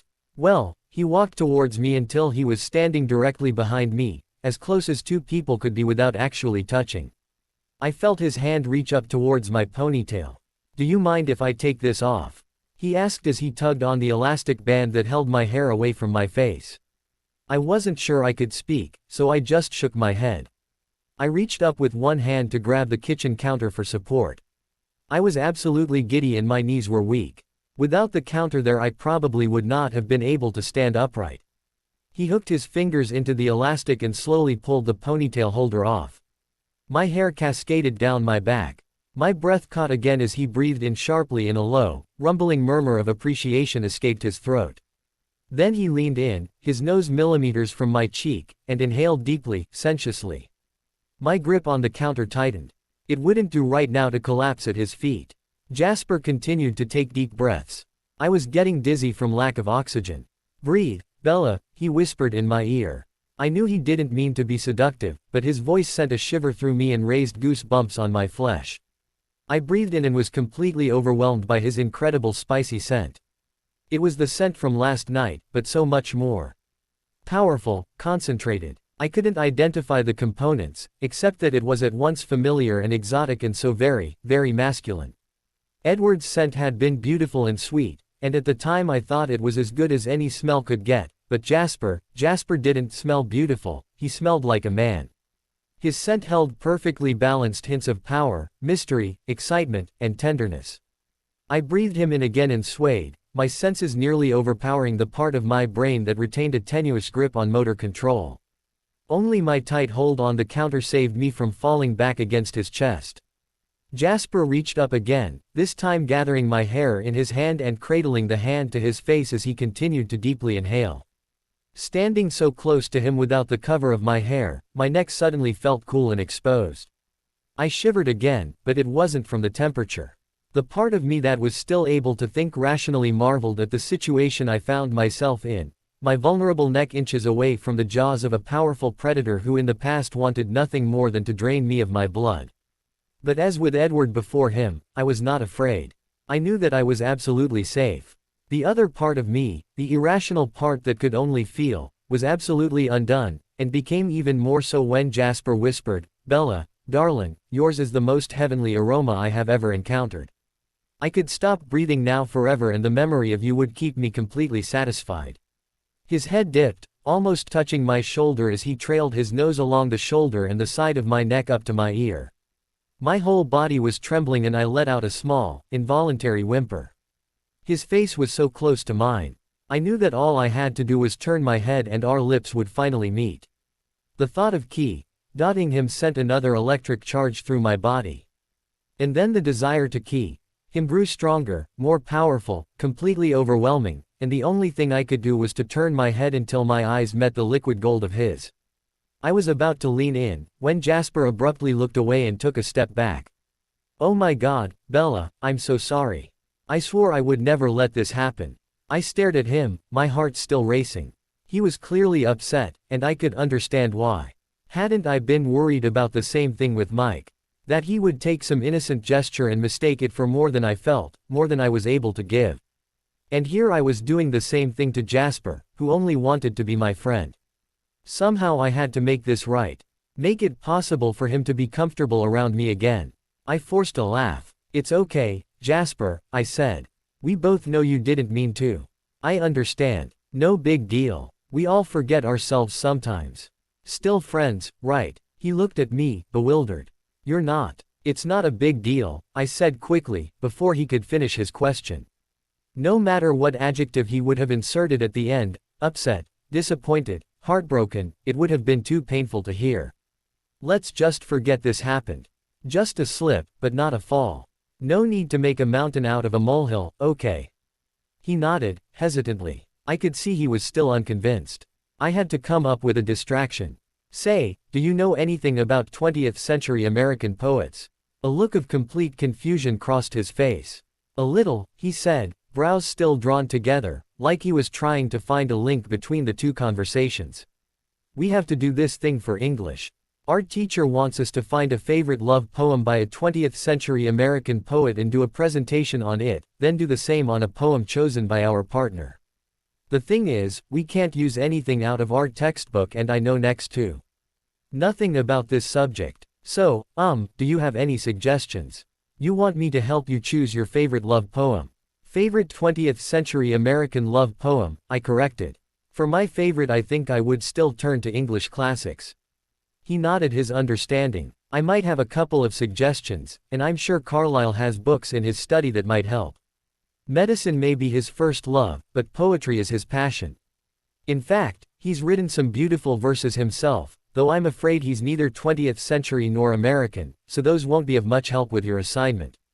I looked at him, surprised.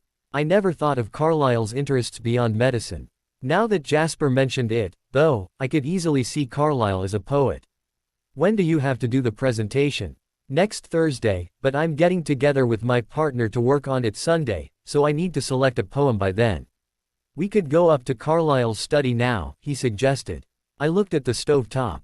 I didn't like the idea of leaving the food unattended. He saw my reluctance. "Or how about I find some books for you tonight and have them ready for you tomorrow?" "Thanks, Jasper. That would be great." I had just chosen this topic as a distraction. I really didn't want to spend the afternoon working on the assignment. "So who's your partner?" he asked. "Mike Newton," I replied and watched as Jasper's face became cold and emotionless. Instantly I was reminded of his completely unreasonable reaction to Mike last night, and the anger it provoked in me. If not for this moment I would have completely forgotten my promise to address this issue today. "Do you have a problem with Mike?"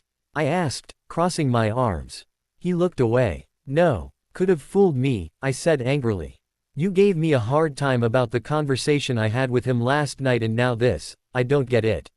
He actually physically turned away from me now, making it clear that he did not want to participate in this conversation. I said a quick, silent thanks that I didn't try to tackle this topic last night on the phone, it would have turned into a very short call. But here, in the same house, I wasn't about to let him get away with evading my questions. I marched over to him and lowered my head to look up into his downcast eyes. "Hey, I thought we were having a discussion." He straightened and took a step back, but at least he was looking at me again. "Forget it, Bella. It's nothing." "Oh, nothing. I see. I guess I must not know you at all, because it sure as heck feels like something on this end. But fine. If you want it to be like that, go ahead." I turned on my heel and walked back to the stove. Frustrated, I pulled the lid off the stew and stirred the contents vigorously. I couldn't believe he was just going to gloss over this whole thing knowing how much it was bothering me. With nothing more to do in the kitchen, I went into the living room and grabbed the remote before settling in on the sofa. I turned on the TV and flipped the channels until I found a rerun of a sitcom I recognized. I folded my arms across my chest and stared at the TV, fuming. After a couple of minutes Jasper came in and sat down next to me. Only a half hour ago I would have been absolutely thrilled to be in such close proximity to him. Now, I pushed myself up and moved down to the edge of the sofa, increasing the distance between us. What was the point of sitting close to him when all he wanted was friendship and, at least for the moment, I wasn't feeling friendly at all. He sighed a heavy sigh. Bella. I didn't respond. If he wanted to say something he would have to do it without an invitation. Come on, Bella. I treated him to an icy glare before I looked away.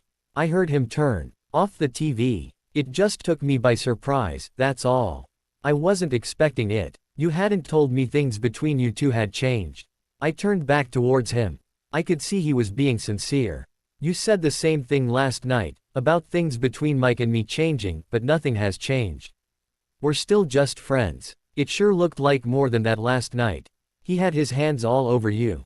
My face scrunched up in confusion. What? It was just a hug. A friendly hug. Didn't you hear what we actually said?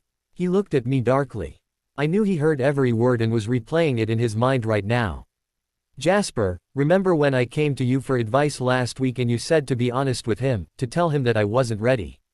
Well, that's what I did. And, again, your advice worked perfectly. We're back to being friends and things aren't awkward anymore. So now you're comfortable enough to get together with him on the weekend to discuss favorite love poems. Wasn't there anyone else in the class you could have worked with? I looked at him carefully. This was something more than an overprotective friend, more even than an overprotective brother. This was something else. He was acting angry, almost jealous. But, of course, he wouldn't be jealous. So it had to be anger. But why? Mike was the best choice and he is a friend. Why shouldn't I work with him? Don't you think it's a little cruel to hang out with him and give him false hope when you know he wants more than friendship? Ooh, that was below the belt, especially since he was doing the same thing to me. Mike knows where we stand. He knows things won't go further until I'm ready. Jasper looked at me sharply. So someday things will go further. I pulled my fingers through my hair. As if this conversation hadn't been uncomfortable enough already. I can only give you the same answer I gave him last night. Maybe someday I'll be ready. I don't know right now. All I know is that I'm not ready for that today. But if that day comes, so what? It's not like there's anyone else in my life. Do you really think Mike is that bad? He didn't respond right away. You could do worse, he finally said, begrudgingly. I could see it took a lot out of him to make that concession. I shook my head and looked down at my knees. I still didn't know where all this hostility towards Mike was coming from, but it didn't look like I was going to get any answers today. I just hate that he gets to spend all this time with you, Bella. He sees you at school, all day every day, and then several days a week after school at work, and now he'll take away some of your remaining time. I guess I'm just worried that if you start going out with him you won't have time for me at all. I looked up. He was jealous, but only of my time. He didn't want anyone to take away from his time with me while he was still here. I could understand that. I wanted to spend as much time with him as I could too. Jasper, I whispered. I'm here right now, I'll be here tomorrow, and we'll have all day Saturday. And Sunday I'll try to come over in between. In between? He asked, confused. Yes. Didn't I mention? I'm going to La Push in the morning with Charlie to have brunch with Jacob and his dad. That's what the rest of the groceries are for. I said, pointing towards the untouched fourth pile of food in the kitchen. You're cooking for Jacob? He asked, running his fingers through his hair. And Billy and Charlie, I added. I haven't seen Jake in a week and Billy in over 2 weeks. You know I usually go to La Push Saturdays, but this week'll be with you so I thought a Sunday brunch would be a good compromise. We'll eat, and then when the game starts I'll come to see you until I have to go to Mike's. You're going to see both Jake and Mike on Sunday. And you. I was starting to feel like we were playing a game of telephone. Everything was repeated, but not quite correctly. And I'll call you at night, as usual. Right. I couldn't figure out the look on his face. But Saturday. I'm yours morning to midnight. I smiled. And I have the prefect alibi. Ben and Angela are going to Olympia for the day and we'll tell everyone I'm going with them. Isn't that great? He looked relieved. He may have intended to say something else, but just then the kitchen timer buzzed. It was time to deal with the food.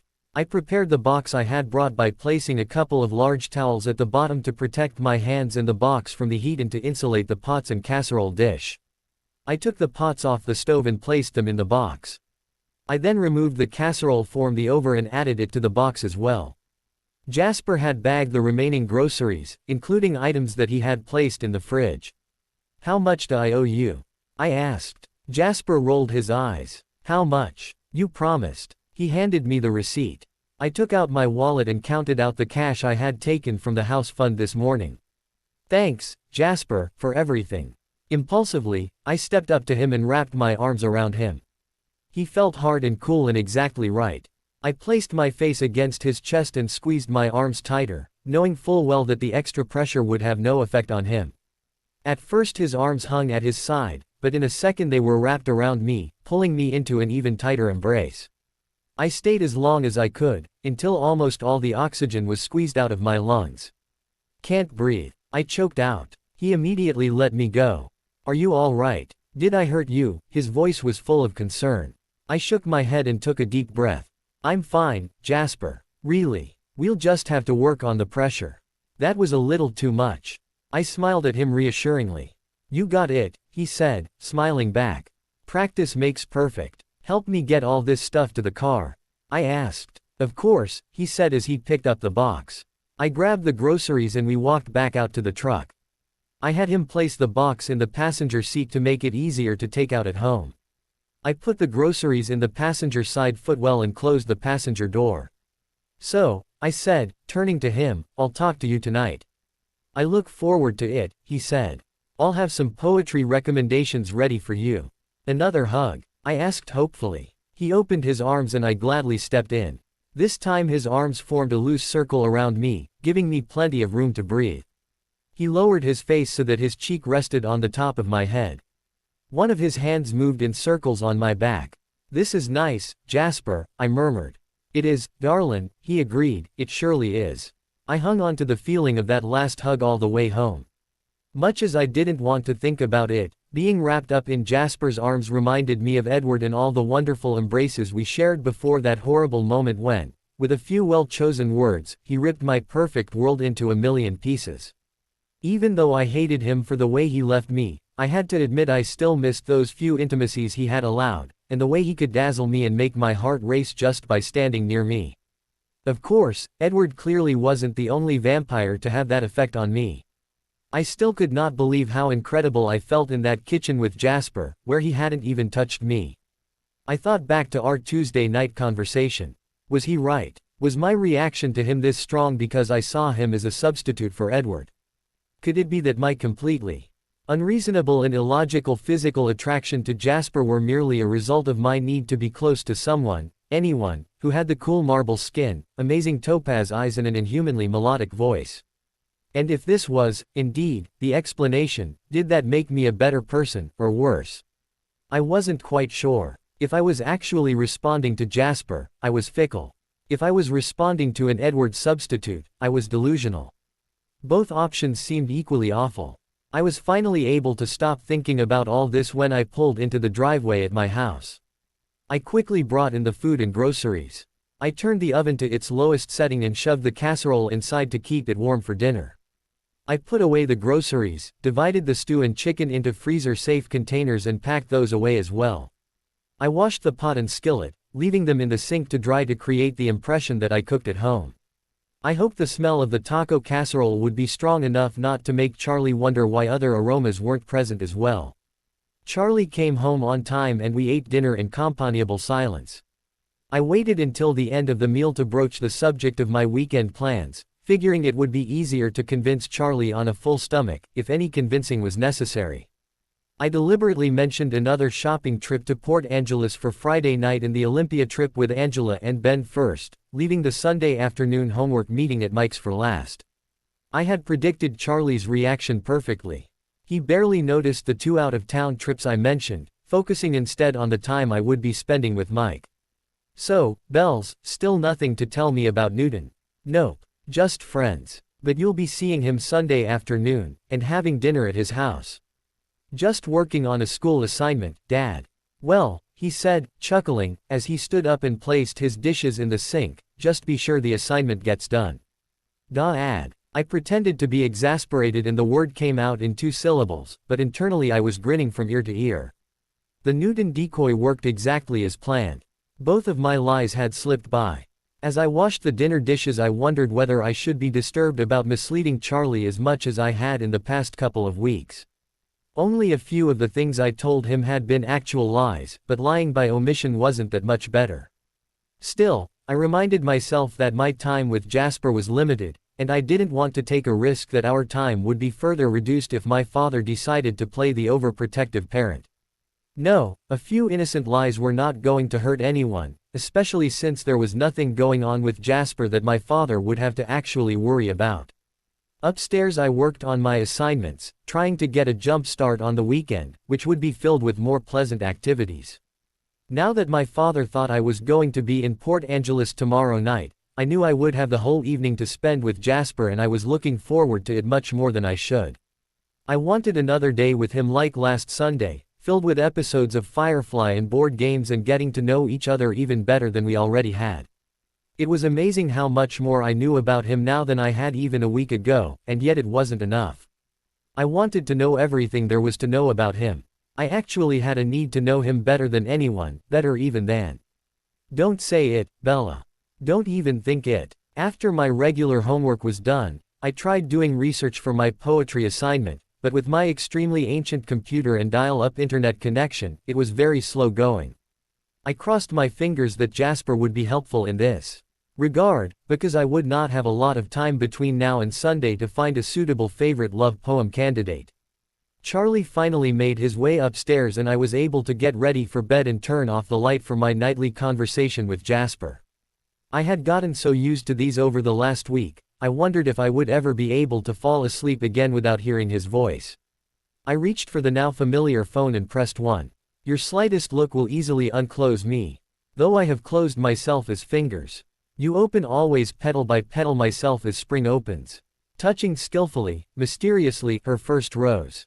I loved when our nightly conversations started without beginning, but this was a most stunning start. My lips fell open, marveling at the seductiveness of his delivery. Oh my, I whispered, that's beautiful. And deep. Yes. Your assignment inspired me to revisit some of my favorite poems. This was from Somewhere I Have Never Traveled, Gladly Beyond by E. Cummings. The entire poem is amazing, I'd say rivaling your English classics, but this second verse in particular reminds me of you. I swallowed and felt the tremor that always went through me when he mentioned that he had been thinking of me in some way when I wasn't with him. If he only knew the effect these casual comments had on me. In what way? I asked. It's difficult to explain. Try. He thought for a moment. I've never been particularly close to anyone. I don't like to talk about myself. I don't like to get too personal. I suppose most people would say I'm aloof, guarded. I prefer to think of myself as private. But you seek information in a way that makes it impossible to deny you. You're not merely curious, you genuinely want to know. And so you have been peeling me open, layer by layer. It's quite extraordinary. I'm sorry if I've been intrusive. I don't mean to pry. No need to apologize. I said this was difficult to explain. Alice knows me better than anyone else, but that knowledge came through many years of being together. Over time, I told her my entire story at my own pace, and she never rushed me, never asked. She seemed comfortable just to live in the moment, or in the future. She didn't have much interest in the past beyond what I was comfortable sharing with her on my own, though in the end I wanted to share it all. Perhaps she had foreseen that all along, and that's why she never prodded. Edward probably knows me second best, not through actually seeking me out, but through reading my thoughts over the time we've been with the Cullens. I suppose with his ability he had no need to ask me anything. The others know some, but a lot less. In the 2 weeks that we've been talking, you probably know more about me than they do. That's because our time together is limited, so I have to gather information quickly, I replied, suddenly feeling like an inquisitor. No, I think it's because you actually care. I stopped breathing, not sure whether I could accept such a harsh judgment of the Cullens. The Cullens care about you, I said quietly. They do in a way. His voice had no emotion. They have been generous in allowing us to join their coven and they have made Alice very happy. But, as you know, I'm not like the rest of them. They are my family now and we do care for each other, but I am and forever will be the misfit. You're not a misfit, I said vehemently. It's all right, Bella. I don't mean it negatively. It's a statement of fact. They don't understand me. They never really tried and I'm not sure they could if they did try. And, to be completely fair, I haven't exactly opened up to them either or encouraged their inquiries. But you found a way to draw me out that's unprecedented. And while it sometimes is uncomfortable, I also find it oddly reassuring. I had thought myself incapable of this kind of interaction with anyone. I'm glad to know I was wrong. And I'm grateful that you have opened up yourself to me in return. It's not fair to you, is it? There's not as much to me as there is to you. Not in experience, perhaps, but certainly in complexity. You're positively mercurial. Your emotions, personality, are so unpredictable. You're amazingly difficult to read and pinpoint, and those are just the things I can feel. There's so much more that I will never know unless you decide to share it with me. You can ask me anything, Jasper. I know. But there are questions that should never be asked, things that should only be revealed if you desire to do so. Like how you became a vampire. I had already breached this unwritten etiquette by asking the forbidden question. I would not do it again. He would tell me when he was ready. I found some books for you in Carlisle's library and marked some possibilities. You'll find them in your truck tomorrow morning. He was signaling that the other part of our conversation was over. That was so nice of you. Thank you. I feel like I'm taking advantage. Practically your whole day today was taken up with my needs. It feels nice to be needed, Bella. It's not exactly something I've experienced often in the past. I enjoy doing this for you. Well, except for the feeling like an idiot in the supermarket part. I giggled. I thought we already determined that you shouldn't have felt that way. By that time it was too late. But that's okay. Maybe I needed that experience as well. It just wasn't enjoyable. But I was well compensated. You won't forget your promise about Saturday, right? I groaned. I don't suppose you're going to give me any hints about what to expect.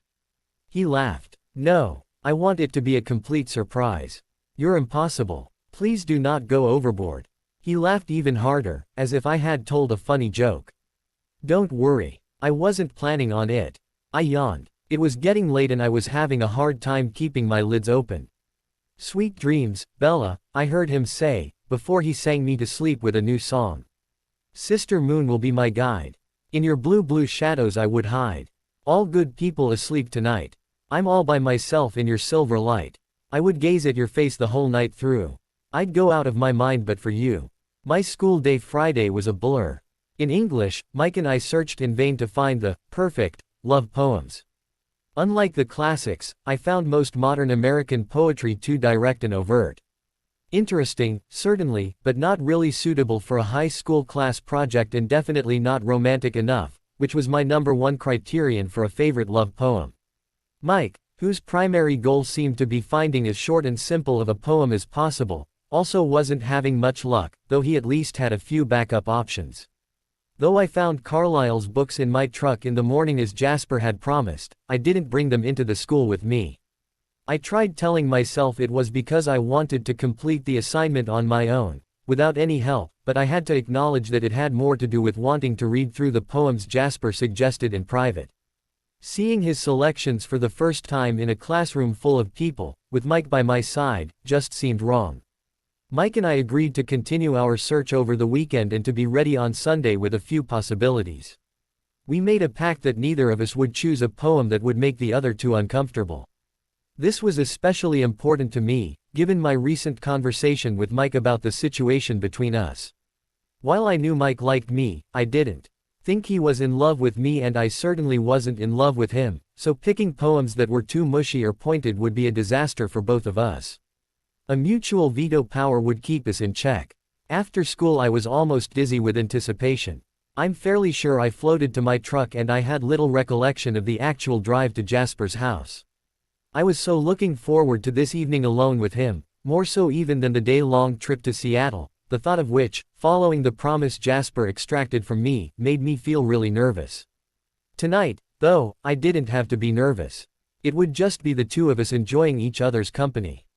He was waiting for me at the bottom of the porch stairs again, holding the same lazy cowboy pose as the day before. My heart quickened as soon as I saw him, and I instantly knew the answer to the question I was pondering yesterday on the way home. This reaction had absolutely nothing to do with Edward. The tingling that I felt throughout my body every time that I saw him was all about Jasper. It wasn't even about his lean, lithe body, his deep gorgeous eyes and his tousled golden hair. Instead, it was an all-encompassing thrill of knowing that we were going to be together, laughing, talking, and sharing. With Jasper I didn't have to be self-conscious, I could just be me and not feel juvenile or inadequate. I wasn't sure how or when it happened, but somehow Jasper managed to erase all of the self-doubt I felt after Edward told me I wasn't good enough for him. Jasper made me feel more than good enough, he made me feel special. It didn't matter that he didn't want a romantic relationship with me, I knew he had a good reason. What mattered is that he wanted to be with me and to get to know me and do things that I wanted to do, not things that he felt I should be doing. He didn't need to guide and control me. Instead, he had worked his magic and conjured up a new, strong, self-confident Bella. A Bella who didn't just survive Edward's abandonment, she could thrive without him. He helped me become my own person again, a person that somehow had been lost during my time with Edward. I parked the truck and turned off the engine. Just like the previous day, Jasper pushed himself off the porch and was at my door in time to open it for me. Instead of waiting for me to get out, though, he sped to the passenger side, opened that door and grabbed my book bag. He swung the bag over his shoulder and looked over at me with a grin. "I've been looking forward to this evening all week." I smiled back at him. "Me too." We walked to the house side by side. Inside, Jasper placed my bag on one of the kitchen stools. "Hungry?" he asked. "A little, but if I eat any more chips and soda soon I won't be able to fit into my clothes." "Ah, I kind of thought you might be tired of those. When I was at the supermarket yesterday I got some of those microwave dinners. I know they're not as good as your cooking, but they sure beat mine. Will they do in a pinch?" I looked at him incredulously. "Seriously? You shopped for food for me?" I walked over to the freezer and looked inside. It was filled with a wide variety of brands and types of frozen entrees. The checkout clerk at the market must have thought Jasper was insane.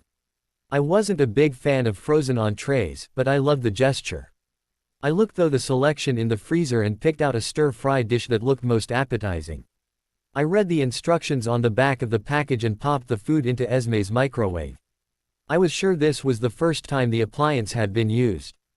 Jasper walked over to a drawer, pulled out a fork and handed it to me. "Thanks," I said, genuinely grateful.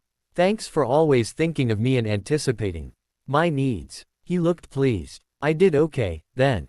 "You did great." I stepped towards him and gave him a hug, maintaining the embrace longer than I should have. Jasper hugged me back, slightly hesitantly, taking care not to hold me too tightly. We broke apart only when the ring of the microwave announced that my dinner was ready. I ate sitting at the kitchen bar counter, while Jasper told me about his day. He spent a lot of time in public places in Port Angeles, continuing to train himself to interact with humans. Apparently it was getting easier and easier for him to tamp down his bloodlust. As happy as I was for him and his success, I also feared that his last day in Forks was rapidly approaching. I knew this was inevitable, but I hated it nevertheless. When I was done eating, we moved to the living room, where Jasper had already set up the next episode of Firefly. I made myself comfortable on the sofa and Jasper sat near me, though far enough away to be able to angle himself to watch me instead of the TV. I groaned. "You're not going to do that again, are you?" I complained. "Now that I know what you're doing I'm nervous. I feel a bit like a scientific study subject under observation." Jasper looked so disappointed I actually chuckled. And then I remembered how much he had done for me over the last 2 days and suddenly letting him watch me watching TV didn't seem like all that much to give in return. "It's okay, Jasper," I said. "I was just kidding. You can watch me if you want to, I'll be fine." As soon as the show came on I was so absorbed that I didn't have time to think about being watched. I delighted in the dialogue, the sets and the costumes, but mostly in the relationships between the characters. We were watching an episode called Shindig, where Mal inadvertently got himself roped into a sword duel while trying to defend Inara's honor. The episode was a perfect mix of humor, action and romance. Of course, the romance was very understated, as the characters refused to do what they needed to do in order to be with each other. I don't get it, I said after the episode ended. Why don't Mal and Inara just get together already? It's clear they're in love with one another. Why can't they just admit it and live happily ever after? Jasper looked at me. His expression was at once thoughtful and amused. It's not that simple. Why not? Mal doesn't like to be vulnerable. Seems to me he made himself pretty vulnerable when he asked Inara to stay on the ship. Jasper inclined his head in agreement. It took a lot out of him, though. Normally he is more guarded, doesn't get close to people, builds a wall around himself. He's been through a war and he's scarred. I looked at him carefully. We were no longer just talking about the TV character. I was about to ask, but then remembered his statement last night about questions that should never be asked.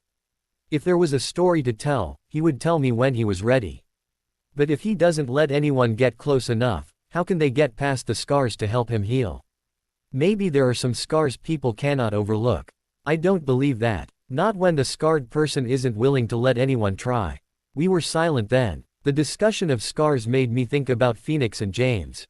I pushed up the sleeve of my shirt and absent-mindedly traced the crescent-shaped scar left by James when he tried to kill me, before the Cullens stopped and killed him. The scar felt cooler than the rest of my skin. I knew that even after Jasper left Forks, the scar would be a permanent reminder of my association with the beautiful immortals, a reminder that I would never be able to let anyone get close enough to know about that part of my life. Was it even possible for me to lead a normal human life after all that's happened to me in the last year? Maybe Jasper was right. Maybe there were scars that could not be overlooked.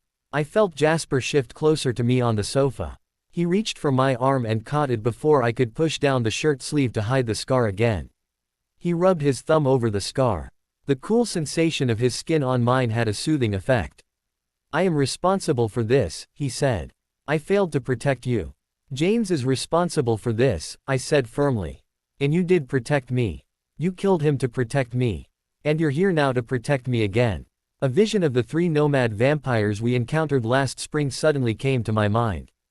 James was gone, but 2 of the others remained, and one of them was on his way to Forks.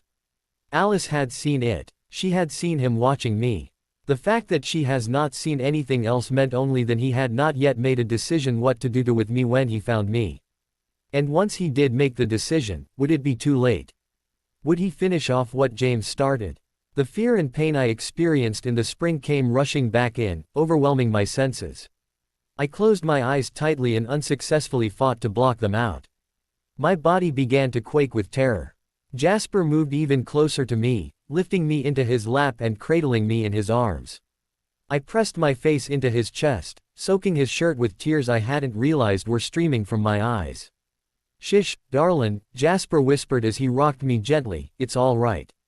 I'm here. You're safe. I won't let anyone ever hurt you again." I sobbed into his chest, still shaking. His arms tightened around me as he continued to rock and whisper. "I'm here, Bella. I'll protect you. I swear I won't fail this time. You'll be safe. But. I couldn't even speak through my sobs. You're alone. What if Laurent is stronger? What if something happens to you?" The thought of Jasper being hurt, of Jasper dying, sent me into another round of sobs. I clutched to him desperately, trying to erase the horrible visions from my mind. "That is not possible, Bella," his voice was strong, confident. "I am skilled in battle. Laurent is no match for me." His tone made me stop sobbing momentarily. He sounded so sure of himself, it felt like a betrayal not to believe in him. But seconds later, the fear took over again. "I know you were in the military, Jasper," I said through my tears, "but that was a human war. This is something different. The tactics you learned in the Confederate Army don't apply here. I know you're strong and powerful, but so is he." He placed his hands on my shoulders and pulled me away from his chest so he could look into my eyes. "Bella, my fighting skills do not come from my human military training. The human war one was involved with paled in comparison to what happened after I became immortal." I looked at him, shocked. How could anything pale in comparison with the Civil War? Wasn't that the bloodiest conflict ever fought on American soil? I want to tell you my story, but I need you to listen carefully because you need to understand who I am, and what I'm capable of, and I think I will only be able to get through it once. I'm not trying to manipulate you, Bella, but you're upset right now and I'm worried in your current state you may not be able to fully comprehend what I'm saying. I may frighten you too much.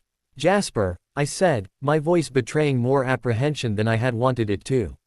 You don't have to tell me anything. No, Bella, I do. You have to know who I was and what I've done, and once you know you have to decide for yourself whether you want to continue associating with me. But just while I'm telling you my story, I need you to remain calm. After that I'll stop and you'll be able to react however you want. But just during the story, so that you hear it in its entirety, can I help keep you calm? I considered his request carefully. I was already feeling calmer. I was still a bit anxious, but calmer. I had a feeling I would not need his help to stay that way. But if it would help him to know he had my permission to calm me, if that would somehow make it easier for him to do what he was obviously dreading, I would gladly grant it. If I need it, Jasper, I'd be grateful if you helped me stay calm. He sighed in relief. I lifted my hand and ran it through his hair, pushing it away from his eyes. My hand slid down the side of his face, resting on his cheek. He closed his eyes and inhaled deeply. I leaned forward, resting my face and body against his chest, and breathed him in. Yesterday this act had set all my senses on fire. Today, it was comforting. I hoped my scent was having a similar effect on him. Jasper. Yes, darling. Before you start, I need you to know that nothing you could say, nothing you could have done in your past will change my opinion of you. People change, and I know you have changed. It doesn't matter to me who you once were, the only thing that matters is who you are now. My friend, my champion, my protector. I don't know what I would have done these last few weeks without you. You were there for me when I needed you, when everyone else left me, and that's all I care about. So I will listen to everything you have to tell me, but it will not make any difference. He wrapped his arms around me and held me to him. I don't deserve all the faith you have in me, Bella. But I appreciate it more than you could ever know. He stayed silent for a moment, then he began. He told me about the 3 beautiful women he met following the evacuation of Galveston and about Maria, who became his creator. He told me about the newborns, about how he had used his military training and his power to control emotions to train an army of newborn vampires, about the fighting for territory and the way he disposed of the newborns when they were no longer useful. He showed me the multiple bite marks on his arms, the scars forming a texture on what should have been perfectly smooth skin. He spared no details, being deliberately gory in his descriptions, but I had no trouble remaining calm. I knew that the Jasper who had done all these awful things was gone, replaced by the man who could hold a human in his arms and resist all desire for carnage. Jasper kept speaking. He told me about becoming depressed, about Peter and his mate, a newborn named Charlotte, whom he allowed to escape. He explained that Peter and Charlotte eventually came back for him and described his life with them, free of war but still feeding on humans. I felt the pain in his voice as he recalled his depression and his futile attempts at resisting feeding on humans. And I heard the awe in his voice when he described meeting Alice, who had been waiting for him in a diner so they could go off together to look for Carlisle and the rest of the Cullens. He told me how surprised they were when he and Alice showed up out of the blue and demanded to join their coven. I listened to it all wordlessly. I found it hard to wrap my mind around all he had gone through to get to this point. I probably should have been repulsed by the lifestyle he had led before, but I knew that he hadn't been responsible for it. He only did what he was trained to do until someone showed him a new and better way. I saw Jasper in a completely new light, and I admired him for his continuing effort to resist the way of life that must have been so ingrained in him. Jasper shifted me in his lap so he could look me in the eye. His expression was puzzled. He shook his head. You are an enigma, Bella. Your emotional reactions are so unpredictable. You should be disgusted with me, or at least horrified. Instead, You don't disgust me, Jasper, I said quickly. And in case it wasn't clear when I started dating Edward, I'm not easily horrified. What you did, leaving Maria and then also leaving Peter and Charlotte, that's the bravest thing I could imagine. You didn't have Alice's foresight, so you had no idea that there was another way of life, yet you tried to get on that path all by yourself. You're amazing. Jasper smiled, though the smile didn't quite reach his eyes. You have an interesting way of looking at things, Bella. I just told you that I killed hundreds of people, many of them innocent, or turned them into vampires and then killed them, and yet you find me amazing. You saw the monster that lives within me a few weeks ago when I nearly killed you. Was that amazing? It's been years since I left that life behind, and yet I smell one drop of blood and my resolve disappears while my desire to kill overwhelms everything else. He ran his hand through his blonde curls, clearly frustrated. I wondered if he was frustrated with himself or with me, for not reacting appropriately to his life story. Whichever it was, I couldn't just sit there without saying anything. The life you've chosen is more difficult for you than for any of the others. Most of them had Carlisle to guide them, and Alice had her visions. In the meantime, both your human and vampire upbringing predisposed you towards a lifestyle of blood and battle. And yet all of the Cullens avoid the blood-typing biology lab, because they know how easily they could slip. The night of my birthday, everyone in this room except for Carlisle was hungry for my blood. I could see it in their eyes. They're not so different from you, Jasper, no matter what you may think. I lifted my hand to his cheek again, looking him straight in the eye. I heard everything you said and it changed nothing. But I'm glad you told me and I'm glad you don't have to carry this burden anymore. High eyes held mine as his hand moved up to cover the hand I held over his cheek. He lowered my hand to his lips and at the flesh of my palm. Then he slowly at each fingertip in turn, before dotting my palm again and returning it to his cheek. Thank you, darling, he whispered. I should have known you would react like this. I should have had as much faith in you as you had in me. I stared at him in wonder and I burned for him. My hand tingled everywhere his lips had touched my skin. I pressed myself against his chest again, fearing what I would do if we continued to gaze at each other. My heart thundered in my chest furiously as my blood flooded every cell in my body. My breathing came faster and shallower. I was starting to feel lightheaded and giddy. I had to stop this, get a handle on my emotions, get away. I pushed myself off his lap to stand on the floor beside him. I think I need a human moment, I mumbled and ran to the washroom. I closed the door behind me and leaned back on it heavily, forcing myself to breathe slowly and deeply. Eventually my heart rate slowed to its normal pace and my breathing evened out. I splashed some water on my face, reminding me of the last time I had used this room for this very purpose less than a week ago. I needed to learn some self-control before I did anything Jasper and I would both regret. I emerged from the washroom a few minutes later. Jasper was up, standing next to the living room windows. He turned to look at me when he heard me walk into the room. Hey, he said softly. Everything all right? I nodded. With me too, he said, and gave me a small smile. I looked at my watch, noting it was later than I thought. I'd better be getting home. Big day tomorrow. I have to get my beauty sleep. He didn't seem surprised. He walked over to the kitchen and picked up my bag, ready to walk me to the truck. I joined him and we walked out together, side by side. He opened the driver's side door for me first, then sped to the passenger side to deposit the book bag, before returning to close the driver's side door. I cranked down the window when he looked like he wanted to say something. Thank you again for today, Bella, he said. I sighed. You have nothing to thank me for. Doesn't matter. I thank you anyway. And I'm really looking forward to tomorrow. What time will you be here? I'll leave as early as I can, probably right after Charlie leaves to go fishing. Good. The earlier the better. I have a full day planned and we don't want to miss anything. I rolled my eyes. I'm not going to ask because I know you won't tell me anything, but I'm looking forward to the mystery day too. Call me tonight. Of course. If you enjoyed this alternate journey, don't forget to like the video and subscribe to the alternate path for more incredible what if stories.